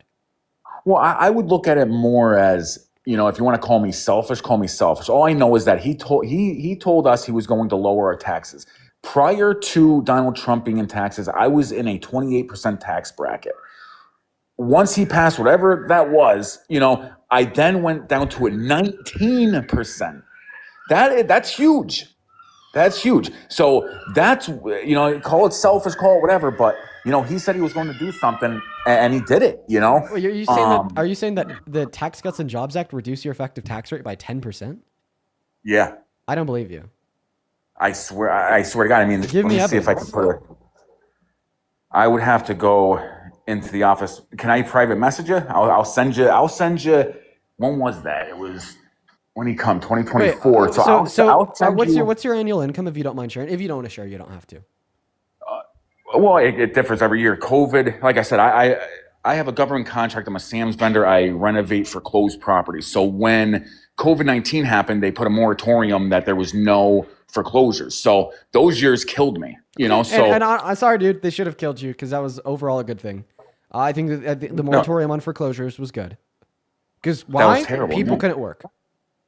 No, but they were getting their PPP loan, or not PPP loans. What was that thing? I mean, there was a guy who's getting $600 a week on some card. I don't know what it was, but I'm sure you know what was that. I don't know what you're talking about now. Dude, So you don't know? People couldn't fucking work. We had the highest unemployment rate that we have in 100 years. Yeah, but people were getting like so you don't know anything about that. When we have the highest level of unemployment in 100 years, okay, we should probably put a moratorium on foreclosures. Well, listen though. I find it very listen. You know everything about politics and the policies and blah blah blah. You're telling me that you don't know what that was called. Are you talking about like unemployment benefits? I don't know what it was, but all I know is that. Also, do you think that the working class should hold the power? Listen, when you're getting a card, and every week, not bi-weekly, 3 weeks, monthly, every week you're getting a minimum. It was a minimum of $600. You can't pay your mortgage? You can't pay your fucking $800 mortgage a month? Why? Well, I mean, hey, a minimum is $600. It's 1,200 times 2, 2,400 times 12. Yeah, so times 12, 24 times 12. Like that's like less than $30,000 per year. Yeah, there's a lot of people who are maybe working a job that made them even like $70,000 per year. Okay. Yeah, but listen, I'm in Northeast Pennsylvania. Whose mortgage would be like $30,000 a year. Like just saying. No, not in Northeast. I don't know where you're at, but I'm in Northeast Pennsylvania. I'm in Scranton, Pennsylvania. Okay. The average household income in Scranton, Pennsylvania, and I want your whole chat to look it up, and you can even look it up too. It's $40,000 for a family. All that I'm saying is like it's like totally reasonable. Okay, like it's not reasonable at all. Someone was like making $100,000 per year, and then even if they're subsidized by the government up to this point of like $28,000 per year, okay, right, that they wouldn't be able to make ends meet. And sorry, I did mute you because you interrupted me. I just want to be able to make that point clear. Okay, someone going from $70,000 per year to $28,000 per year, realistically, okay, understandably can't make ends meet. Someone going from $60,000 per year to $28,000 per year, realistically can't make ends meet. Someone going from making $50,000 per year to $28,000 per year can't make ends meet. Okay, so I just want to make that clear. Even if what you're suggesting here, right, is that everybody got $600 a week, which is, by the way, the reason why you know this is because that's like the most ever given out in unemployment. So, of course, it made a national headline. If everyone, kicked out of their job during the pandemic, was given that high amount of $600 a week, we would still expect some people to not be able to make ends meet, okay, if they're coming from a lifestyle predicated on a job that they worked before they lost it because of the pandemic, making $50, $60, $70, $80, $90, $100,000 a year. And I sent you an invite to turn your mic back on. It still wouldn't be enough. Dean, listen, you have to think of different regions, okay? What's the minimum wage in the state that you're residing in? When I was working, it was like 1031. When Yep. I think it's now like 12,881. But It's I have a question. 725. What region? It's 725 in Northeast PA. So what region? What people region? were making, No. I want to ask you a question. In what region was that person living in that was getting $600 a month? A week from unemployment? in Northeast PA, where the minimum wage is $7.25 an hour. They were making more sitting home than they were working at their minimum wage paying job. Wait, how do you know that they worked for minimum wage? Well, I'm assuming, McDonald's, Burger King. Wait, no, because we'd expect them to naturally get more in unemployment given that they're unemployed from a job that generated a higher income. It's likely that the person that was getting $600 a week in unemployment probably worked a job making like six figures. I don't know. I don't know. But listen, all I'm saying is this. So you're telling me that because the president of the United States put a moratorium saying, hey, nobody can go to work, nobody can get their homes foreclosed on, renters. So listen, I was a property owner. I still am. Thank God I had tenants that, pay the rent. I was unable, say hypothetically one of my tenants did not pay. I couldn't do nothing. I could not take them to court. I couldn't even for back pay. I couldn't get back pay. So I have to suffer. I have to be the one to take the loss. The American people have to take the loss. Here's the thing. Because your president said, hey. Here's the thing. Listen, at the end of the day, someone was going to get the shitty end of the stick. Okay? But I would rather listen, the government. Can I talk? The government. No. Someone there was going to get the shitty end of the stick. It was either going to be the people that just got fired from their job that now can't make ends meet and literally can't work because of the pandemic. Okay? That are now getting evicted, thrown out of their houses. Their houses are being foreclosed on if they're an owner. Okay. And then that wealth is being transferred to the wealthy. Okay. Or we implement these moratoriums. Okay. We don't allow evictions during this period. We don't allow foreclosures during this period. And then the people that are getting the brunt end of that stick are the wealthy capital owners. Okay. And honestly, from my perspective, I would prefer, the underdog to suffer the least in a scenario where someone has to suffer. But listen to this, Dean. And I'm all about, or is it a coincidence? Do you think it was a coincidence? All right. And while I'm talking, if you could just Google the rates of COVID-19 in Northeast PA. Okay. So do you think it's a coincidence that while Trump was fighting for his presidency, the government said, let me shut down this country. This is insane. COVID-19 is killing all of us. We need to stay away, 6 feet away. Right now, the rates are insane. Right now, flu and COVID-19 or whatever is insanely high rates, as you're reading right now. So why is there nothing going on? Why isn't the government shutting down? Why aren't people getting their $600 weekly checks? It's because it could not have been a coincidence that it just so happened the guy that's being accused of raping. The flu, like the super deadly virus that's spreading right now, according to medical health professionals, at least as far as I know, it's being spread by bodily fluids and saliva. It's not being spread through like aerosols, through the air, unless, of course, saliva is carried through the air. On top of that, it has a significantly lower fatality rate. You're significantly less likely to die if you get the flu compared to getting COVID. And on top of that, we're already at a point where we kind of have a sense of herd immunity achieved from the flu because of the perpetual vaccines that go out for the flu every year. Now, those aren't completely effective. Like both of my grandparents got the flu and they're both vaccinated. Okay, but it still adds pressure against a larger spread. But I mean, and those are the facts that would separate it from something like the pandemic. But by the way, I wanted to be known that when all the businesses were shutting down, when people were out of a job because of the pandemic, it's actually under Trump. How? He wasn't even in office. Yeah, he was. He was in office in 2020. No, when they put that whole shutdown, that was Biden. No, it wasn't. All right. I mean, I might be wrong, businesses but- shut down under Trump. All right. Well, I mean, I remember seeing everybody, dogging Trump like he should have taken action. Thank God for Biden. He saved us. He put this. Trump was allowing us to run amongst each other and transfer it and blah blah blah blah blah. I mean, I might be wrong, but that's what I remember. If you go on Google and you just type in April 2020 unemployment rate, okay, it'll just prove that I'm right. The unemployment rate in April of 2020 was 14.7%.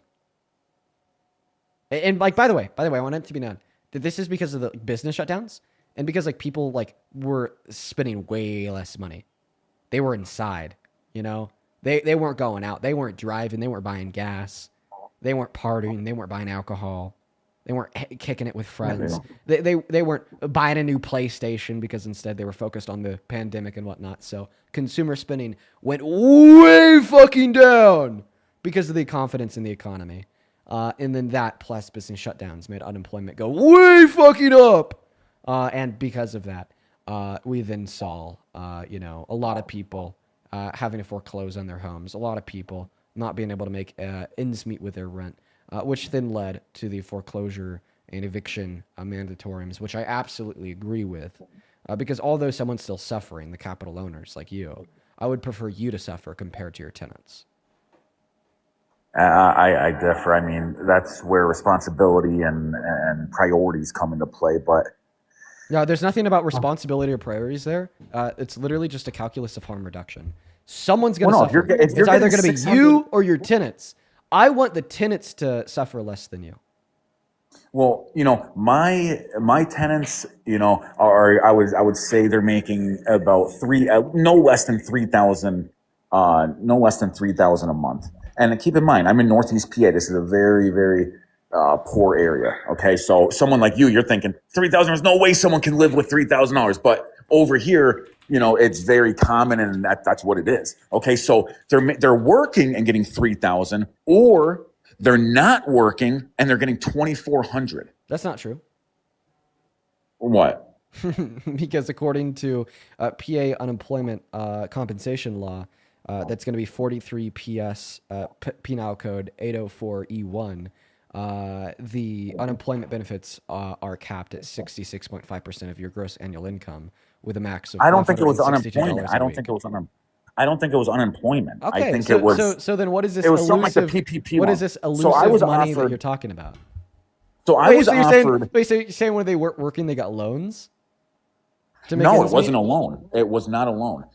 It was not a loan. Hang on one second. Hang on one second. Dude, this guy's. I'm gonna call. I'm gonna find out. I'm gonna find out exactly what it was. Yeah, you do that. While you do that, I'm gonna thank a couple people. Hey, Luna, thank you so much for the 24 euros over on YouTube. Thank you so much for the love, Luna. Please show some love to Luna down below in that comment section. Thank you so much. All right. I'd also like to thank Tom for the $15. Thank you so much for the love, Tom. Looks like we're all caught up. There's a couple other people that I would like to thank in here super duper quickly. Garrett, thank you for the $5. Kendall, thank you for the $11 and the 11 cents over on Venmo. Kendall with the $11 and the 11 cents on Venmo says, dude is literally pissed that he couldn't even evict families during a fucking pandemic. MAGA is a cult of monsters. Ugh, yeah. Thank you. Thank you so much for the love, Kendall. I want to see 1,000 Kindle W's down below in that chat for the $11 and the 11 cents. Thank you so much. On this live thing. As well as Tip, thank you for the $5. You know All what, right, Scott? dude, hang on. I'm gonna call one of the guys. You got to take Hang care on. of your kids. I'm sorry, brother. I'm disconnecting you. I hear screaming kids in the background, and then I heard you say, hang on, I'm talking to this guy. I'm doing something. I'm forcefully disconnecting you, so then you were forced to go help your wife, sir. Have a good rest of your night. Ben, thank you so much for the $25 over on Venmo. I appreciate you for that love, Ben. Yo, dude, that's very kind of you. Ben with the 25 says, caller just told us what the price of his morals and ethics are. Self-interest is not a defense against complicity with evil. Ben, thank you for the $25. Let's get 250 Ben W's down below in that comment section. Then thank you for the $10. I appreciate you so much for the love.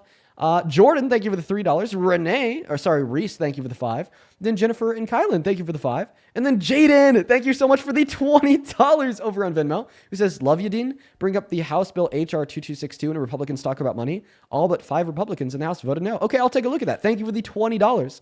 Then Ben, thank you for the 10. Corey, thank you for the 10. Appreciate y'all. Cheyenne with the 2. Then Ashley, thank you so much for the $25, who says, couldn't Trump pulling a carrier from South China Sea mean that China may take Taiwan while he defends his ego in Iran? President, appease my ass. I guess we'll have to see what happens there, Ashley. Thank you so much for the $25. Show some love to Ashley down below. Megan, thank you so much for the 10. And then Janie, Jainee. I appreciate you for the penny. Then Anonymous, thank you so much for the $20 over on Venmo. Anon, thank you so much. Anon with the $20 says, don't say my name on live. You could read this if you want, but you don't have to. I told somebody what happened, and just as I thought, they didn't believe me. I'm not surprised, and I don't know why I even tried. Yeah, man.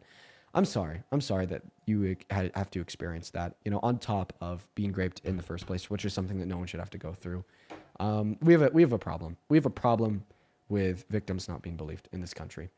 We truly do. Kat, I appreciate you for the $10 over on Venmo. And Jennifer, thank you for the $20. I appreciate you so much for the love. Please, please, please, please show some love to Jennifer down below in that comment section. Let's get 200 Jennifer W's.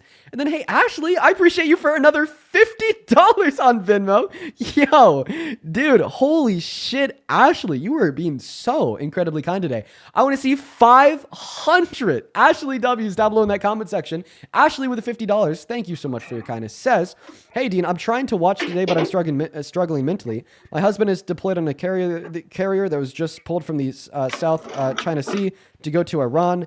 I haven't heard anything from him in days. Neither of us voted for this. Thank you for all that you do to enlighten the people who did. Dang. Okay. Yeah, Ashley, I bet that your husband's gonna be okay if we strike Iran. We'll do so with missiles. We hopefully won't see any boots going on the ground. So if I were you, I just know that it is significantly more likely than not than your husband will be okay. But I absolutely understand why that is giving you some issues. Yeah, thank you so much for the $50, Ashley. And chat, I see a couple of people talking about OPSEC. Just Caitlin, thank you for the $10. I appreciate you so much for the love. Show some love to Caitlin down below, who says, as a Minnesotan teacher, I'm so disheartened with what's going on right now. I'm so scared for my students, especially with Trump's most recent statement. I'm so grateful for the work that you do. Oh, Caitlin, thank you so much for your kindness. Welcome in, Tony. Do you support Trump? Tony, I'm going to send you an invite to unmute. Maybe you don't know it, but you're on mute. Hello. Hi, do you support Trump? Hello. Yes, I do. All right, Tony. Well, it's nice to meet you, man. Here, I'm going to take a couple more people over on PayPal that'll pass the mic to you, and you can tell us why you're MAGA, okay? By the way, you have to be on the TikTok app in order for us to hear you. Like, for instance, right now, you've left the TikTok app, so we can't hear you, but now you're back on it, so we can hear you now. I had to turn off my Bluetooth. Honestly, dude, dang, I'm surprised that you even dang, dude, we have people come up here like a third your age, like 18-year-olds, and then I have to walk them through how to turn off their Bluetooth for a higher mic quality. So good for you. Good for you. But all right, let me thank a couple people here real quick, and then I'll pass the mic to you. Miss Kathy, thank you so much for the $100 donation on PayPal. Oh my God, Kathy, thank you so much for the undeserved kindness. That is insane. Thank you so much, Kathy. Kathy with the $100 says, another, get an espresso machine. Love what you do. Kathy, thank you for the $100. And once again, for the kind words. Queen Kathy out here just continues to support what we do. I love you. To the moon and back. Show some love to Kathy down below. I want to see 1,000 Kathy W's down below in that chat. And about the espresso machine, I actually already have one. I fucking love my espresso machine. I am quite the at-home barista, but I am thinking about getting another one because mine is starting to fail. Thank you for the $100, Kathy. And then Heidi, thank you for the $10. Jacob, thank you for the $10. Shout out to Heidi and Jacob. Then Andrew, thank you so much for the $15. Who says, Maria Machado just gave Trump the Nobel Peace Prize. Trump is a danger to the world. Why do people continue to bend over and ram them with his itty bitty willy from down under? Fuck Trump, fuck ICE, fuck MAGA, fuck Elon. Stay safe, America. Stay safe, mate. I appreciate you for the love, Andrew. And is that breaking news? Did she actually? Yo, could we get a quick fact check on that? Did Maria Machado just give Trump her fucking Nobel Peace Prize? That is so pathetic, if so. And then Jessica, thank you so much for the $20 on PayPal, who says, I was able to change the mind of a MAGA thanks to learning from you, both subject matter and how to articulate these talking points. Also, thank you for keeping us girls safe and fighting for us. Love you to the moon, Dean. Oh, Jessica. Well, thank you so much for your kind words and the $20 donation. And I'm super proud of you for being able to change the mind of someone that's MAGA in your own life. I think that that's so fucking cool. You are a based Patriot Jessica. Show some love to base Patriot Jessica down below. Just like 3 more people here. Sarah and Heather, I appreciate y'all both for the $10 over on PayPal. Tabitha, Lauren, Aaron, and Kylie, I appreciate y'all for the 5. And it looks like for now we're all caught up. Thank y'all for your continued support. If you want to support me, if you want to support what we do here, you can find my Venmo and my PayPal in the link tree in my bio on my TikTok account. Pin message over in that YouTube stream, as well as handles at the top of this phone screen. But okay, Mr. Tony, welcome in. Why do you support the worst president of your life? I'm not gonna lie. I make enough money to where I benefit from the ugly bill you guys talk about, and it's not that I don't care about the lower class people. Yeah. But I'd like to say this, okay? Please give me your word that you won't think I'm trolling. Okay. Okay. This is gonna be something that you and your chat has never ever talked about, and I'm not going to get into all the. Well, there is no policies that Trump has put out there. My objective is, okay, you're here and you've got what, 100 million people here, 1 million people here. So a million. Those are the likes. Right now we have, let's see here, 14,000 people watching on TikTok and then 6,000 people watching on YouTube. So we have 20,000 people. Okay, good. So let me say this first. Okay, so if you feel like I should just stop supporting Trump and go over to the Democrats, what makes you think that the Democrats are going to do anything for us? I mean, they're up there and they're silent. They're not saying a thing. I mean, you and Dean, you and Santana, you guys are the only ones that are doing anything. I know that we have a voice, yes, and we could vote. Are you not? You're not actually a Trump supporter, are you? And the thing is I like not a Trump supporter. I like whatever you guys are saying, but Trump is doing whatever he wants to do for us, and nobody's stopping him because you guys think that it's all. Yeah, listen to this. You're going to be so surprised by my response here. I'm going to give you a response, but you're not a Trump supporter, so then I'm going to kick you. How do you know? How do I know? Well, I know that you're not a Trump supporter because you're mad that Democrats aren't protesting Donald Trump. No, not mad. I'm saying you guys don't have enough power to stop us. So why should I go to your party? No. I don't believe that you're a Trump supporter, Tony. But I'll still answer your question. It's fine. I'll still answer your question. I actually agree with that. There's a lot of spineless fucking Dems in Congress. Midterms, ladies and gentlemen, are coming up, by the way. So, yeah. But there's also a lot of Democrats in Congress that aren't spineless. My favorite Democrat in Congress is Ro Khanna, who drove the cause on the Epstein Files Transparency Act, okay? Who is holding the administration accountable and is now actively fighting back against the administration, even though you probably don't hear his voice since it's not everywhere, about figuring out why they've now been breaking that law for the last month. But listen, the point is that there's actually a lot of Democrats that I don't like. I don't think that the DNC is perfect. I think that it actually has a lot of issues.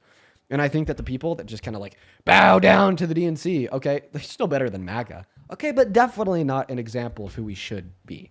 Hi, do you support Trump? Hello, Dean. Hi, do you support Trump? I love you, Dean. Love you too, Brandon. Looking for the next Trump supporter. AJ, appreciate you for that galaxy, man. Incredibly kind of you. Incredibly kind of you. Moving on to the next guest, Jam.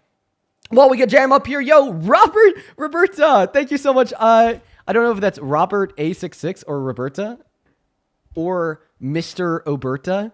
I'm just gonna call you Robert. Robert, if that's not your name, I apologize. But Robert, thank you so much for the $20 over on the super chat on that YouTube stream. I appreciate you so much. Show some love to Robert down below in that chat. Very likely that's not their name, by the way. It's just like their username is MROBERTA66. So it could be like M Roberta. It could be Mr. Oberta. It could be M Robert A66. Like, I don't know. That's like a hard one to decipher. But thank you. Anyways, that aside, thank you so much for the $20. Shout out to you. Moving on to the next guess. Hey, do you support Trump? Hello? Nope, Rodrigo's not here. Okay. All right. Moving on to the next guess. Quite frankly. Moving on. We got Gamer loading up into the box. Hey, Atlas, good to see you. I appreciate you for the $25 up on Venmo. I appreciate that, Atlas. Atlas drops a $25 donation with a little smiley face. Thank you so much for the love. Let's get 250 Atlas W's. Welcome in, welcome in. Do you support Trump? No. Trump is 4-year-old. But based fetus. Based fetus. Moving on to TJ, the plumber. And then Mary, thank you for the $25 over on Venmo as well. Who says thank you for being a positive influence. Oh, thank you so much, Mary. Let's show some love to Alice and Mary down below in that chat. Thank you both so very much. And then Gabe, thank you for the $10. She says, wish me luck, Dean. Family dinner coming up soon where we're going to be talking about politics, Trumps, and ICE will unavoidably be brought up, and it's going to be like a 1v7. Gabe, you need to channel me, okay? You just need to channel your inner Dean. You got this, Gabe. Channel your inner Dean. Hello, do you support Trump, TJ?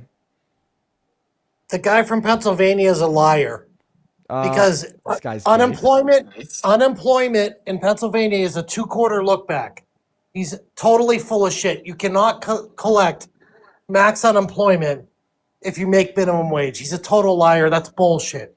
That really pisses me off that he came in and said that. You know, I mean, that's ridiculous. And Dean, I apologize for breaking the rules. It's okay, TJ. You are rightful in your anger. That guy is not based, and you, sir, are very based. Yeah, he was totally wrong. Somebody dropped a super chat describing why he's wrong. And that's where I got like the unemployment law from. He was just totally capping. What's up? Do you support Trump? Yeah. Why do you read 15 donations every time, you fucking bitch? Because 15 people donated to me? I don't know. Okay, well, he left. All right. Bye. Moving on to the next guest. We're going to go to get Mr. Trucker. Why do you read all the donations you get, you absolute bitch? Think about it. I'm grateful for the people that support me. What's going on? Do you support Trump? Absolutely. Are you driving your truck? No. Okay. Could you take me off Bluetooth? Sure. I don't know, dude. What that does, right? You want me to turn the truck off? Does that help? No, you're good. I'm just saying, it's like your name's Mr. Trucker. We could hear truck sounds in the background. Yeah, I mean, I'm sitting at a truck stop. Yeah, I've seen you before. You're kind of famous, man. It's interesting. I don't know about that word famous. I mean, I definitely say that, it's like a larger following, but I wouldn't say famous. I think I had 5 minutes of fame before the last election, like after the Jubilee video and everything. But, now it's like, it's not exactly like a micro niche thing, but it's, it's not famous. But anyways, that aside, why do you support Trump? I'm completely against the status quo. I don't think the status quo is sustainable. You fight for the status quo. What status quo do I fight for? Wokeism, feminism. Feminism is well, unfortunately, no. Feminism and wokeism are not the status quo. They really should be, though. So I'll argue in defense of feminism and wokeism as the status quo. Yeah, I think that we all should be woke feminists. Yeah. Okay, and it's not sustainable, though, because if the price for women's equality is the survival of the species. That was some Nazi shit. I'm going to be honest.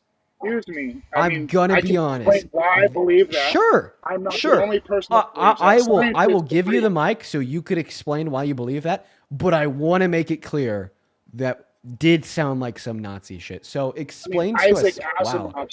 Just explain to us all why you think that equality, the price for equality for women is the survival of the species. Survival. Okay, here we go.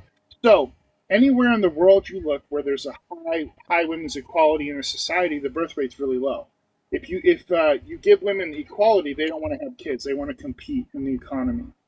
They're not trying to be wives and mothers. They want to compete. And that's all. Anywhere in the world where there's low women's equality, the birth rate's really high. Wow. So if we know that to be true, and just thinking about it, you know that what I'm saying is true. No, I actually know that it's false, but I'll get onto that later. Okay, sure, it's false. I'm just sure. Can I explain why it's false? Sure. It's really easy. Sure. Like this is gonna be like super duper easy to explain. I feel like this is a textbook example of the correlation causation fallacy. So you're right, those two variables do correlate. More equality for women, more egalitarianism, that's what it's called, more egalitarianism and lower birth rates. We do see a correlation between countries being more egalitarian and having lower birth rates. But that's not the variable that's causing lower birth rates. The variable that's causing lower birth rates is higher qualities of life for everyone. Like, seriously, countries that are more egalitarian are also countries that typically have a higher average GDP, are typically countries where people have more economic mobility, are typically countries where people are better supported, and are typically countries where people are happier. And for whatever reason, there's this phenomena that when people are happier, when people are making more money, when people are better off, they just don't want to have as many children. So what I would argue is that this factor of a decline in birth rates is being caused by an increase in like average overall levels of happiness and real median wages compared to equality for women. And I could actually rule that as a factor out of the equation because basically the underlying hypothesis in which pins your position would be that if you have access to the workforce, then you're less likely to want to have children. Yet at the same time, you're assuming that if men have access to the workforce, they'll be more likely to have children, or how would that work? How about this? Are you saying that we should be communist? Should we be a communist country where no one works so everyone's more likely to have kids, including the men? For millennia, for the beginning of time, women have had a place in our society. We have changed that place, and the birth rate's falling.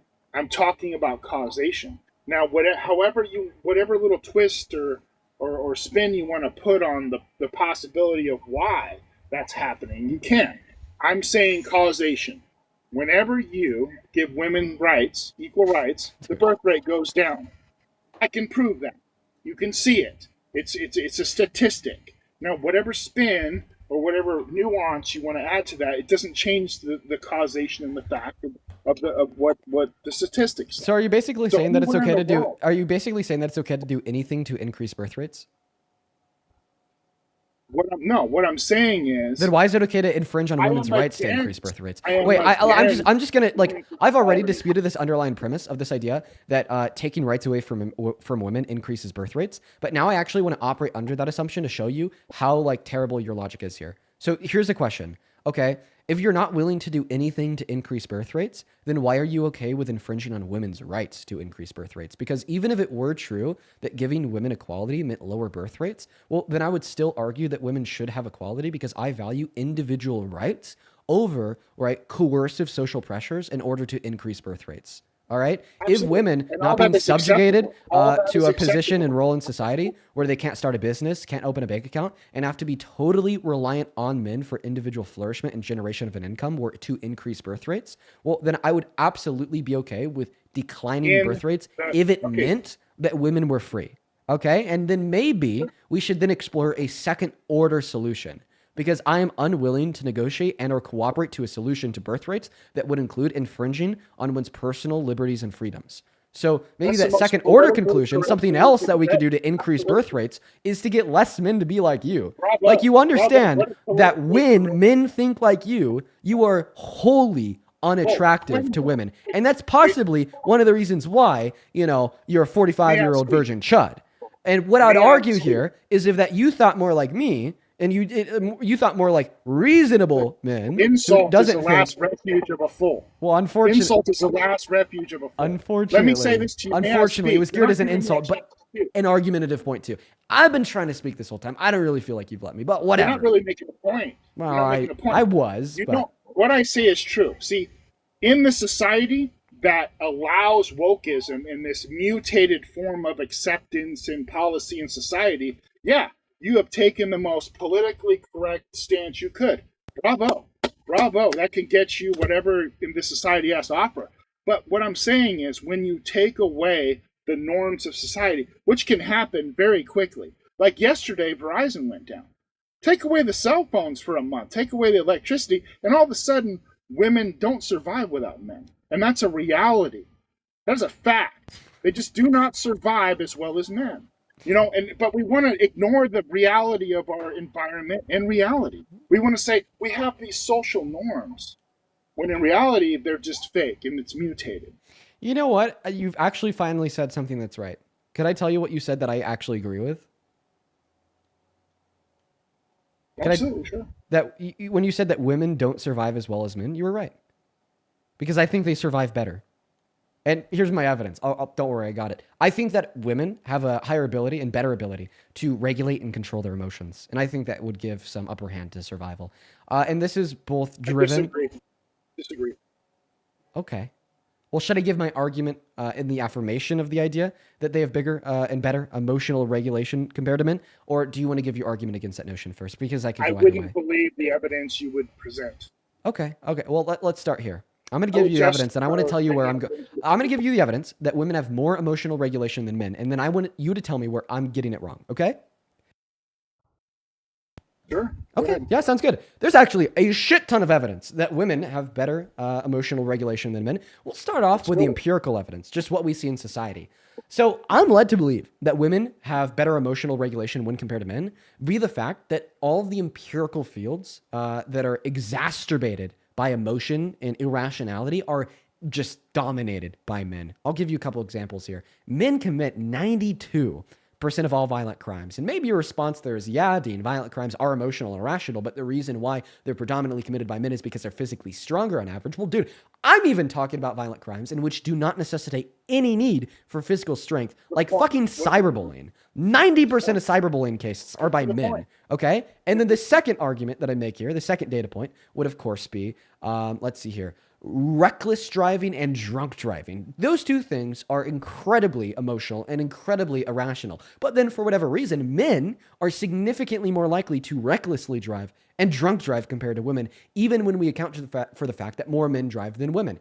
A third fact that demonstrates that men are more emotional than women is the fact that 72% of all self-unalivings, if you're picking up on what I'm putting down here, are committed by men, which is just completely contrary to what should be expected, because what should be expected is that the individuals who hold less societal power, less money, less wealth, and less resources should be more likely to self-unalive. But then, for whatever reason, when we look at this dichotomy of men and women, men hold more societal power, more wealth, more resources, more money, and they're more likely to self-unalive. And then my fourth data point here would be is that when we look at the fields that are indicative of more rational thought and emotional maturity, they're dominated by women. Women outperform men in school at all levels. Women get more degrees in school than men at all levels. Women outperform men in fields where emotional regulation and stress control is important, like surgery. Although 75% of surgeons are men and 15% of surgeons are women, if you're operated on by a woman, you're significantly less likely to die or to experience any negative postoperative results. This was proven by the most reputable study ever conducted, by the way. The American Medical Association did this on 1.6 million patients in 6 continents over 10 years. Consistently, if you're operated on by a woman, you're going to have better results than if you're operated on by a man. Why? It's because women are legitimately biologically predispositioned to better deal with their stress and emotions than men. They have thicker dendrites on their neurons in their brain. And why would evolution give this advantage to them, may you ask? Because of childbirth. Not arguing that women have to give birth, but just simply arguing that because they can, okay, evolution gave them this upper hand of better stress and pain management. And now that I'm done giving you all of the empirical evidence for this notion, okay, that somehow women are better at dealing with their emotions than men, from looking at the different data points that are indicative of high levels of emotion being dominated by men, then looking at the different data points that are indicative of high levels of rationale being dominated by women. The final nail in the coffin here is just simply the fact that when women do EQ and IQ tests, they score higher scores than men on average. So, yeah, man, I don't really know if you're going to be able to combat that argument. It's a very nuanced, lengthy, and intricate description of why your belief is false, but we'll see what you do. Don't crash out. I don't need to crash out. I would say that you went on a lot of tangents there. for some reason you want it to. Oh, sorry. There's just so much evidence for what I believe in. Well, so for some reason you wanted to prove that women are emotionally more responsible, and then you said in the workforce in certain fields, and they commit less drunk driving accidents, and so you're trying pretty hard to prove a point that they're emotionally more responsible. Correct? Is that the whole reason you just said all that was just to kind of back up? Well, I'll correct you. I didn't have to try hard. I just did. Like, Well, I that was just the did point prove you you were trying to wrong. make. It wasn't That too was- hard. Okay, so that was just the point. You weren't trying to prove me wrong. You were just trying to make the point that women are more emotionally responsible in our society.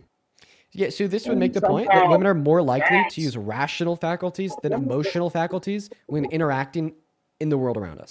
Because of that, we should allow them to lead the way, even though for millennia, for millions of years, we've run the system the same way and we survived. But now we're changing it. And that's what I'm trying to tell you. For millennia, we have survived with the way things were. Men in charge. Okay? Women had their place, men had their place. Now we're changing that. You're going, yes, but they're more emotionally responsible. Can we like, I don't know hey, that first you and made foremost, the I'm not making an argument that women are better at leading than men. I believe that gender war is completely a one-sided issue where you have a bunch of chud misogynists like yourself saying men better, when in all reality, I don't think that gender informs us of enough to tell us who's going to be better at leading innately, regardless of you're a man or a woman. But I think that my point here is just to simply prove you wrong when you argue, okay, that somehow men have more emotional regulation when compared to women. And you actually used a very interesting word. You said for millennia, we've been surviving with men in charge. We certainly haven't been thriving. We certainly haven't been thriving. Maybe if, okay, over the course of human history, where we're more egalitarian and didn't tell people that they should be forced and sequestered into the home and stay out of the workforce in positions of power just because of what's in between their legs, we would have been better off.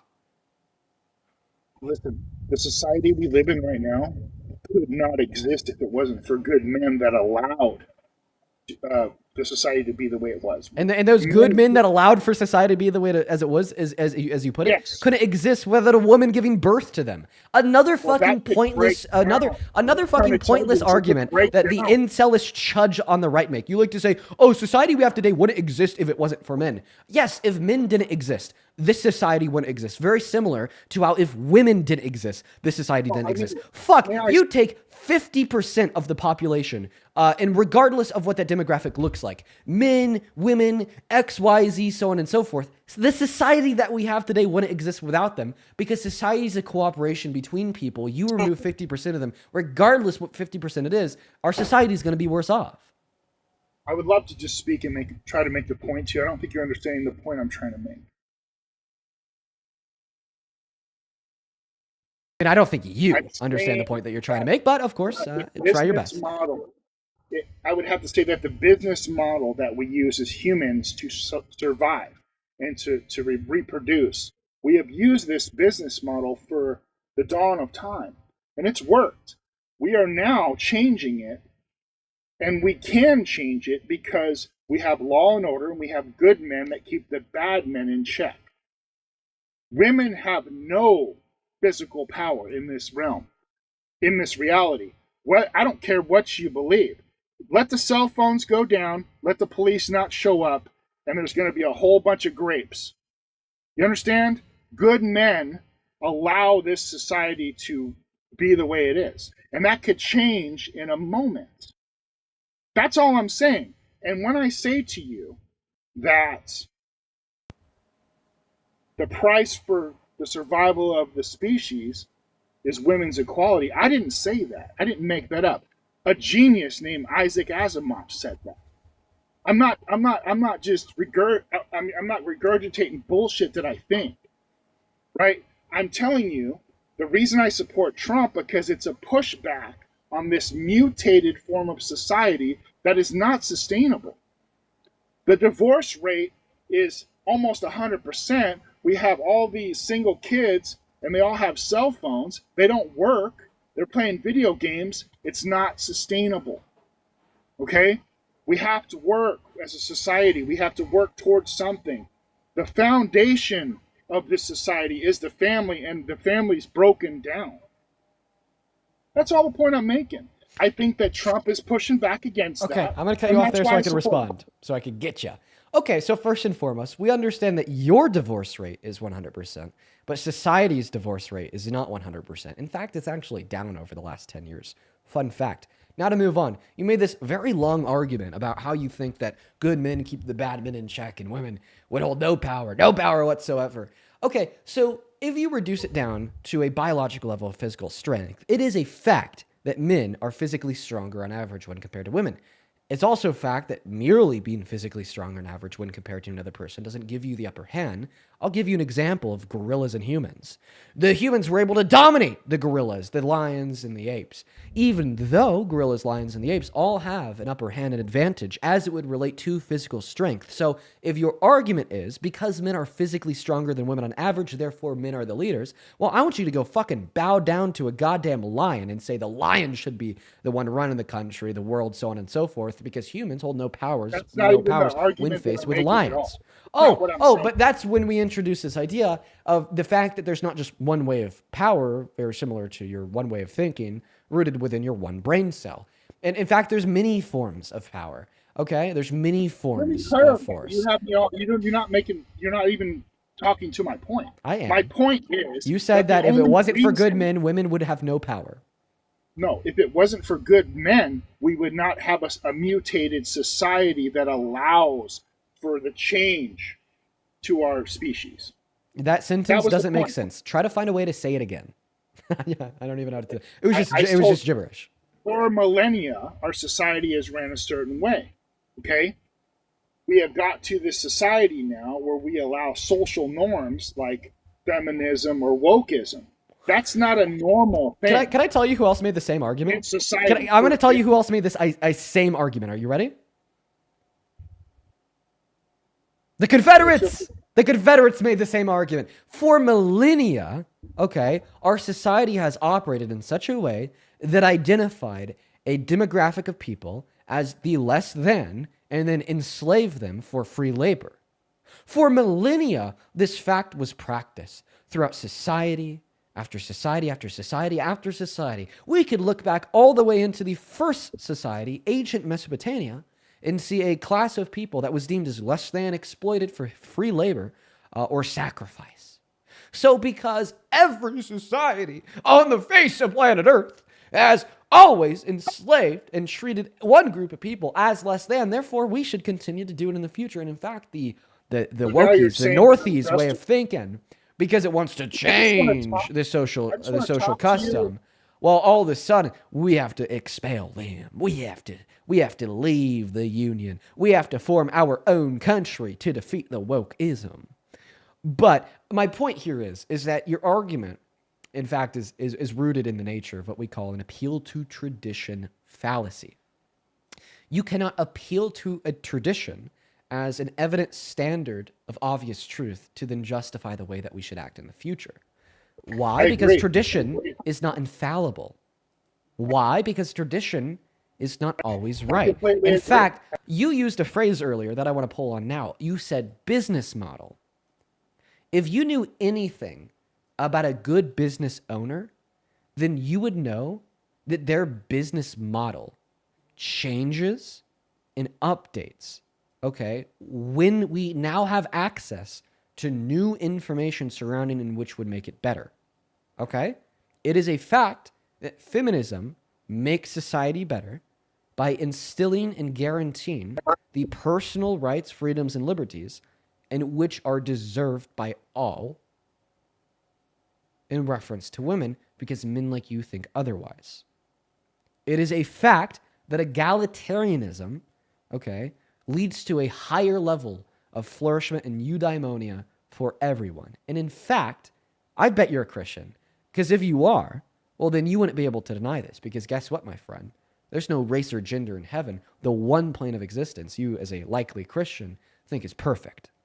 Okay? It is a fact that when we're able to create a society in which governs not based upon the color of one's skin or what's in between one's leg, but rather governs based upon one's individual abilities, skills, an input into the system that they all unanimously uphold, we just simply see better outcomes, regardless if we're gauging those outcomes in the sense of culture, regardless if we're gauging those outcomes in the sense of economic ones, or regardless if we're seeing those outcomes in the sense of social/moral ones. And it's men like you who hold us back. Truly, and I mean that from the bottom of my heart. Because instead of spending your time focusing on becoming a better version of yourself, instead of focusing on your time to create a society that's better off for everyone, not just other men, instead you spend your time chud maxing to hell and back, shitting on women, then probably asking yourself why the hell you don't have a wife. This is why, my friend, we understand that the women around you throughout your life have denied you, have said no, didn't want to go on that date, probably left a few with a restraining order, may I add. Okay. But this shouldn't reform your neuronal structures into being dead set on achieving this goal of the oppression of women because you think the reason why they rejected you is because of wokeism. When in all reality, the reason why women rejected you is because of the way you think. In fact, this is an example of what it looks like to escape and evade accountability. You're accountable for your own actions, for your own beliefs. Okay. And you're the reason why so many women haven't wanted to get with you. No, I'm telling you why I support Trump, because I believe I'm against these societal norms that are not sustainable. Would you support Trump if he was a woman? Excuse me?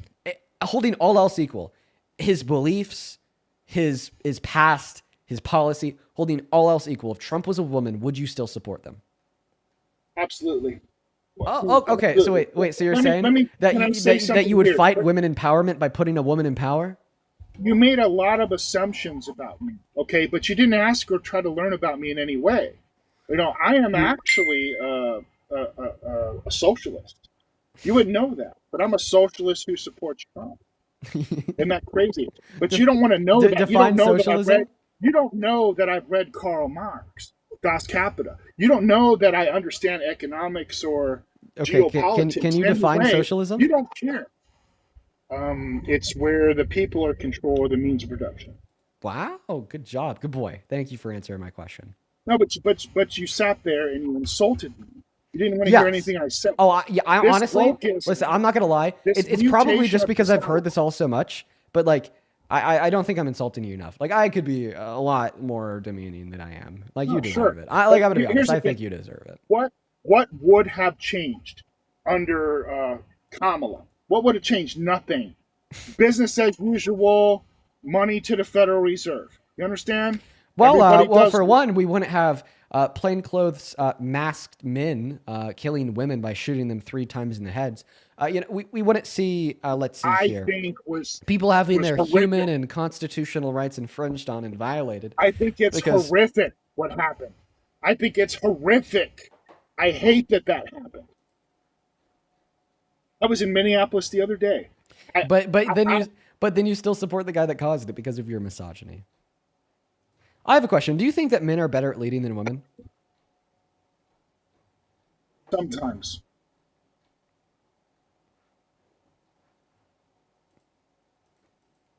So you don't think it's true that men are better at leading than women in all circumstances, yet you think in all circumstances women should be secluded to the home?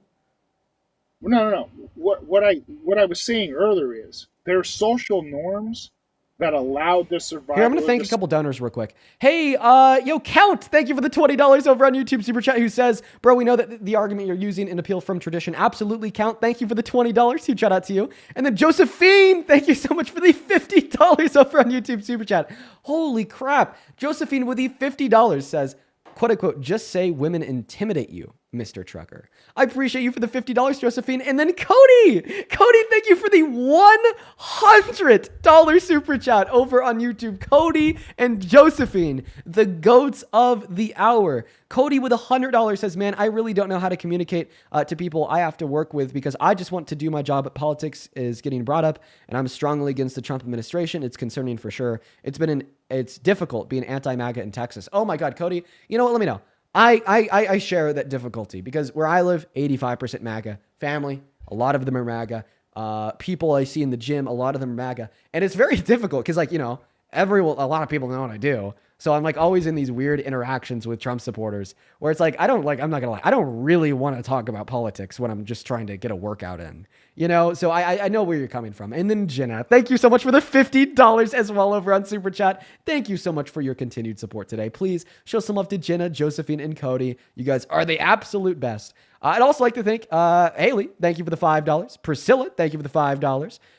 And then Oscar with the $11.11 who says, Wireman. Dean, I appreciate you for the $11, Oscar. It's good to see you. And then Ashton, thank you so much for the $10 who says, what this guy is saying is making me so mad. I'm a woman, so is fighting to further my education and career, but I want nothing more than to be a mom. He is clueless. Well, Ashton, I appreciate you for the $10. And then Ivy, thank you so much for the $75 over on Venmo. Ivy, thank you so much for the love. Thank you so much, Ivy. Please show some love to Ivy down below in that chat for the $75 donation over on Venmo. Ivy with the $75 says, get this incel out of here. Oh my God, disgusting. Fry him first. I'm trying to fry him, but he's evading every argument. Thank you so much for the $75, Ivy. You are an absolute gem. Kathy, thank you for the $5. You said the 1950s called. They want their misogynist back. Thank God I'm lesbian. Amanda, thank you for the $5. Ben, thank you for the $5. I appreciate you so much for the love. Who says birth rates decline with education, healthcare, and economic security, not with equality itself. Yes, Benjamin. But we just happen to see that countries with more equality also have better education, better healthcare, and better economic security. I'd also like to thank Alyssa for the $5. Pot, thank you for the $4. Kendall, thank you so much for the $5. Thank you so much. Sir. Who says free and successful women aren't the problem. Mediocre men are. Instead of rising to the occasion. You want to respond to the donors? You want to make assumptions about me, but let me speak to you all. Here's the deal.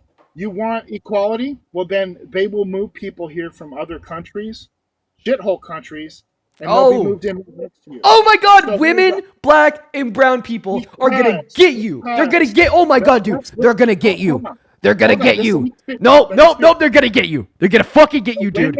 Oh, the Muslims. Oh, they're coming. They're coming, Mr. Trucker. Oh my God. How scared would you be of a black woman that's a Muslim? They're with their face covered because she has no. Oh my God, dude, you would fucking shit your pants. Maybe that's why. You like never go outside, probably live in your mom's basement. I just feel like this guy, just walked out of his house, saw a black woman wearing hijab, shit his pants, pissed him too, and then ran back inside and then went to his mommy to comfort him. And then he justifies his mommy comforted him by saying, well, that's what she's supposed to do because she's a woman. Okay, let me go back to the donors here. Hey, bye, Axelot. Thank you so much for the $50 over on Venmo. Seriously, Axelot, thank you so much for the love. Major U.S. city. Oh, can I please? Detroit, listen, I'll give you an opportunity to speak after I just get done thanking my donors. Rates are insane because we move these people in because we have to replace. Hey, my friend. We have to replace. My friend, can I please just have you be quiet for a second so I can finish thanking my donors? I mean, you don't let me get to speak my mind. Oh, I'm just thanking my donors. You asked me a question, I answered, and I told you why. Dude, I will happily let you speak as soon as I'm done thanking my donors. I will happily let you speak. Okay? Because then I'll happily prove you wrong and it will be satisfying. But just give me a moment. Axelot, thank you so much for the $50 over on Venmo. I want to see 500 Axelot W's down below who says, here's an update for my half-sister. Their mom is on a stable condition. My half-brother is traumatized from seeing his mom get attacked by ICE. My other families are pissed, dude. My best wishes out to your family, man. I'm so sorry that you guys have to go through that. Thank you for the $50. That's just such a terrible dystopian. Oh my God, I can't believe it. I hope that you and your family stay well. As well as Liz, thank you for the $5 who says, Mr. Tucker is absolutely unintelligent and that's why he's balding and gets to know women and hopefully saves humanity by staying single for the rest of his life. Absolute waste of space. He needs to know his place and keep his mouth shut. Yeah, know your fucking place. Keep that yappy mouth shut just for a second while I thank these other donors. Mad Scramble, thank you so much for the $10. He says, please don't tell this idiot that women have ever been quote unquote given right. Every single time women's freedom and standing in society has increased, it was because we fought for and won that freedom, and we are going to do it again. Yes, absolutely true. Thank you for the $10. And then Ivy, thank you so much for the $100 over on Venmo. I appreciate you so much for that love, Ivy. Yo, I want to see 1,000 IVWs down below in that chat who says, could you try to make him cry? Ivy, I will try my best to make him cry. Thank you for the $100. I want to see 1,000 IVWs. Thank you so much. As well as Ashton, thank you for the 10. Ben, thank you so much for the $25. Show some love to Ben down below in that chat for the $25. And then Sierra, Ray, and Marie, I appreciate y'all for the 5. Let's quickly also catch up over on PayPal. This will be super duper quick on PayPal. Brandon, thank you for the $10, who says, I've been watching your lives almost religiously since September. Hell yeah, Brandon. Madeline, thank you for the $10. I appreciate you so much for love, Madeline. Tina, thank you for the $10. Tabitha, thank you so much for the $15, who says, screw this guy. Thank you so much. And then Kathy, thank you so much for the $100 over on PayPal. Kathy, oh my God. I love you. I love you, Kathy. You've been so fucking kind to me. Thank you so much. I want to see 1,000 Kathy W's down below in that chat. Seriously, it's just unreal. It's just unreal. Thank you so much, Kathy. As well as Jennifer, thank you for the $20, who says, I'm a mom and I have a full-time job making 6 figures because women can do both. You're amazing, Dean. Thank you so much for the love, Jennifer. That is incredibly kind of you. And then Genevieve, thank you for the $20, who says, Mr. Trucker is absolutely disgusting. Thank you for cooking him. I appreciate you for the $20, Genevieve. And then Madeline, thank you for the $20 as well. You says, hey, Dean, I just wanted to say that I love your lives. Oh, dude, thank you. Thank you so much. Please show some love to Madeline down below in that chat for the $20. And Madeline, I'll try to get around to your question here in a bit. Okay, you wanted to complain about immigrants. The mic is yours. Well, it's not to complain. It's just the reality of statistics. Okay, what statistics? So if our birth rate's down, we bring in immigrants, and we bring them from countries who have high birth rates. Well, any country in the world that has a high birth rate has low women's equality. These Muslim women coming in here have to cover their faces because in their society they don't have rights. So if you don't want to have babies, we'll bring Muslims in here, and they'll have babies. And that's the reality. So however you like your society to be, it will be Sharia law. And that's the way it'll be. And there's nothing you're going to do about it. Oh my God. And eventually, you'll lose your rights in the end because you won't. This society we have was created from Europe. The ideas of Christianity, the innovation, it didn't come from Africa. It didn't come from Haiti.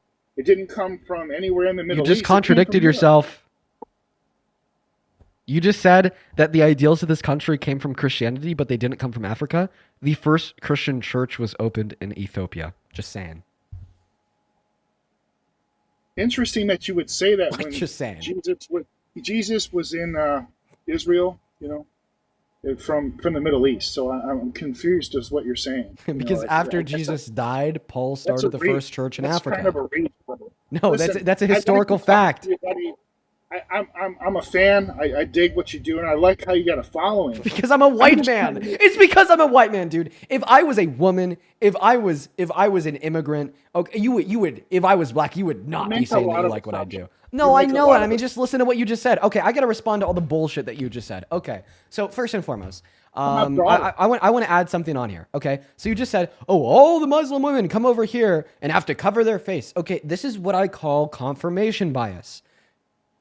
The Muslim women that don't cover their faces that you see in public are not people that you confirm as Muslim. So then the only opportunities, okay, you have in public to confirm someone as Muslim is when you see them covering their face. So therefore, in accordance from your own perspective, okay, because the only people in public that you can confirm as Muslim are the women covering their faces, it makes you think that all Muslim women cover their face.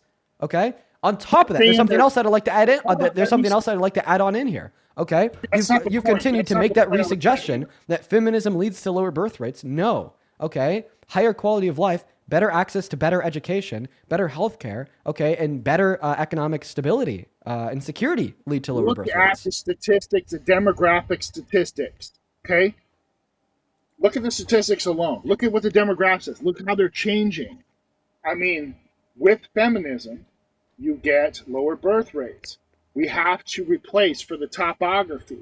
Wait. And guess where we get the people from? In places where there's high birth rates. I have a question. Anywhere in the world. I have a question.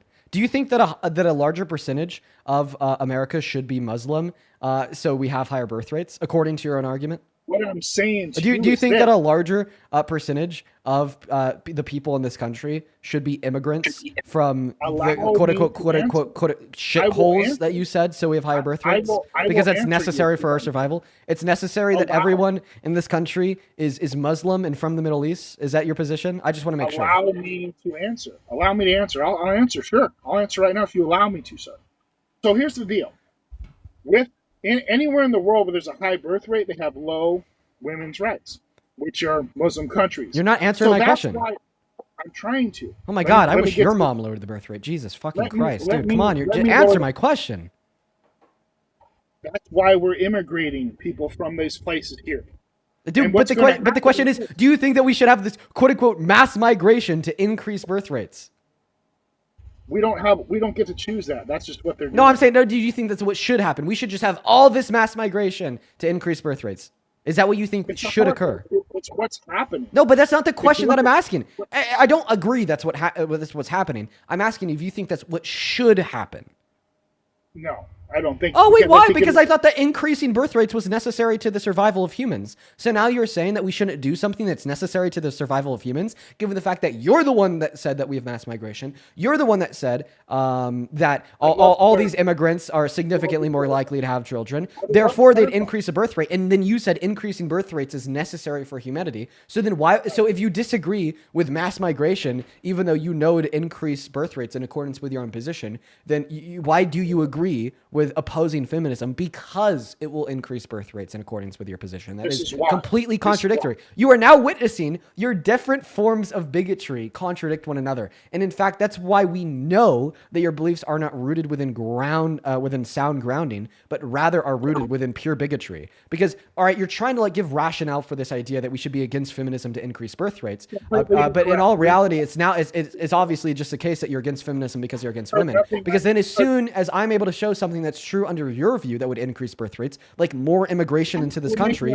all of a sudden you oppose it because of your second bigotry of not liking immigrants, black and brown people. So it has nothing to do with the rationale, because if it was just about the rationale, if you had no bigotry against immigrants, black, brown people, and women, okay, then you would argue that we should have as much immigration as possible, okay?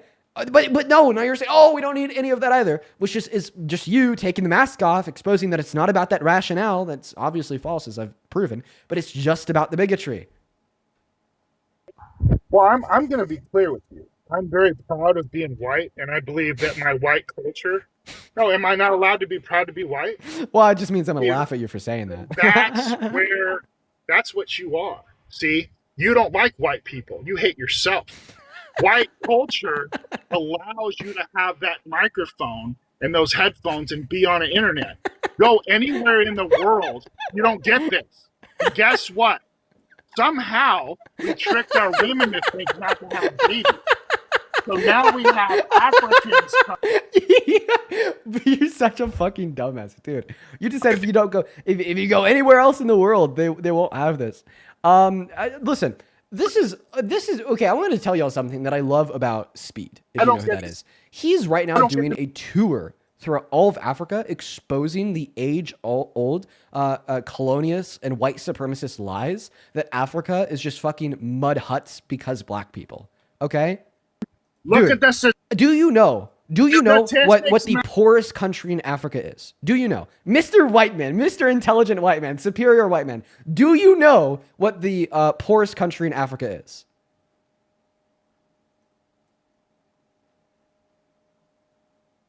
I don't know. I would probably say... Oh, come on, Superior White Guy. You got to, be intelligent, right? Somalia, maybe. Madagascar, maybe. I'm not sure. But if you look at the statistics, that's the problem with you. You don't want to look at reality and the statistics. You want to go, oh, just... Okay. No. If you sit there and you preach let me clarify yours. No, it's not Somalia. It's South Sudan. It's South Sudan. You really are. The only disservice that's been reported. One thing. Who cares? Hey, can you stop crashing out and interrupting while the real man talks? Well, you won't let me speak. Hey, little bro, I'm putting the binky in your mouth. Know your place. Okay, it's okay. It's all right, because I'm trying to speak. So I'm still trying to respond to a comment they made. You said if I were to go anywhere else and I want to have a microphone, and like this is just kind of like a predication off of like the age-old like colonialist white supremacist lie that like Africa is like mud huts because black people. Okay, but like I want to clarify. Okay, that's just simply false. Let's look at the capital You're incorrect. of the poorest country. That's a lie. Yes, it's a lie to assume that Africa is not just mud huts. You'll hear the call for prayer from your city hall. If Africa is just mud huts, what should we expect the capital of the poorest African country to look like? In New York City right now? No. Answer. You're not answering my question. What? No. You're not answering my question. You're not answering my question. You're not answering my question. You're not answering my question. If Africa is just mud huts, what should we expect the capital of Africa's poorest country to look like? I don't know. I have no idea. I don't even know what this engine is or what you're trying to make. Oh, well, because you're saying, because earlier you're saying, white people made all cool shit. White people made all innovation. White people did all this. Okay, and you even affirmed that you said it's a lie when I said, right, that Africa's just... Nobody denies that. Okay, I'm going to show you an image of the capital of Africa's poorest country, South Sudan. Sir, is this just mud huts?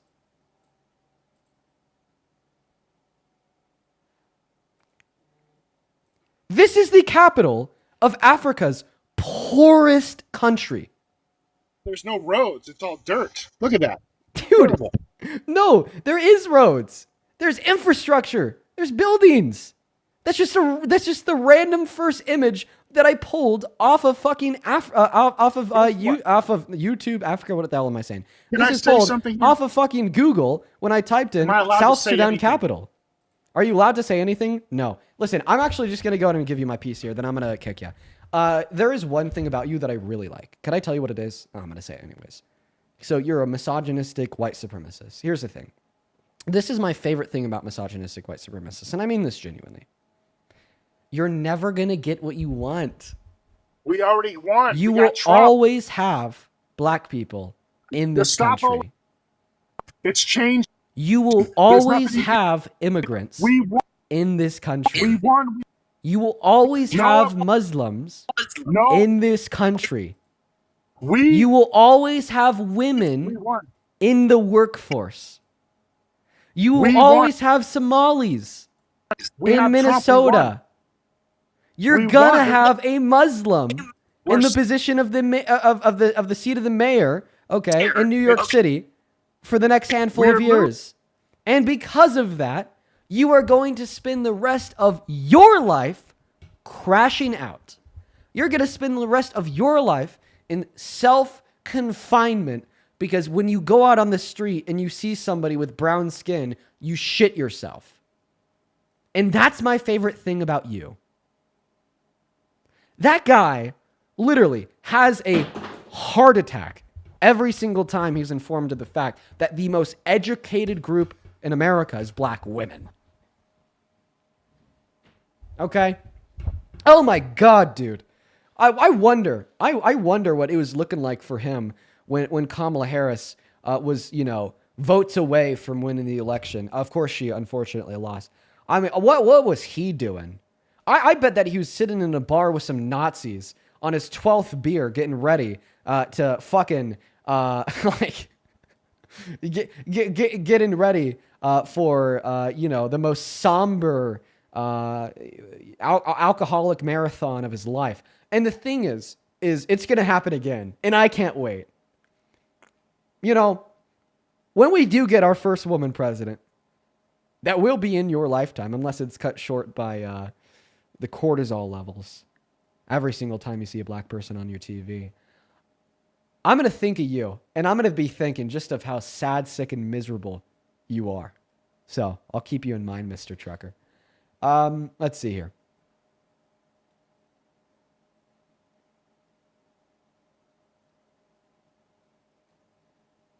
Okay. Yeah, what a lousy, pathetic person. What an excuse of a man. Truly, what an excuse of a man.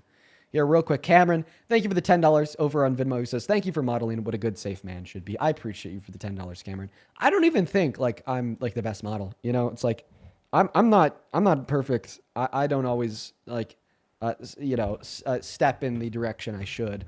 And, you know, I'd say that if I were to be the model, that would mean that I don't have to improve, which is false. Thank you for the $10, Cameron. I'd also like to thank Libby for the $30. Thank you so much for the love. Please show some love to Libby down below in that comment section. And Libby, I'm going to keep that comment to myself, but thank you for telling me that. That's very interesting. Thank you. Thank you so much for the $10 over on Venmo. I appreciate you so much for the love. Please show some love to Libby down below for that $30. Then Kamani, thank you for the $10 over on Venmo. Ben with a 5 and Yasina with a 5. Thank you so much. I'd also like to thank Yasena and Haley for the $5. And then Juliana, thank you so much for the $10. I appreciate you. Then Kamani, thank you for the $20. He says, been with and married to the same man since I was 15. We're 32 now. I promise you, he would not survive without me. Yeah, absolutely.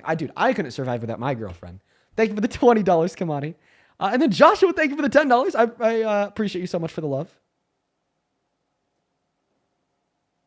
Joshua says, Isaac Asminoff assaulted women. He was also a vocal supporter of women's rights. I think he wants to call Asminoff a genius because he assaulted women. Definitely can't be for his supports of women's rights. He's assaulted women and supported women's rights. That's something. Thank you for the $10. I guess I don't even know who that is. Christian, thank you so much for the $10 as well on PayPal. He says, this guest is the reason why I'm celibate. Yeah, fuck him. Madeline, thank you. Not literally, metaphorically, because you wouldn't actually fuck him because you're celibate. Madeline, thank you so much for the $20 over on PayPal. Show some love to Madeline down below in that chat who says, hey, Dean, I just wanted to say that I love your lives, and I was wondering if you have any counter to my mom's argument for pro-life. She says that a child will be a child eventually, therefore you shouldn't kill it. Do you have a counter argument? Yes. So that's a potentiality argument. Okay? You're basically saying because of what it could be in the future, therefore we should value it now. One really good counter argument to this is just simply the fact that we don't grant rights based upon what could be in the future, but rather on the basis of what actually is. Like, we're not going to say that, a 12-year-old should be able to have the right to consent to sex because at some point in the future, they will have the rational and cognitive faculties to understand what sex is. We're not going to say that a 15-year-old should have the right to buy alcohol because at some point in the future, they'll be 21. So your mother's identifying something valuable in the future life of the fetus that would give it the right to life. Well, we probably shouldn't give it that right until it's actually there. Very similar to 12-year-olds with the right to consent to sex and 15-year-olds with the right to buy alcohol. And then one last one here, Mr. Cody. Thank you for the $20 over on Venmo. Says, quote, unquote, I'm proud of being white, end quote, ... This man is so ridiculous. His statistics are based on being a terrible person. Imagine being on the other side. Yeah, he's terrible. Thank you so much. Thank you so much for the $20, Cody. Now, for everyone watching, I've been live for 4 hours and 30 minutes. It is my time that I unfortunately have to get off for the night. And the first thing I'm going to do once I get off is I'm actually going to fix something that a lot of people over on the TikTok chat are talking about, the mic buzz. I'm going to go fix the mic buzz. I love y'all, and I'll see y'all tomorrow. Peace and love, guys. I really appreciate everyone so much for showing up today. If you're watching on TikTok, make sure to hit that follow button on your way out. If you're watching on YouTube, drop a sub, a like, and a comment on that VOD. I do these live streams every single day, but peace, love, and I'll see you tomorrow, folks. Good evening, good night, and goodbye.